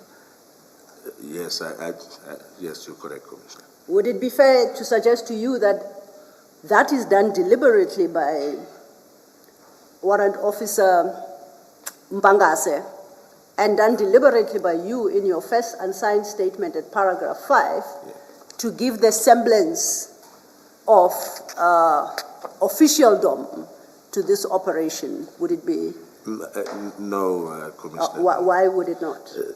There would be no benefit to just include somebody, just say he's from customs for the sake of it, because any detective that knows what's what will know that you're going to get caught out with this. It's not something, it was not something done maliciously or with any intent behind it.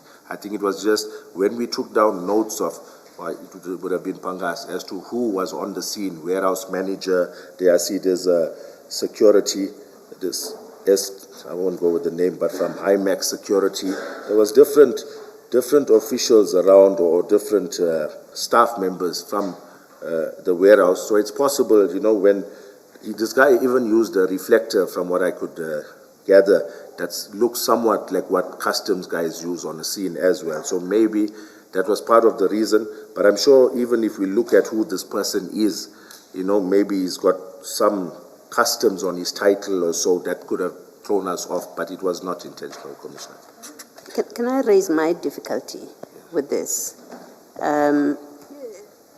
One, this is a second instance of the investigation diary not being an accurate reflection of what in fact happened.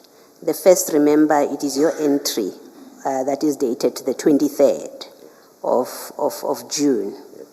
We had that discussion earlier and established that to the extent that that represents to a reader that entry was made on the day by you, on the 23rd, that is misleading. Yes. This is a second thing. This time the entry is made by Warrant Officer Mpangase. Yes. There was no customs official present when the seal was broken. You have explained that you have since found out that he is in fact a person who is a liaison for CHC, not a custom officials. So that's misrepresentation in your diary. And then there's Sergeant Mkhize and Govender. They were not there when the seal was broken. That is a misrepresentation. In fact, you say that you in your statement that to the commission, you don't mention them as present because you've seen their statement that they don't speak to being present. So that's another instance that this investigation diary, one, a reader has to be cautious when reading it, not accept without more that what it reflects is accurate. Do you accept that's a fair position to take? Okay. And lastly, my concern is you, in your statement, seem to, and this is the statement at 574, the one that you made in 2021, which is not dated, you basically copied what Mpangase said in the investigation diary or in your discussion with him at paragraph 5, where you say there's Ntutuko Kuzwayo from Customs, Sergeant Mkhize and P. Govender. You list exactly the same people that he entered in the investigation diary. You basically copied from there. This statement in 2021, immediately, fresh after the incident, whenever in 2021 that was, it would still have been very fresh, contains matter that is not correct. And you would have known that as you put it down as what you are saying and what you observed is in fact inaccurate. Yes, and it's misleading. I can concede it. Thank you. Thank you, Commissioner. And if we move to CJC,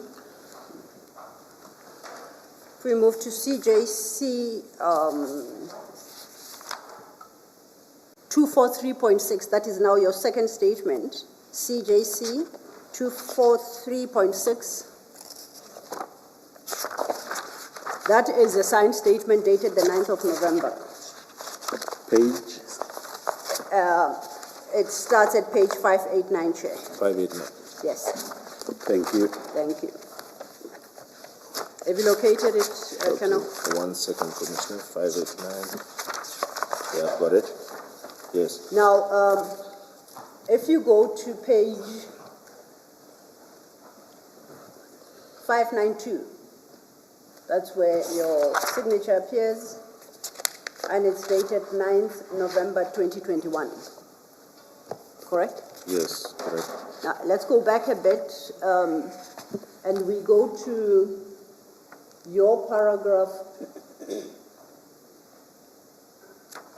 7 of that statement. You say the seal was intact and correspondent with that on the document, seal number H1905754 refers. The seal was broken by an employee of the warehouse in the presence of the warehouse manager, security officer, ORS members, Captain Duma, and DPCI members. Yes. The customs official has disappeared here. Is it because you realized the error that it was never a customs official? What's happening? Yes, it could be the case. No, I want to know if it is the case or Yes, not. yes, because it came back to my memory, which means I discovered it at some point in time, so it would make sense that I... How did you discover? Maybe while talking to the warehouse manager, I'm not even sure, but we did obtain a statement from the warehouse manager. It's quite possible that while engaging with the, it came out that this guy he's not really a customs official. He's somebody who works for the warehouse. See, when you answer that way, then it's quite possible that that is not how you discovered. It's possible. I'm just Okay. So speculating. somehow, miraculously, you were able to correct this error. Let's continue. Sorry, but you also don't mention that customs person, liaison, even after you say you have, look at the list of who you mention. So it's not just a function of you've since clarified that the person you thought was a customs official is in fact a custom liaison person of CHC. In fact, he finds no mention whatsoever, so you're one person short now. Yes. Okay. And if we continue for that now, we have to go back to your original statement, and I take it this is actually your best statement, because your memory is at its very best, the unsigned statement at 574.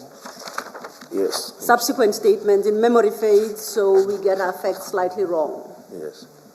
Now, on this statement at paragraph 5, we have now discounted any custom member by the name of Kututuko Kuzwayo or otherwise.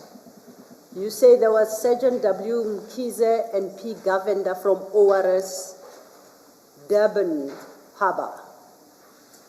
You Yes. see that? Yes. Who are those? It's the same members that assisted with regards to conveying those exhibits, those border police members. How did they get to be on the scene? They were there conducting their duties at CHC depot. Their own duties. Yes, that's So correct. how do they become part of your operation?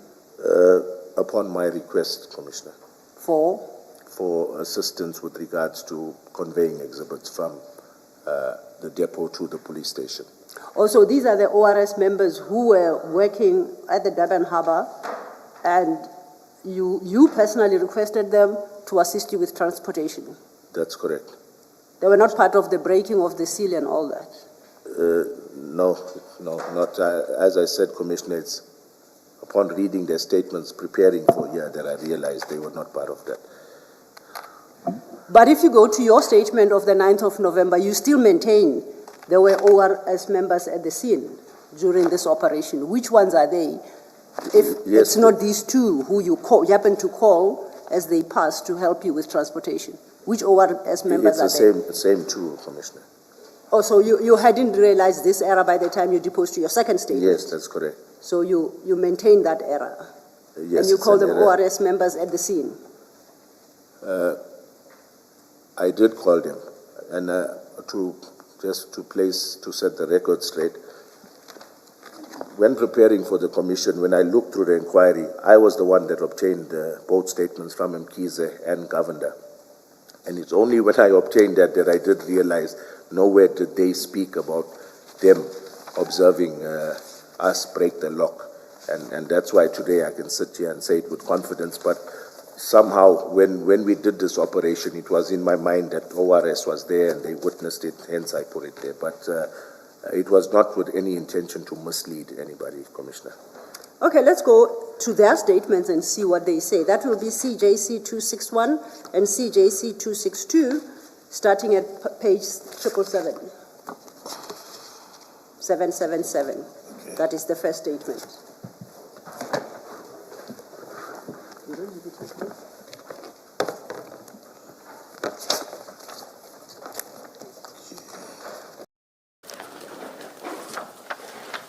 Are you there yet, Colonel? Not yet, Commissioner. Okay. Please bear with me. Yes, no. You'll get assistance. 261, 262, CJC 261. CJC.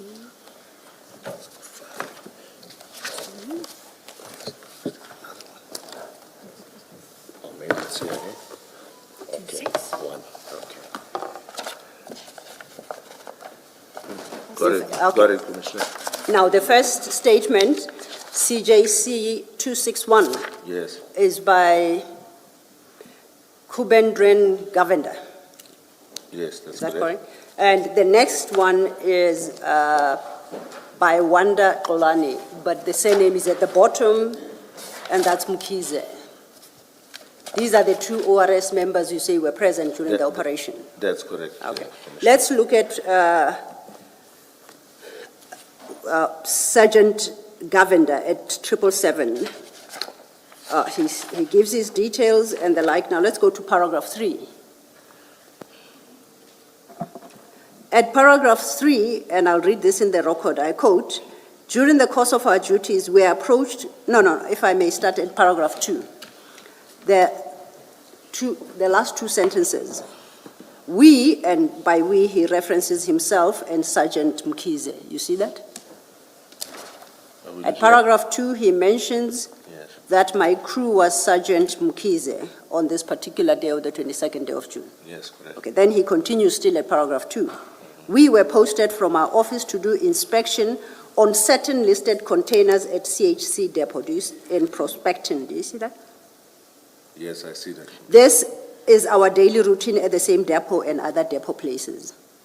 The next paragraph, he states, during the course of our duties, we were approached by the male person identified himself as Colonel Jacob from DPCI Durban. He informed us that they recovered drugs from one of the containers at the same container depot we were busy at.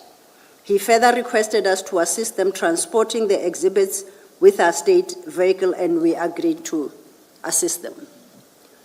So, according to Sergeant Govender, they were not even present because they were informed that you had discovered the drugs. Yes, So both your statements are wrong to say that they are the two ORS members you say were present during the breaking of the seal. Yes, I concede. Okay. Commissioner. And they say that you actually approached them while they were executing their normal duties to ask them simply to request, to assist you in transporting the exhibits. That's all that's the only role they played. Yes, that's the role they played in terms of conveying exhibits, Commissioner. Now, at the last paragraph of that same statement, Sergeant Govender states, the container they recovered the drugs from was not part of the containers we were to inspect, and we were not part of their operation. Yes, Commissioner.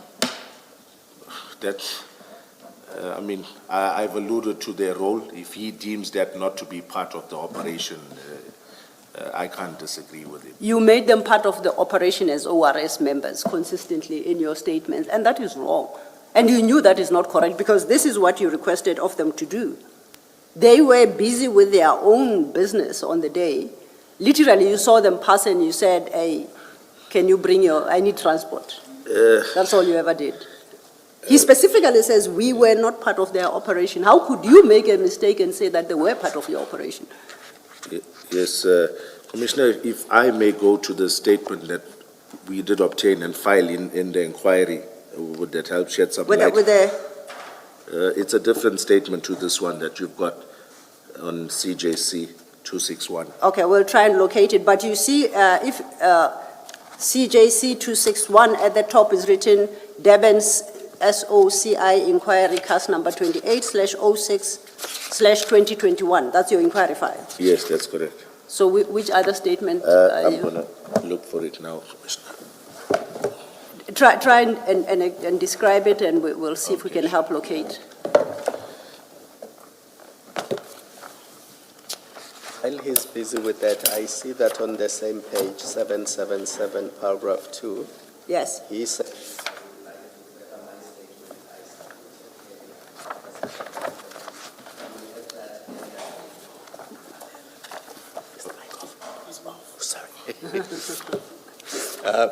Advocate Silo, the statement referred to in paragraph 2 on page 770.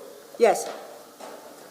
Oh, yes. Where it says I would like to further my statement I submitted. There is a first statement. We have to go into the inquiry file Yes. for that, right? Or is it the same statement he's referring to? It has got to be the Yes. same statement, but it's in the same inquiry file. Oh, okay, thank you. So there seemingly was a statement by this Sergeant Govender. This is his second statement, but both in the inquiry. Are you suggesting that the first statement would be inconsistent with what is set out in this second statement? This is a more extensive statement. I'm just going to look at the content quickly. I've got both here. Please bear with me. No, Commissioner. no. Have you managed to locate the first? Yeah, I have. Okay. Yes. I've got this first statement. It's filed as A20 in the original. The report. A20, that's fine. Yes. We'll locate it. Should I read it, Commissioner? Please. Okay, it's the statement of Sergeant Govender. He goes with his parcel and his rank and all of that.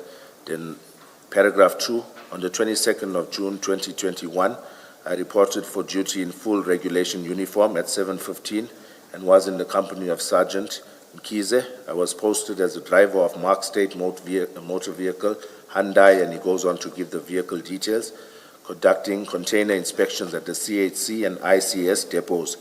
Whilst busy with container inspections at the CHC depot at 14th Avenue, the East Prospective, I was approached by 2 other police officials dressed in civilian attire. They identified themselves as Lieutenant Colonel Jacob from DPCI and another Captain Duma from Crime Intelligence. They had inspected container number, and we go on with the container number, and had identified some black canvas bags that allegedly had cocaine in them. Sergeant Mkize and I were requested to assist with loading these bags into our vehicle and conveying them to Sipingo SAP. Sergeant Mkize and I, together with other DPCI members, transferred these black bags from the container into the H1 Mark State vehicle that I was driving. I counted 27 such bags. We were escorted by Lieutenant Colonel Jacob and his team to Isipingo SAP, where we assisted in offloading the black bags. The DPCI members were busy counting the yellow and black bricks of suspected cocaine when we left the scene. From my observations, each bag contained approximately 20 such bricks. We then left the scene and proceeded with our normal duties. So is that statement you just read inconsistent with the one we have here? It's still about Yeah, more being or less the approached by same you content. to request Yes. with providing transport. That's correct, Commissioner. Okay. Just So- for our record, it's on 627. On 627? Yes. So we can accept these were not the ORS members part of your operation, whether on the version of this first statement or this one. They were not.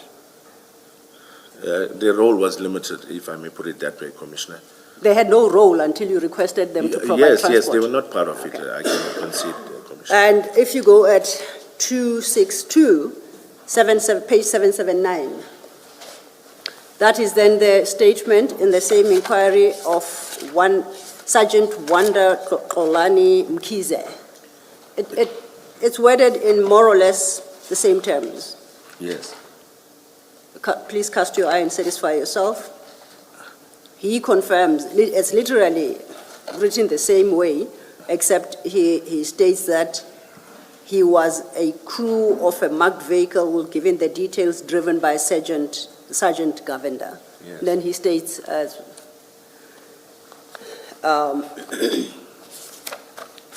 so then the commissioners can accept we are at a point where we know in this operation there were no customs officials. You never contacted any and there were none at the scene. May I comment to that? Say that again? May I make a comment? Absolutely, please do. Okay. There's no obligation on the police to include customs on any operation, or more especially, not more especially, on a drug operation.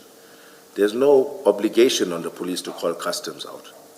Our mandate is to deal with transnational drug trafficking, drug consignments coming through harbors, national key points. So there's no obligation on us to call customs out. And just for the record, I'm not imposing any obligation. I'm just clarifying as to who was at the scene. Yes, customs was not Okay. there. We will get to the obligation. As we understand it, when these containers are at the depot, they haven't cleared customs. Do you have a different understanding? No, I don't.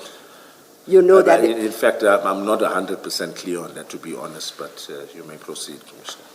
So if the evidence as we have it is correct that they haven't cleared customs, they would still be within customs jurisdiction, logically.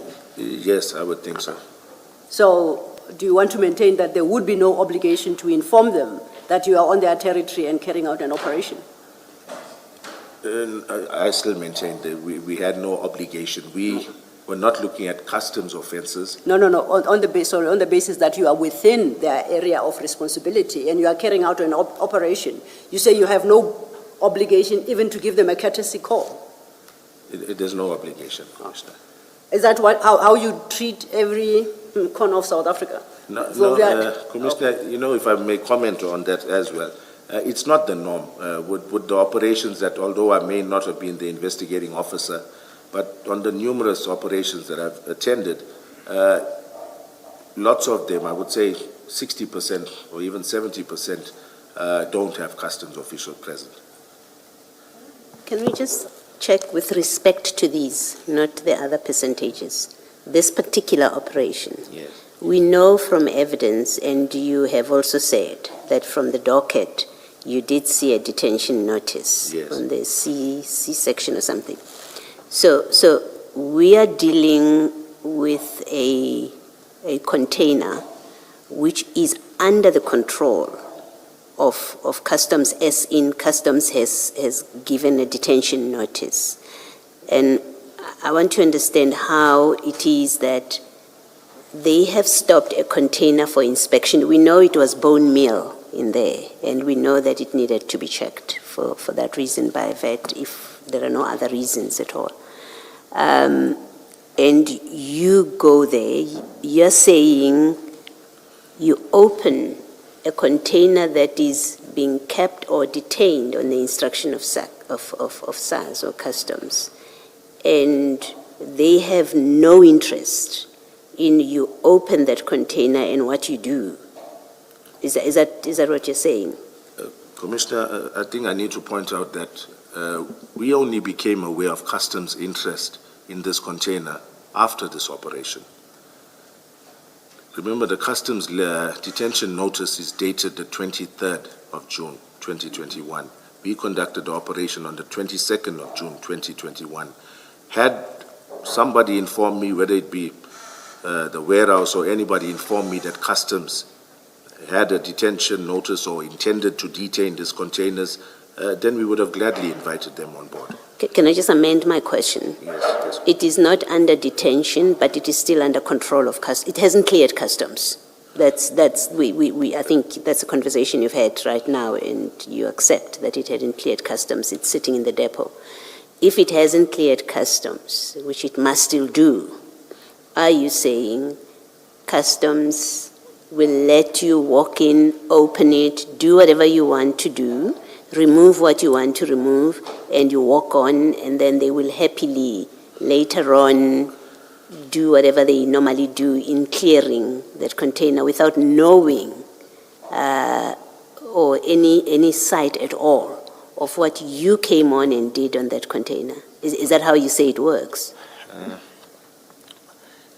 Commissioner, my understanding is, as much as we can say, it's not a must that customs need to check every container that has bone meal in it. It's not their duty to do that, to check every container that has bone meal in it. The detention notice, in my understanding, had very little or nothing to do with the actual commodity.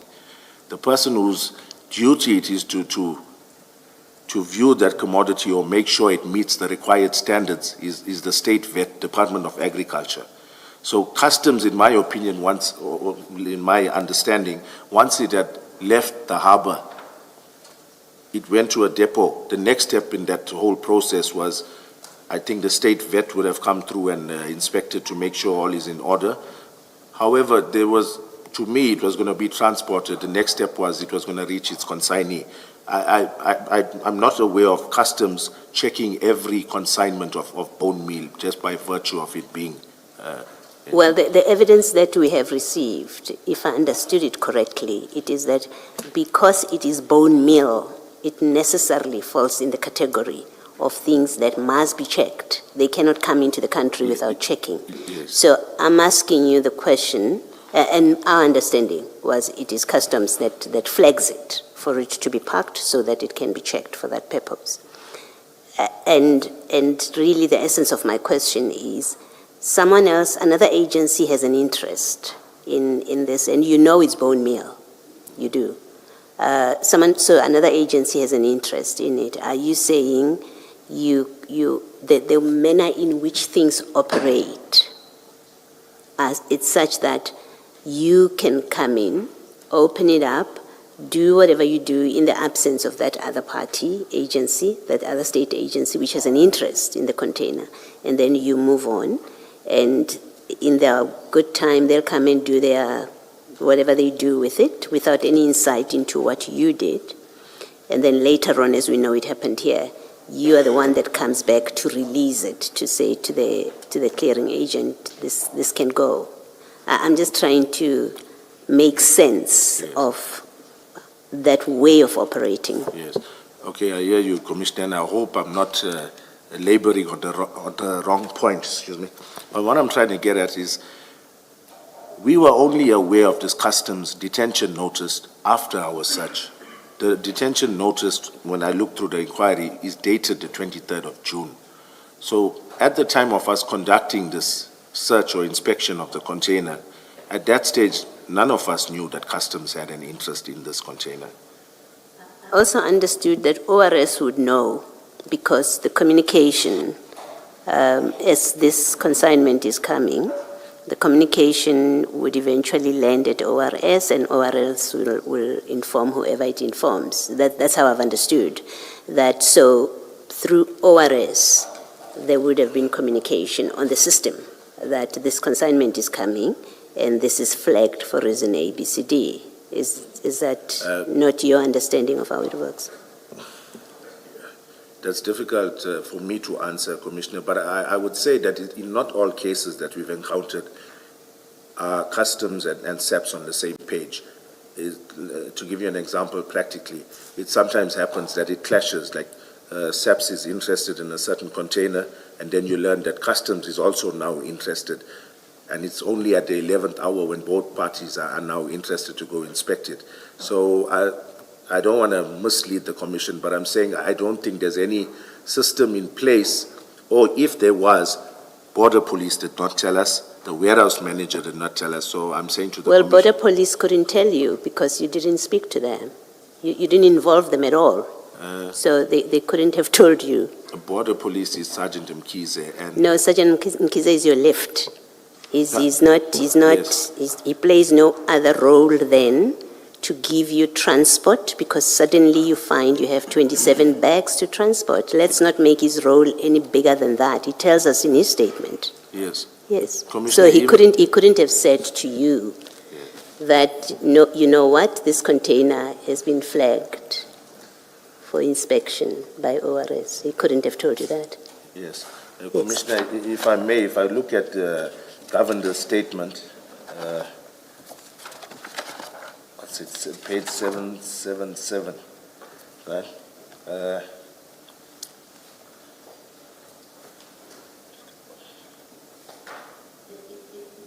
It says only that you ask them to assist with taking these things out of the container and then transporting them. Mkize says exactly the same thing. Okay, Commissioner, if I may draw your attention to the last sentence on page 777. Yes. He says the container they recovered the drugs from was not part of the containers we were to inspect, and we were not part of the operation. Yes. So in the same breath, he says it's not the part of the containers he was to inspect. Yes. So I'm just drawing an inference. I may be misquoting him, but my thinking is that if he knew that either Border Police was interested in this container or whichever other law enforcement agency, he would have mentioned something even to us. No, that logic is faulty. I'm engaging you on the basis of you saying ORS, Border Patrol did not inform us, and I say, but you did not speak to Border Police. These are police on the ground. So when you say Border Police did not inform us that this container has been flagged, you're not talking about the patrol people who are going to be inspecting specified containers. You must be talking about someone in an office who is responsible to tell you this is what's happening on the ground. There is that container that we have flagged for inspection. None of that was brought to our attention, Commissioner. Because you did not speak to the right to the right people in ORS. Simple. You didn't call the commander, the border commander. I think, in fact, this in this ORS process, we have learned that the intelligence gets the information, intelligence speaks to the ORS commander, informs them, and then you guys go on to operationalize what is happening. So when you say ORS did not inform us, I'm picking a problem with you that you want to equate Mkhize and Govender as, well, we did speak to ORS, they didn't tell us anything.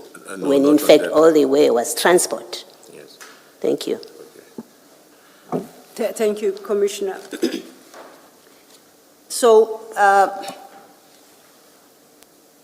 at the end, where we land is the only people who were present in this operation were the DPCI members led by yourself and Captain Duma from Crime Intelligence. Would I be? And warehouse staff. And warehouse staff, absolutely. yes, that's and that correct. is Ms. Pillay. Not only Ms. Pillay, some other warehouse staff as well. That the manager was Ms. Pillay. Yes, that's correct. Now, in your experience, you have done drug busts before, particularly at the port, and I take it that the port is a point of entry of goods for commerce. Yes. You accept that? Yes. At which point, must you engage the owner of the container? Because the container is carrying, I will take it, valuable commercial commodity. In your experience, is it necessary to tell the owner that we are about to break your seal? Or you break the seal and you tell them afterwards? No, by experience, you need to inform either the clearing agent or the consignee, but basically the person who's responsible for that container needs to be aware that it is going to be such. And who was that person in this instance? In Do this you recall the clearing agent or the consignee? At that point in time, the clearing agent was the custodian of that said container. And I took Captain Duma's word that, yes, he had phoned the relevant parties, and now he had spoken to the warehouse manager. And when we did arrive there, she was familiar with what, we expected of her. So in my mind, Commissioners, it was a consensual or voluntary search that was agreed upon. So you didn't consider yourself, you're about to break a seal Yes. of a private cargo. You did not consider yourself duty-bound to at least satisfy yourself that you had the requisite authorization from the owner of the container. No, I didn't go to that Why extent. not? I took it for granted that the warehouse manager was around assisting us, aware of what was happening, and Captain Duma further indicated that he had spoken to the transporter and the clearing agent. So to me, all parties that had an interest or were possible custodians of this container were aware and had given consent to such. And what if Captain Duma was misleading you deliberately because he knew that you will take responsibility for breaking that seal? Did you ever consider that as a possibility? His job is to provide the intelligence. He testified here yesterday to be present when that seal is broken and the container opened and to satisfy himself whether his intelligence was correct. Beyond that, he's got absolutely no role. So you take full responsibility for that container. Yes, I didn't go to any further or make further inquiries to ensure that his version of events was correct. I did not. You are aware that the clearing agent said they were never informed, engaged with, and they only learned of the seal being broken, the container being broken into after the fact, on the 23rd of June. Commissioner, it's only when watching the commission that I became aware of that, and I want to explain why. During the course of this investigation, I eventually obtained statements from the transporter, the clearing agent, the consignee, all of them. And none of them, even this from Mega Freight, the representative that came through on the 1st of July, none of them expressed any dissatisfaction with the container being open. At no stage did any one of them. In fact, they were grateful that the police had intercepted this rather than it reaching one of their companies or their company name being tarnished because it was found on their premises. So none of them voiced any displeasure at our search. I'm not interested in particular in whether or not they voiced their displeasure. I'm interested in whether you knew who the authorized person for that container was. And your investigation diary would seem to suggest you knew. You knew it was Mr. Flowerday of Mega Freight. You reflect that on the 1st of July 2021, if we go to CHC 268 at page 803, the entry there at the bottom is dated 0107, and it's actually countersigned by you on the overleaf at page 804. Yes, that's correct, Commissioner.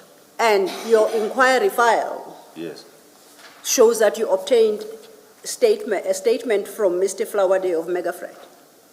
that's correct. And in that statement, he states that he was not informed. So you can't have learned from this commission. No, sorry, Commissioner, maybe I missed it. In the inquiry file, let me have a look at what it's. I'll give you a reference for Okay. Mr. Flowerday's statement. If you go to CJC 244.25, that will be page 654. It's there.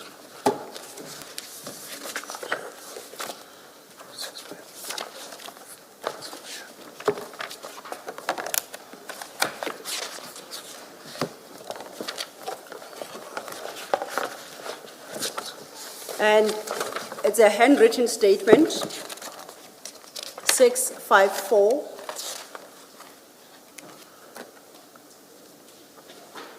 That at 656 is dated 27 October 2025. That's his second statement.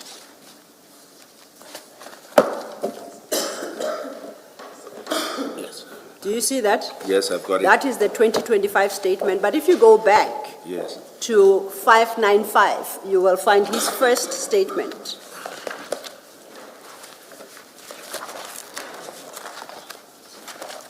Apokeselo, we sat until late yesterday. Bear with us Okay. when you move.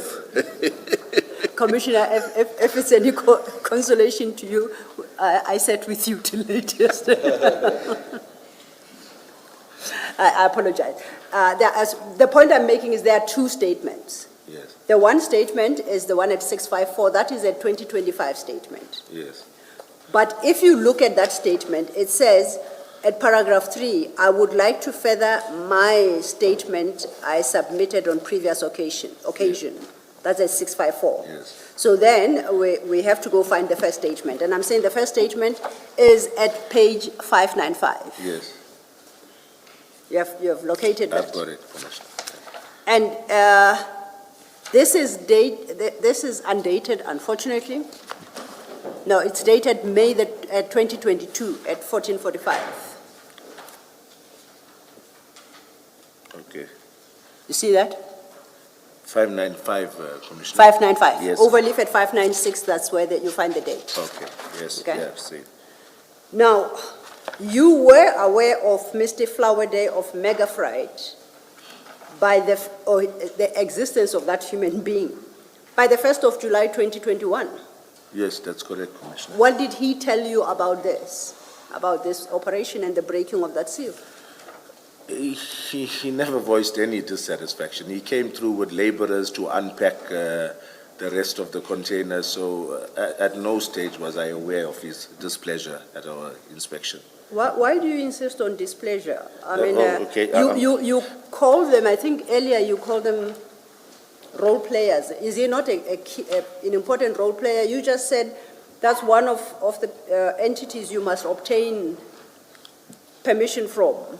I would have assumed that Yes. when you conduct your inquiry, you at least would satisfy yourself that there's been compliance in that regard, because you tell us that thus far you have just simply relied on what Captain Duma told you. Yes, I did rely on that, Commissioner. Yeah, now, by 1st of July, you Yes. know the responsible person from Mega Freight. Yes. Why did you not obtain a statement from him? I'm going to just check quickly, Commissioner, if I did eventually.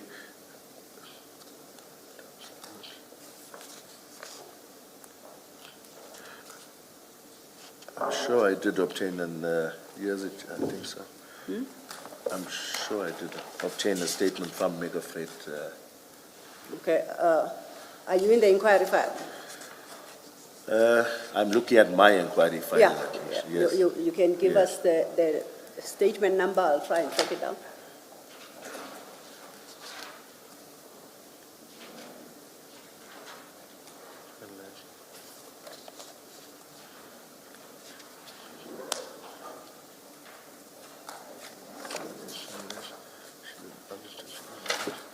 Sure, it's here.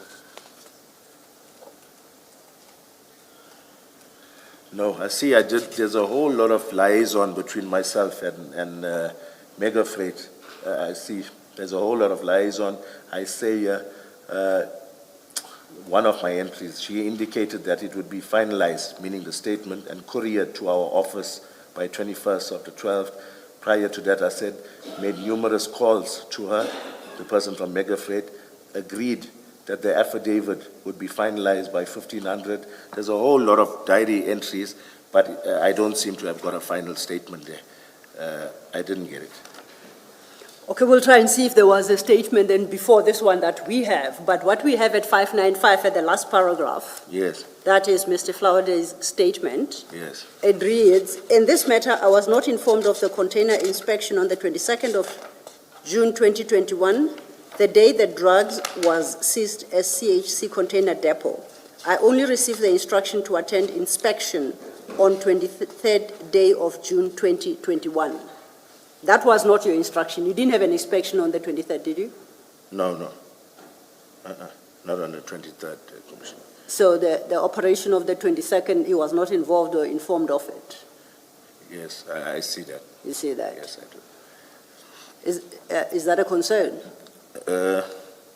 Yes, it is a concern. I was of the impression that all the entities were informed accordingly. Can I just ask, Yes, why should the clearing and forwarding agent be informed that you are going to be opening their container? They are the custodians or the ones that basically take responsibility on behalf of the consignee from the time it had left the country of origin. So it's only proper that they are made aware and either give consent. We've had lots of cases because the clearing agent is not based anywhere close to Durban. You would get them sometimes giving you authority to just search or other times sending a representative. So in this case, I didn't do my due diligence, Commissioner. You didn't do what you should have done, which was you as the person in charge should have satisfied yourself Yes, I should. that the clearing agent has agreed to this. Yes, Commissioner. And I think, thank you, Commissioner Baloy.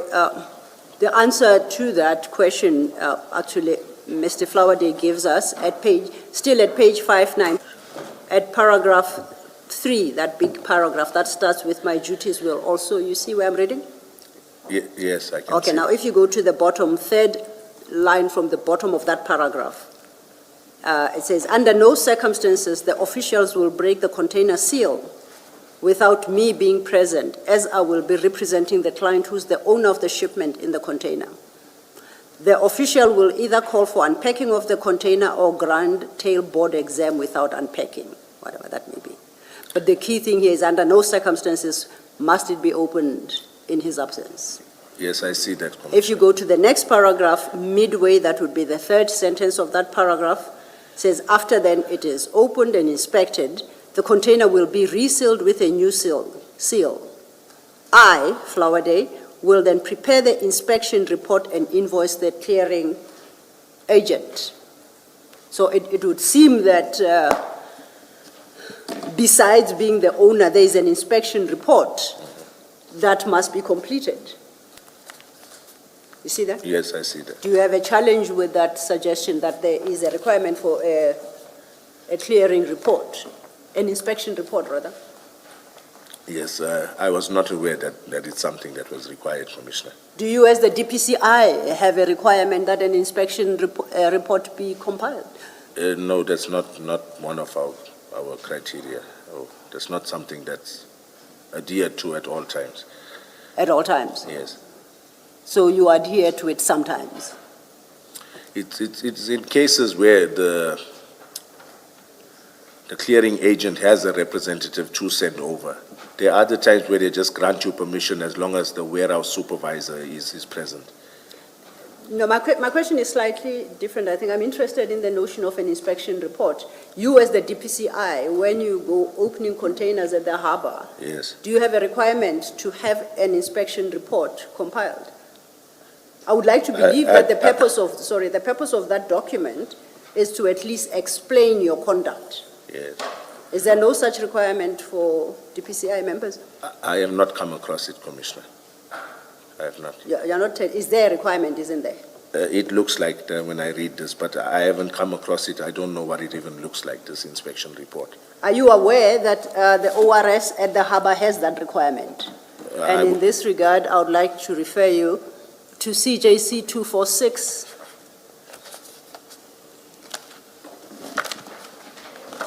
And that's an earlier, it's the nearest one, but it's the earlier SOP.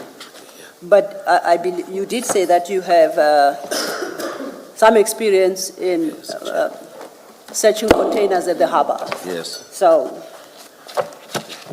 What's your first one? if you go to paragraph 7.2 of CJC, did I say 246? Yeah. 249. That's this one. In fact, I'm going to correct that. I know what Commissioner Kumalo was talking about now, about a long day. It's the ORS, the ORS SOP. That will be CJC 255. 255. This one?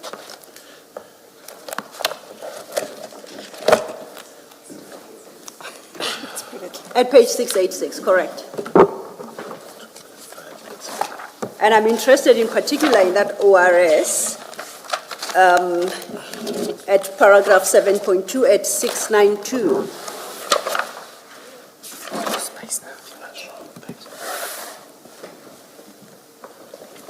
You see that? Yes, I can. And that ORS tells me of the formality associated with inspection of these containers, at least insofar as ORS Durban Harbour is concerned. If you look at paragraph 7.2, and I'll just extract a few points here, at bullet point 2. So the depot inspection team will receive the police stop inspections, right? And then overleaf, it says, first bullet point at the top, the inspection report is dispatched from the admin profilers once the container has been booked for inspection at the licensed depot. You see that? Sorry, Commissioner, I lost you there. We're looking at page? We started at page 690, Okay. and I've turned overleaf at 691. Yes. The very first bullet point at the top, Yes, I see it now. all right? And then that's the one that says an inspection report is dispatched. It then lists what must be contained in the inspection report, Yes. the information. And you are saying to me that DPCI doesn't have that formality. I've not seen this before, but I see there is an onus on us to complete something of this nature. And then I'm reading from the ORS Durban Harbour SOP. I want to know whether DPCI has got similar formal processes, or do you just ride roughshod? I've never seen this inspection report. I would think it may be unique to border police, but I'm not 100% certain. I'm asking about DPCI. No, I tell haven't you, seen this is it. border police. Yes. This is ORS Durban Harbour. And I'm reading their SOP. All I'm trying to determine is, do you have anything similar? Are you this formalized? No, Or we do you don't. just ride roughshod over these No, we don't have this type of, but if I may add, if I look at all of this that's required on this inspection report, Yes. we do have all of this on hand. What do you have? In the inquiry, there's an inquiry number, there's a member in charge of the inquiry, there's a container number, there would be a size of the container, what was the container stopped for, narcotics, the risk factor, the commodity declared, and the place of examination. And where is that information captured? All that information? I'm saying it wasn't captured at that No, stage. you say you have it. Yeah. Where does DPCI capture all this information? It At would be- ORS in Durban Harbour, they capture it in an inspection report. Where do you capture it? Our inquiry would carry all of this information. Doesn't answer my question, Colonel. Where do you capture, in what No, document? we If I don't were have to a- talk, my apologies, if I were to talk to, say, Brigadier Newton at the Durban Harbour, if it is an ORS-led or inspection, I would ask for the inspection report. But if it is a DPCI-led operation, and I speak to your final boss, what do I ask for? To obtain that very information that you say you have Yes. already. What's the document I ask for? Is there one to ask for in the first place? No, there's no There document. isn't. Yes, So it's information that is there, but it's scattered all over. that's correct. Okay. Can I just follow up on this? So, except for the investigation diary, and assuming for purposes of what I'm putting to you now, that it is an accurate, it contains an accurate contemporaneous notes or reflection Yes. of what happened on the dates that are claimed to have recorded this. Except for that, it seems to me about this operation in particular, that there is in fact no other record of what happened at the scene. And the scene being where you found these drugs. Aside from the affidavits of various Yeah, the individuals affidavits are much involved. later. Yeah. You see, we're having a discussion here, you're having a discussion with the evidence leader about an inspection report. And in 7.2, it is clear in 7.2 that this is a document, or this information is completed during the inspection, right? It tells you inspection is to be conducted within these hours, and then you must then record all of these things. That's at least how I read it. And I'm asking you that in this particular operation, all we have is that investigation diary. We have nothing that is the equivalent of this kind of inspection report. You are correct, Commissioner. I am correct. Thank you. Advocate Silo, can I just follow up? Colonel, this document, the SOP, Standard Operating Procedures, you say you've never seen this before. I've never. And this one, we can accept that it belongs to ORS, Operational Response Services. Does the PCI have a similar document that sets out what you must do when you go to a drug bust at a port or a similar facility? That's a good question, Commissioner. In fact, there's nothing in place in terms of a memorandum of understanding between ourselves, border police, customs. So we did sit around the table, I would think, maybe 1 year ago.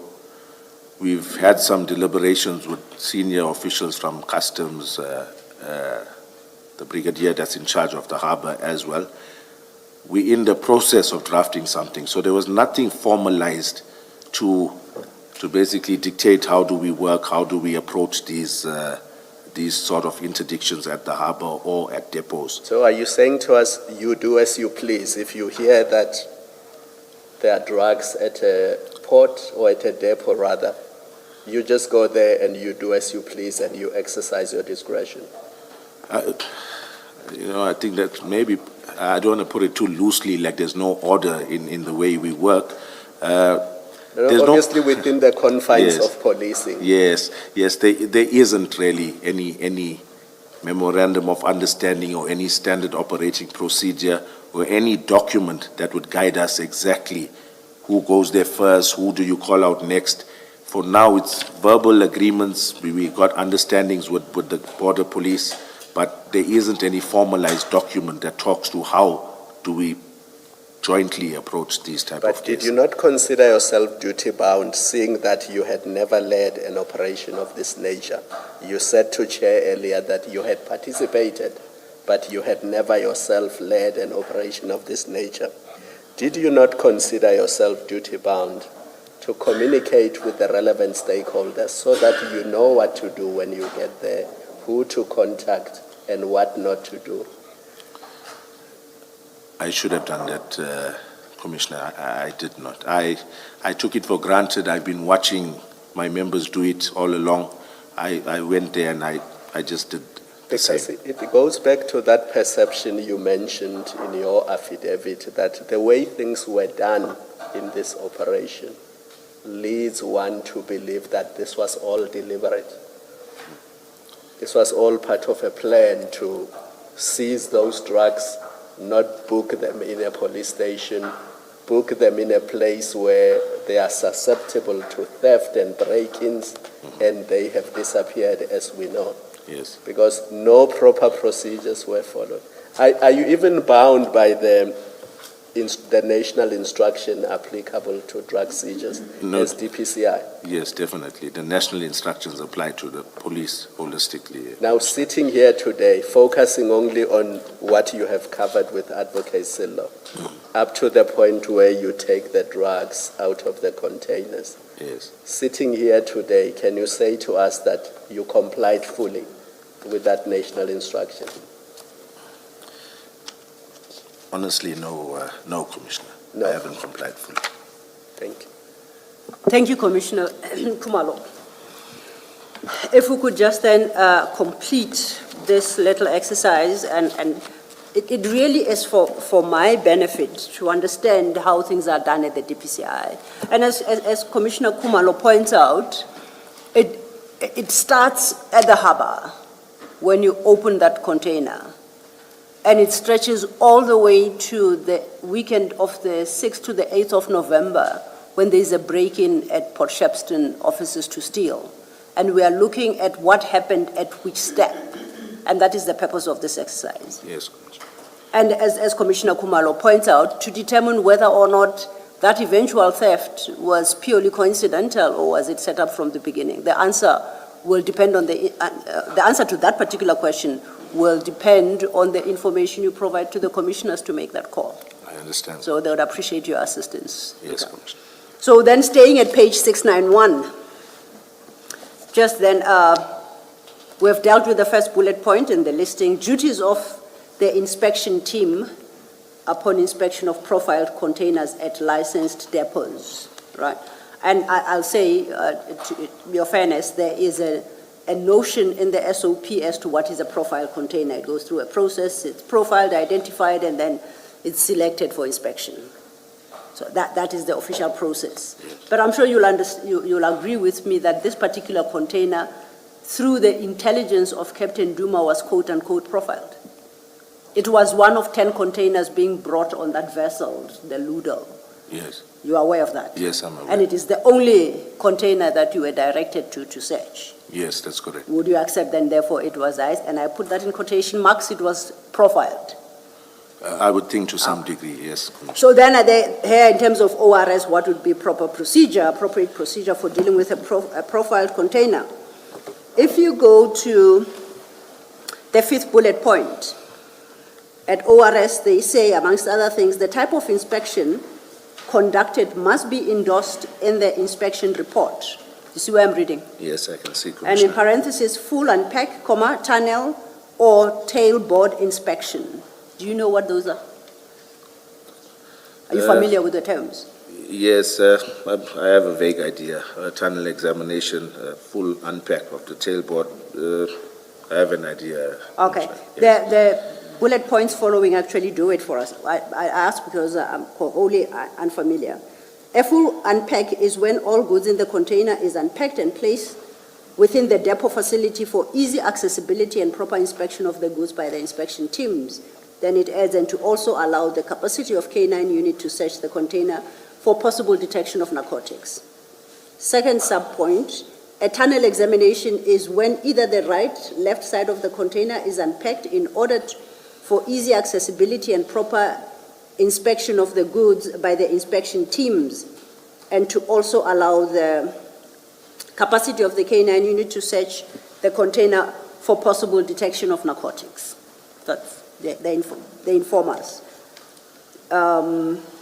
Is it correct, would it be correct to conclude that you did, according to this definition, a tailboard inspection of that container? Yes, it would seem like it wasn't a tunnel inspection, so it was a tailboard. Sorry, I missed that? It was not a tunnel inspection or a tunnel examination. Yes. It was this tailboard inspection. Tailboard. Yes. And What is a tailboard inspection? You say Can it's yes, a full unpacked tunnel. It's one side of it where you open, that's my understanding, I could be mistaken, but we just opened the doors and then we saw what was lying on top. We took it out and then we just merely inspected it at that stage. We didn't do a full unpack. I could be wrong, but that's my layman's understanding of it. I understood so as well. There is some document we read earlier, and we read that word. I thought that was the understanding. When it's packed at the opening of the container, upon opening the container is the first thing you see. Yes. But I'll cross-check that overnight just to confirm. So on that definition, you conducted a tailboard inspection. Yes, Correct. yes, Commissioner, yes. How did you know at the time that there was nothing beyond what you could see, those bags? Why did you decide that it doesn't require a full unpack or a tunnel as described here? Okay, just by virtue of my observations, Commissioner. So what exactly did you observe? Okay, when we did unpack those 27 canvas bags, you could see these bags of 50-kilo bags of animal feed, and it's got a peculiar smell. It's got a peculiar texture, color, all of that, and you got a little bit of this residue coming out of the bags as well. So that's what I noticed. These bags you could clearly see there were some product. It's got that food kind of smell to it, like dog food sort of. So it was merely by visual observation and looking through and seeing there's no anomalies in the rolls that were packed, there's no height differences. It was not a thorough inspection, but we did come back to further inspect it on the 1st of July. Why? Why did you go back on the 1st of July? For the purpose of being thorough, to make sure that nothing further was there, also to release this container to the intended consignee. What I don't understand is why did you not find the need on the 22nd of June to be that thorough? Why did you have this brainwave a week later? Okay. Commissioner, if you look at it, it was 5,395 50-kilogram bags. But that you discover only after you unpacked. No, not before. we had the packing list, Commissioner, so we were aware. Sorry, if I may say, but you didn't know that on the 22nd of June, did you? We had the packing list, we Still. did know it, yes, Okay. yes, Commissioner. So you were already aware of the number of bags, you just decided you are not doing that unpacking today, you're going to take what you found when you opened the container, seal the container, and you're off, you'll come back on another day. Was that like the approach you adopted for the day? Yes, but may I clarify? Okay, absolutely. Okay.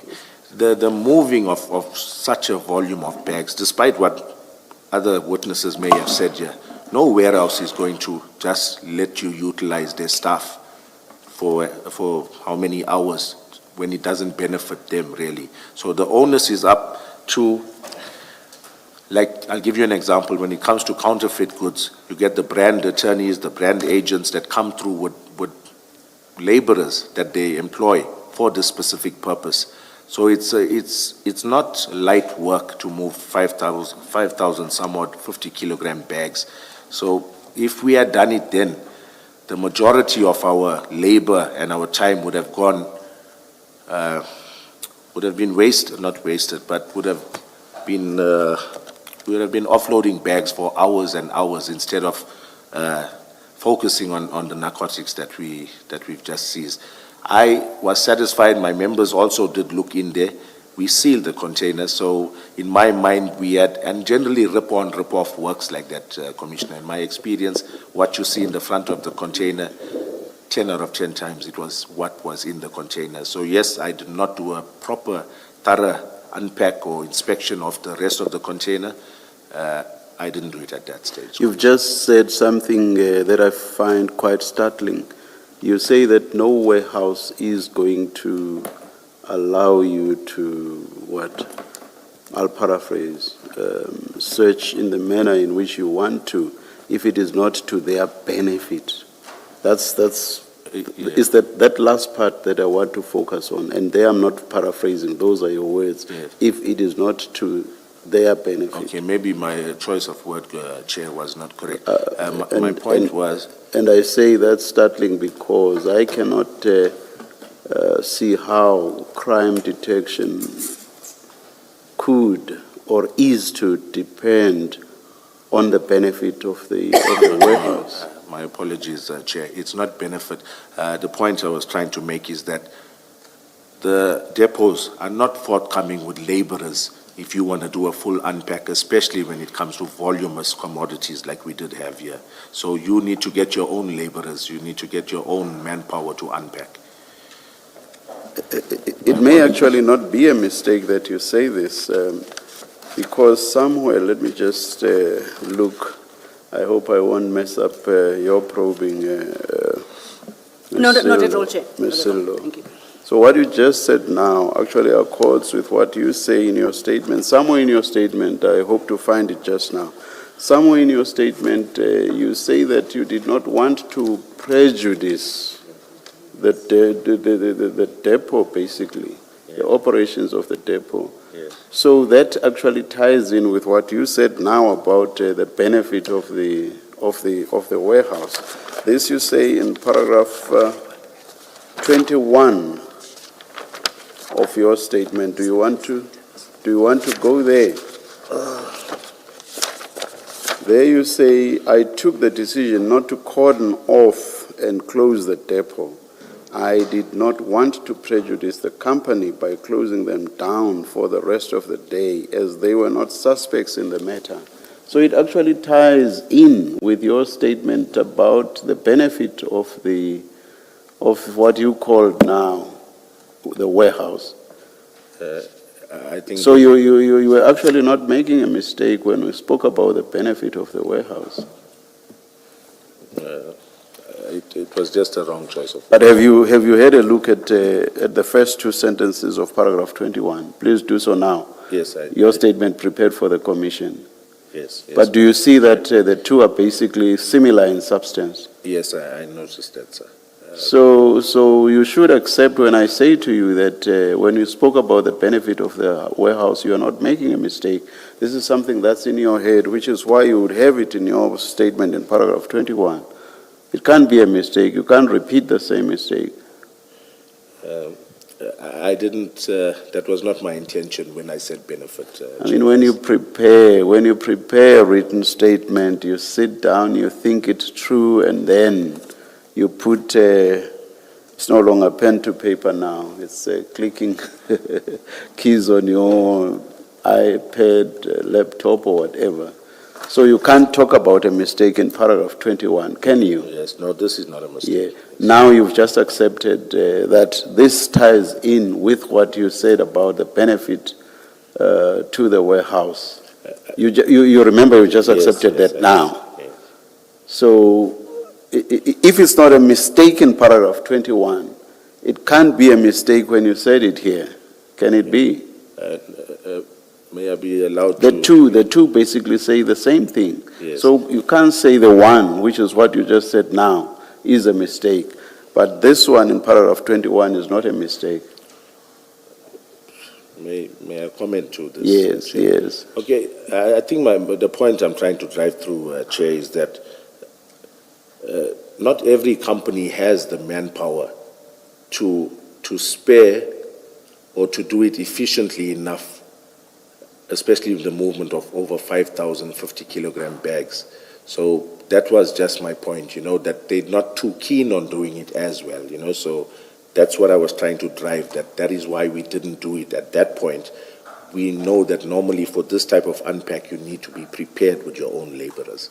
So I did not intend that way, but I was mindful, and then in the same breath, I'll say I was mindful, especially at this stage when it came to paragraph 21, about closing this company off for the rest of the day. Yes, I was mindful of that. I will engage you further. It's just that I do not want to disturb Ms. Silo's No, probing. Chair, you may proceed, otherwise we will pick it up again tomorrow, but it's not disturbing my flow at all. Oh, thank you, thank you. Do you accept that the optimal way to perform the search and work the crime scene was to do that at location? Do you accept that? Yes, That is where the container was? I accept it, Chair. Or at the most, to just remove it where it was, because you say there was a container this side and another container this side. Maybe to just move it even before opening it to where there would be enough space for you to do a proper cordoning off, Yes. correct? You are correct, Chair. And would you say there wasn't sufficient space for you to move the container in that manner? Yes, Chair. There was. No, there wasn't. There wasn't. So all the space that was available was the space where there were containers along each other and not any other space anywhere else within that entire precinct at the depot. Is that what you are saying? No, I'm not saying that, Chair. That's exactly what I'm asking you. Yes, So no, they was wouldn't. there space for you to move the container from where there were containers on either side Yes. within the precinct? I didn't fully inspect it, but I would. No, think they would have- no. I'm talking about space. Was there space for that? I would think so. So you could have moved the container? Yes, yes. And Chair. then you would have had enough space to cordon off that area where you had moved it to, Yes. not so? Yes, Now you've accepted that the optimal thing for you to do was to do it at location, and now you've just admitted or accepted also that you could have moved it to have enough space to cordon off so that you are not obstructed by containers on either side. So you've accepted that as well. And now you've said, or rather, and you inspect, search, conduct the operation on location, not for the sake of it. You do not do that for the sake of it. There are practical considerations for that, correct? yes, And for example, there should be no tampering with fingerprints and DNA before the LCRC has checked for these. Is that correct? yes, that's correct, Chair. Now, here you did not call LCRC. You've said that. Paragraph 7 of your statement of the 23rd of June 2022. Your statement of 22 June 2022. Paragraph 7. Page 648 of Exhibit File 2.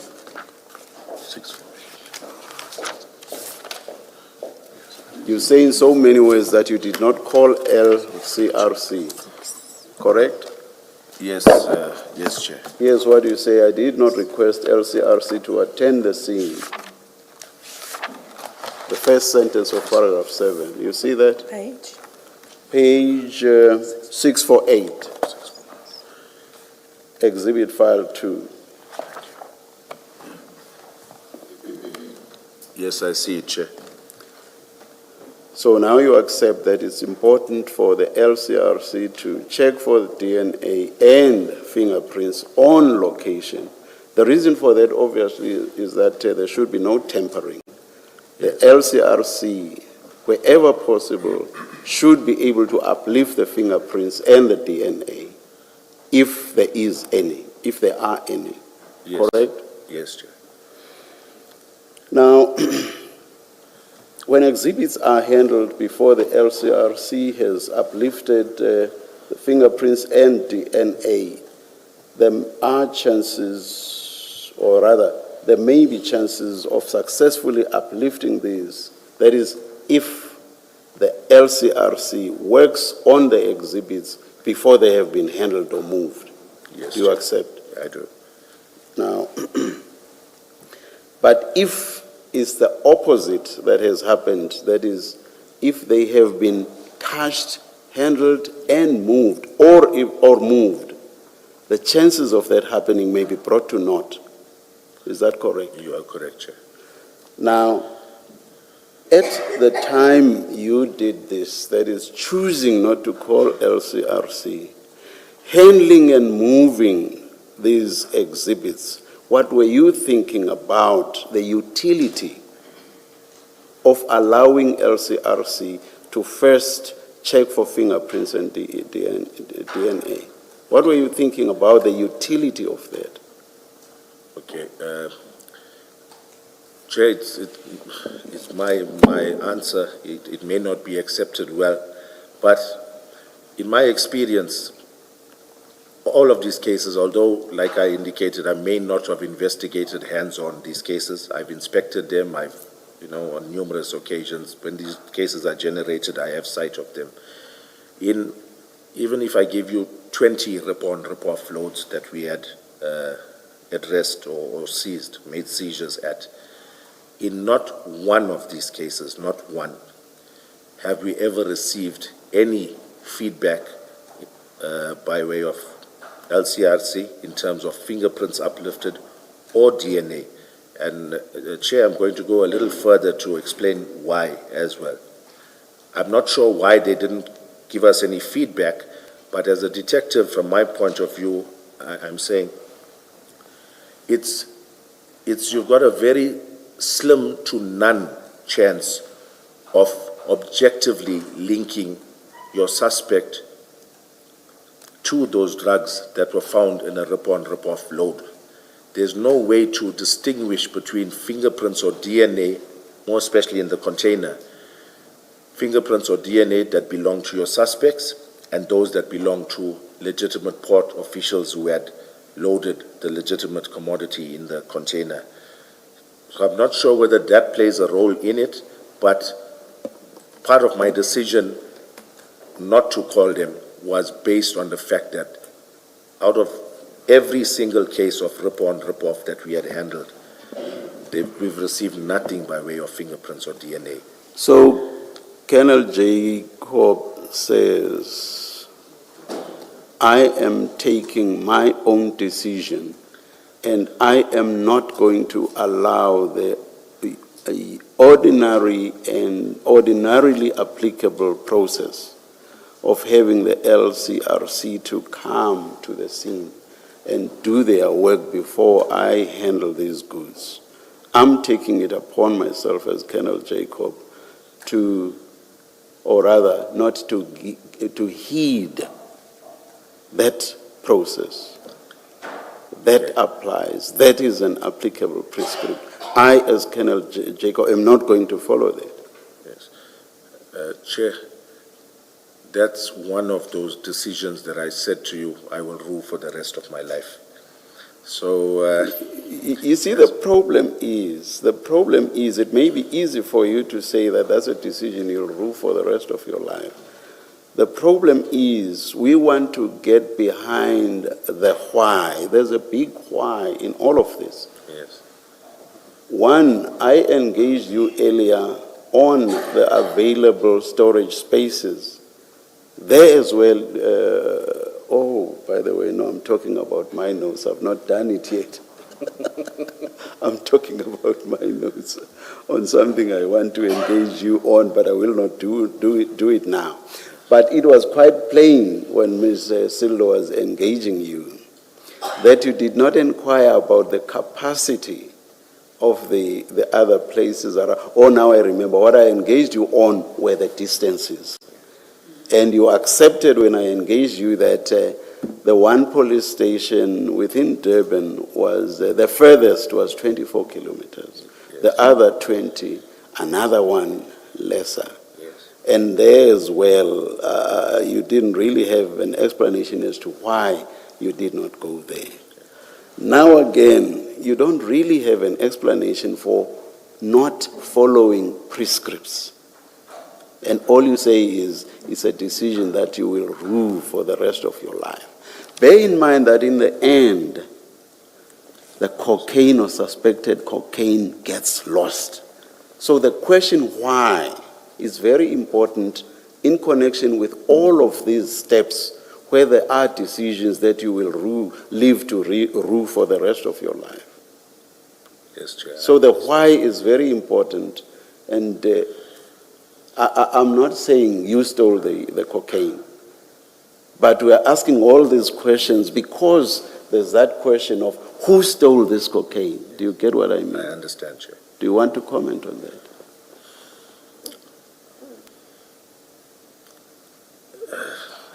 What can I say? I think I'll leave it at that, Chair. But just to say that it may have been a sense of complacency that set in, or familiarity with, I know this is how these cases go, and that's why I made that decision that I did.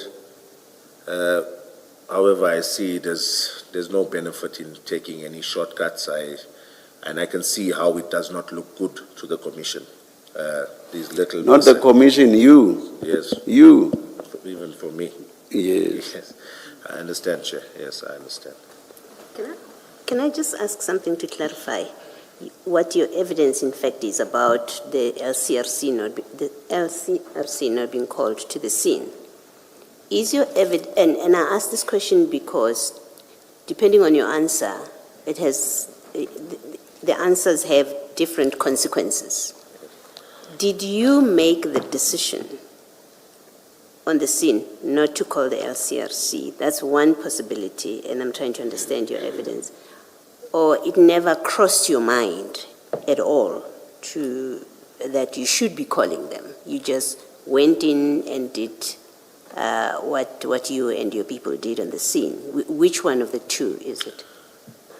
I'll say, Commissioner, I saw them as an investigative aid that at that point in time was not priority, based on the fact that we had recovered this amount of drugs. We didn't have exhibit bags to seal it in.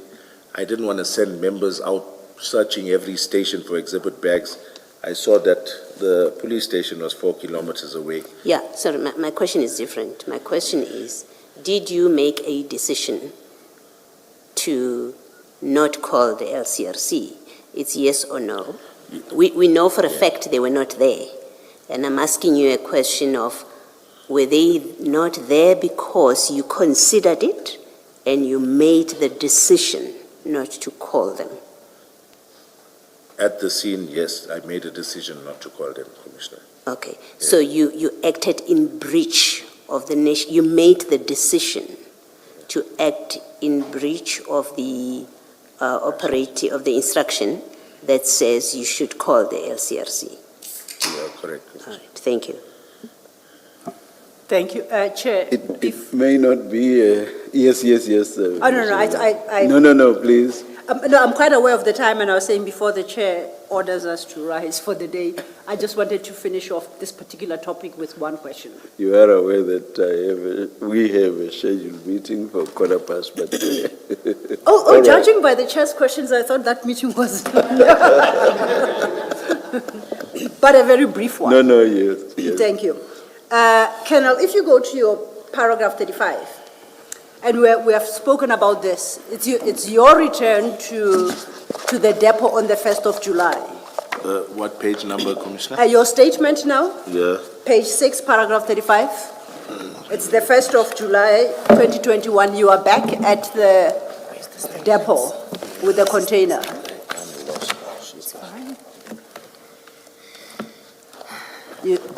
Are you there? Your statement to the commission? Yeah, looks like, yeah. Statement. The original statement. Possibly this one. Page? Page 6 of his statement, paragraph 35. The statement is on what page, Commissioner? Tab 3 of the consolidated statements.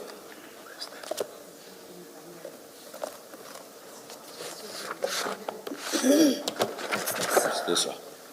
Can you read the screen? Maybe read the screen. My eyesight. There's one closer to you. Okay, yes, I can. Yeah. Okay, and I read out some of it to you. You say, on my return from work, I took over the investigation.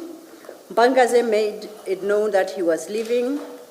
Then, third line, on 1st July 21, I proceeded to the CHC depot with Mpangas and Sibia.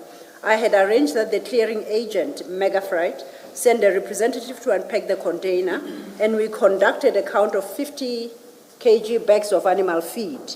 They amounted to 5395 bags, which corresponded with the packing list.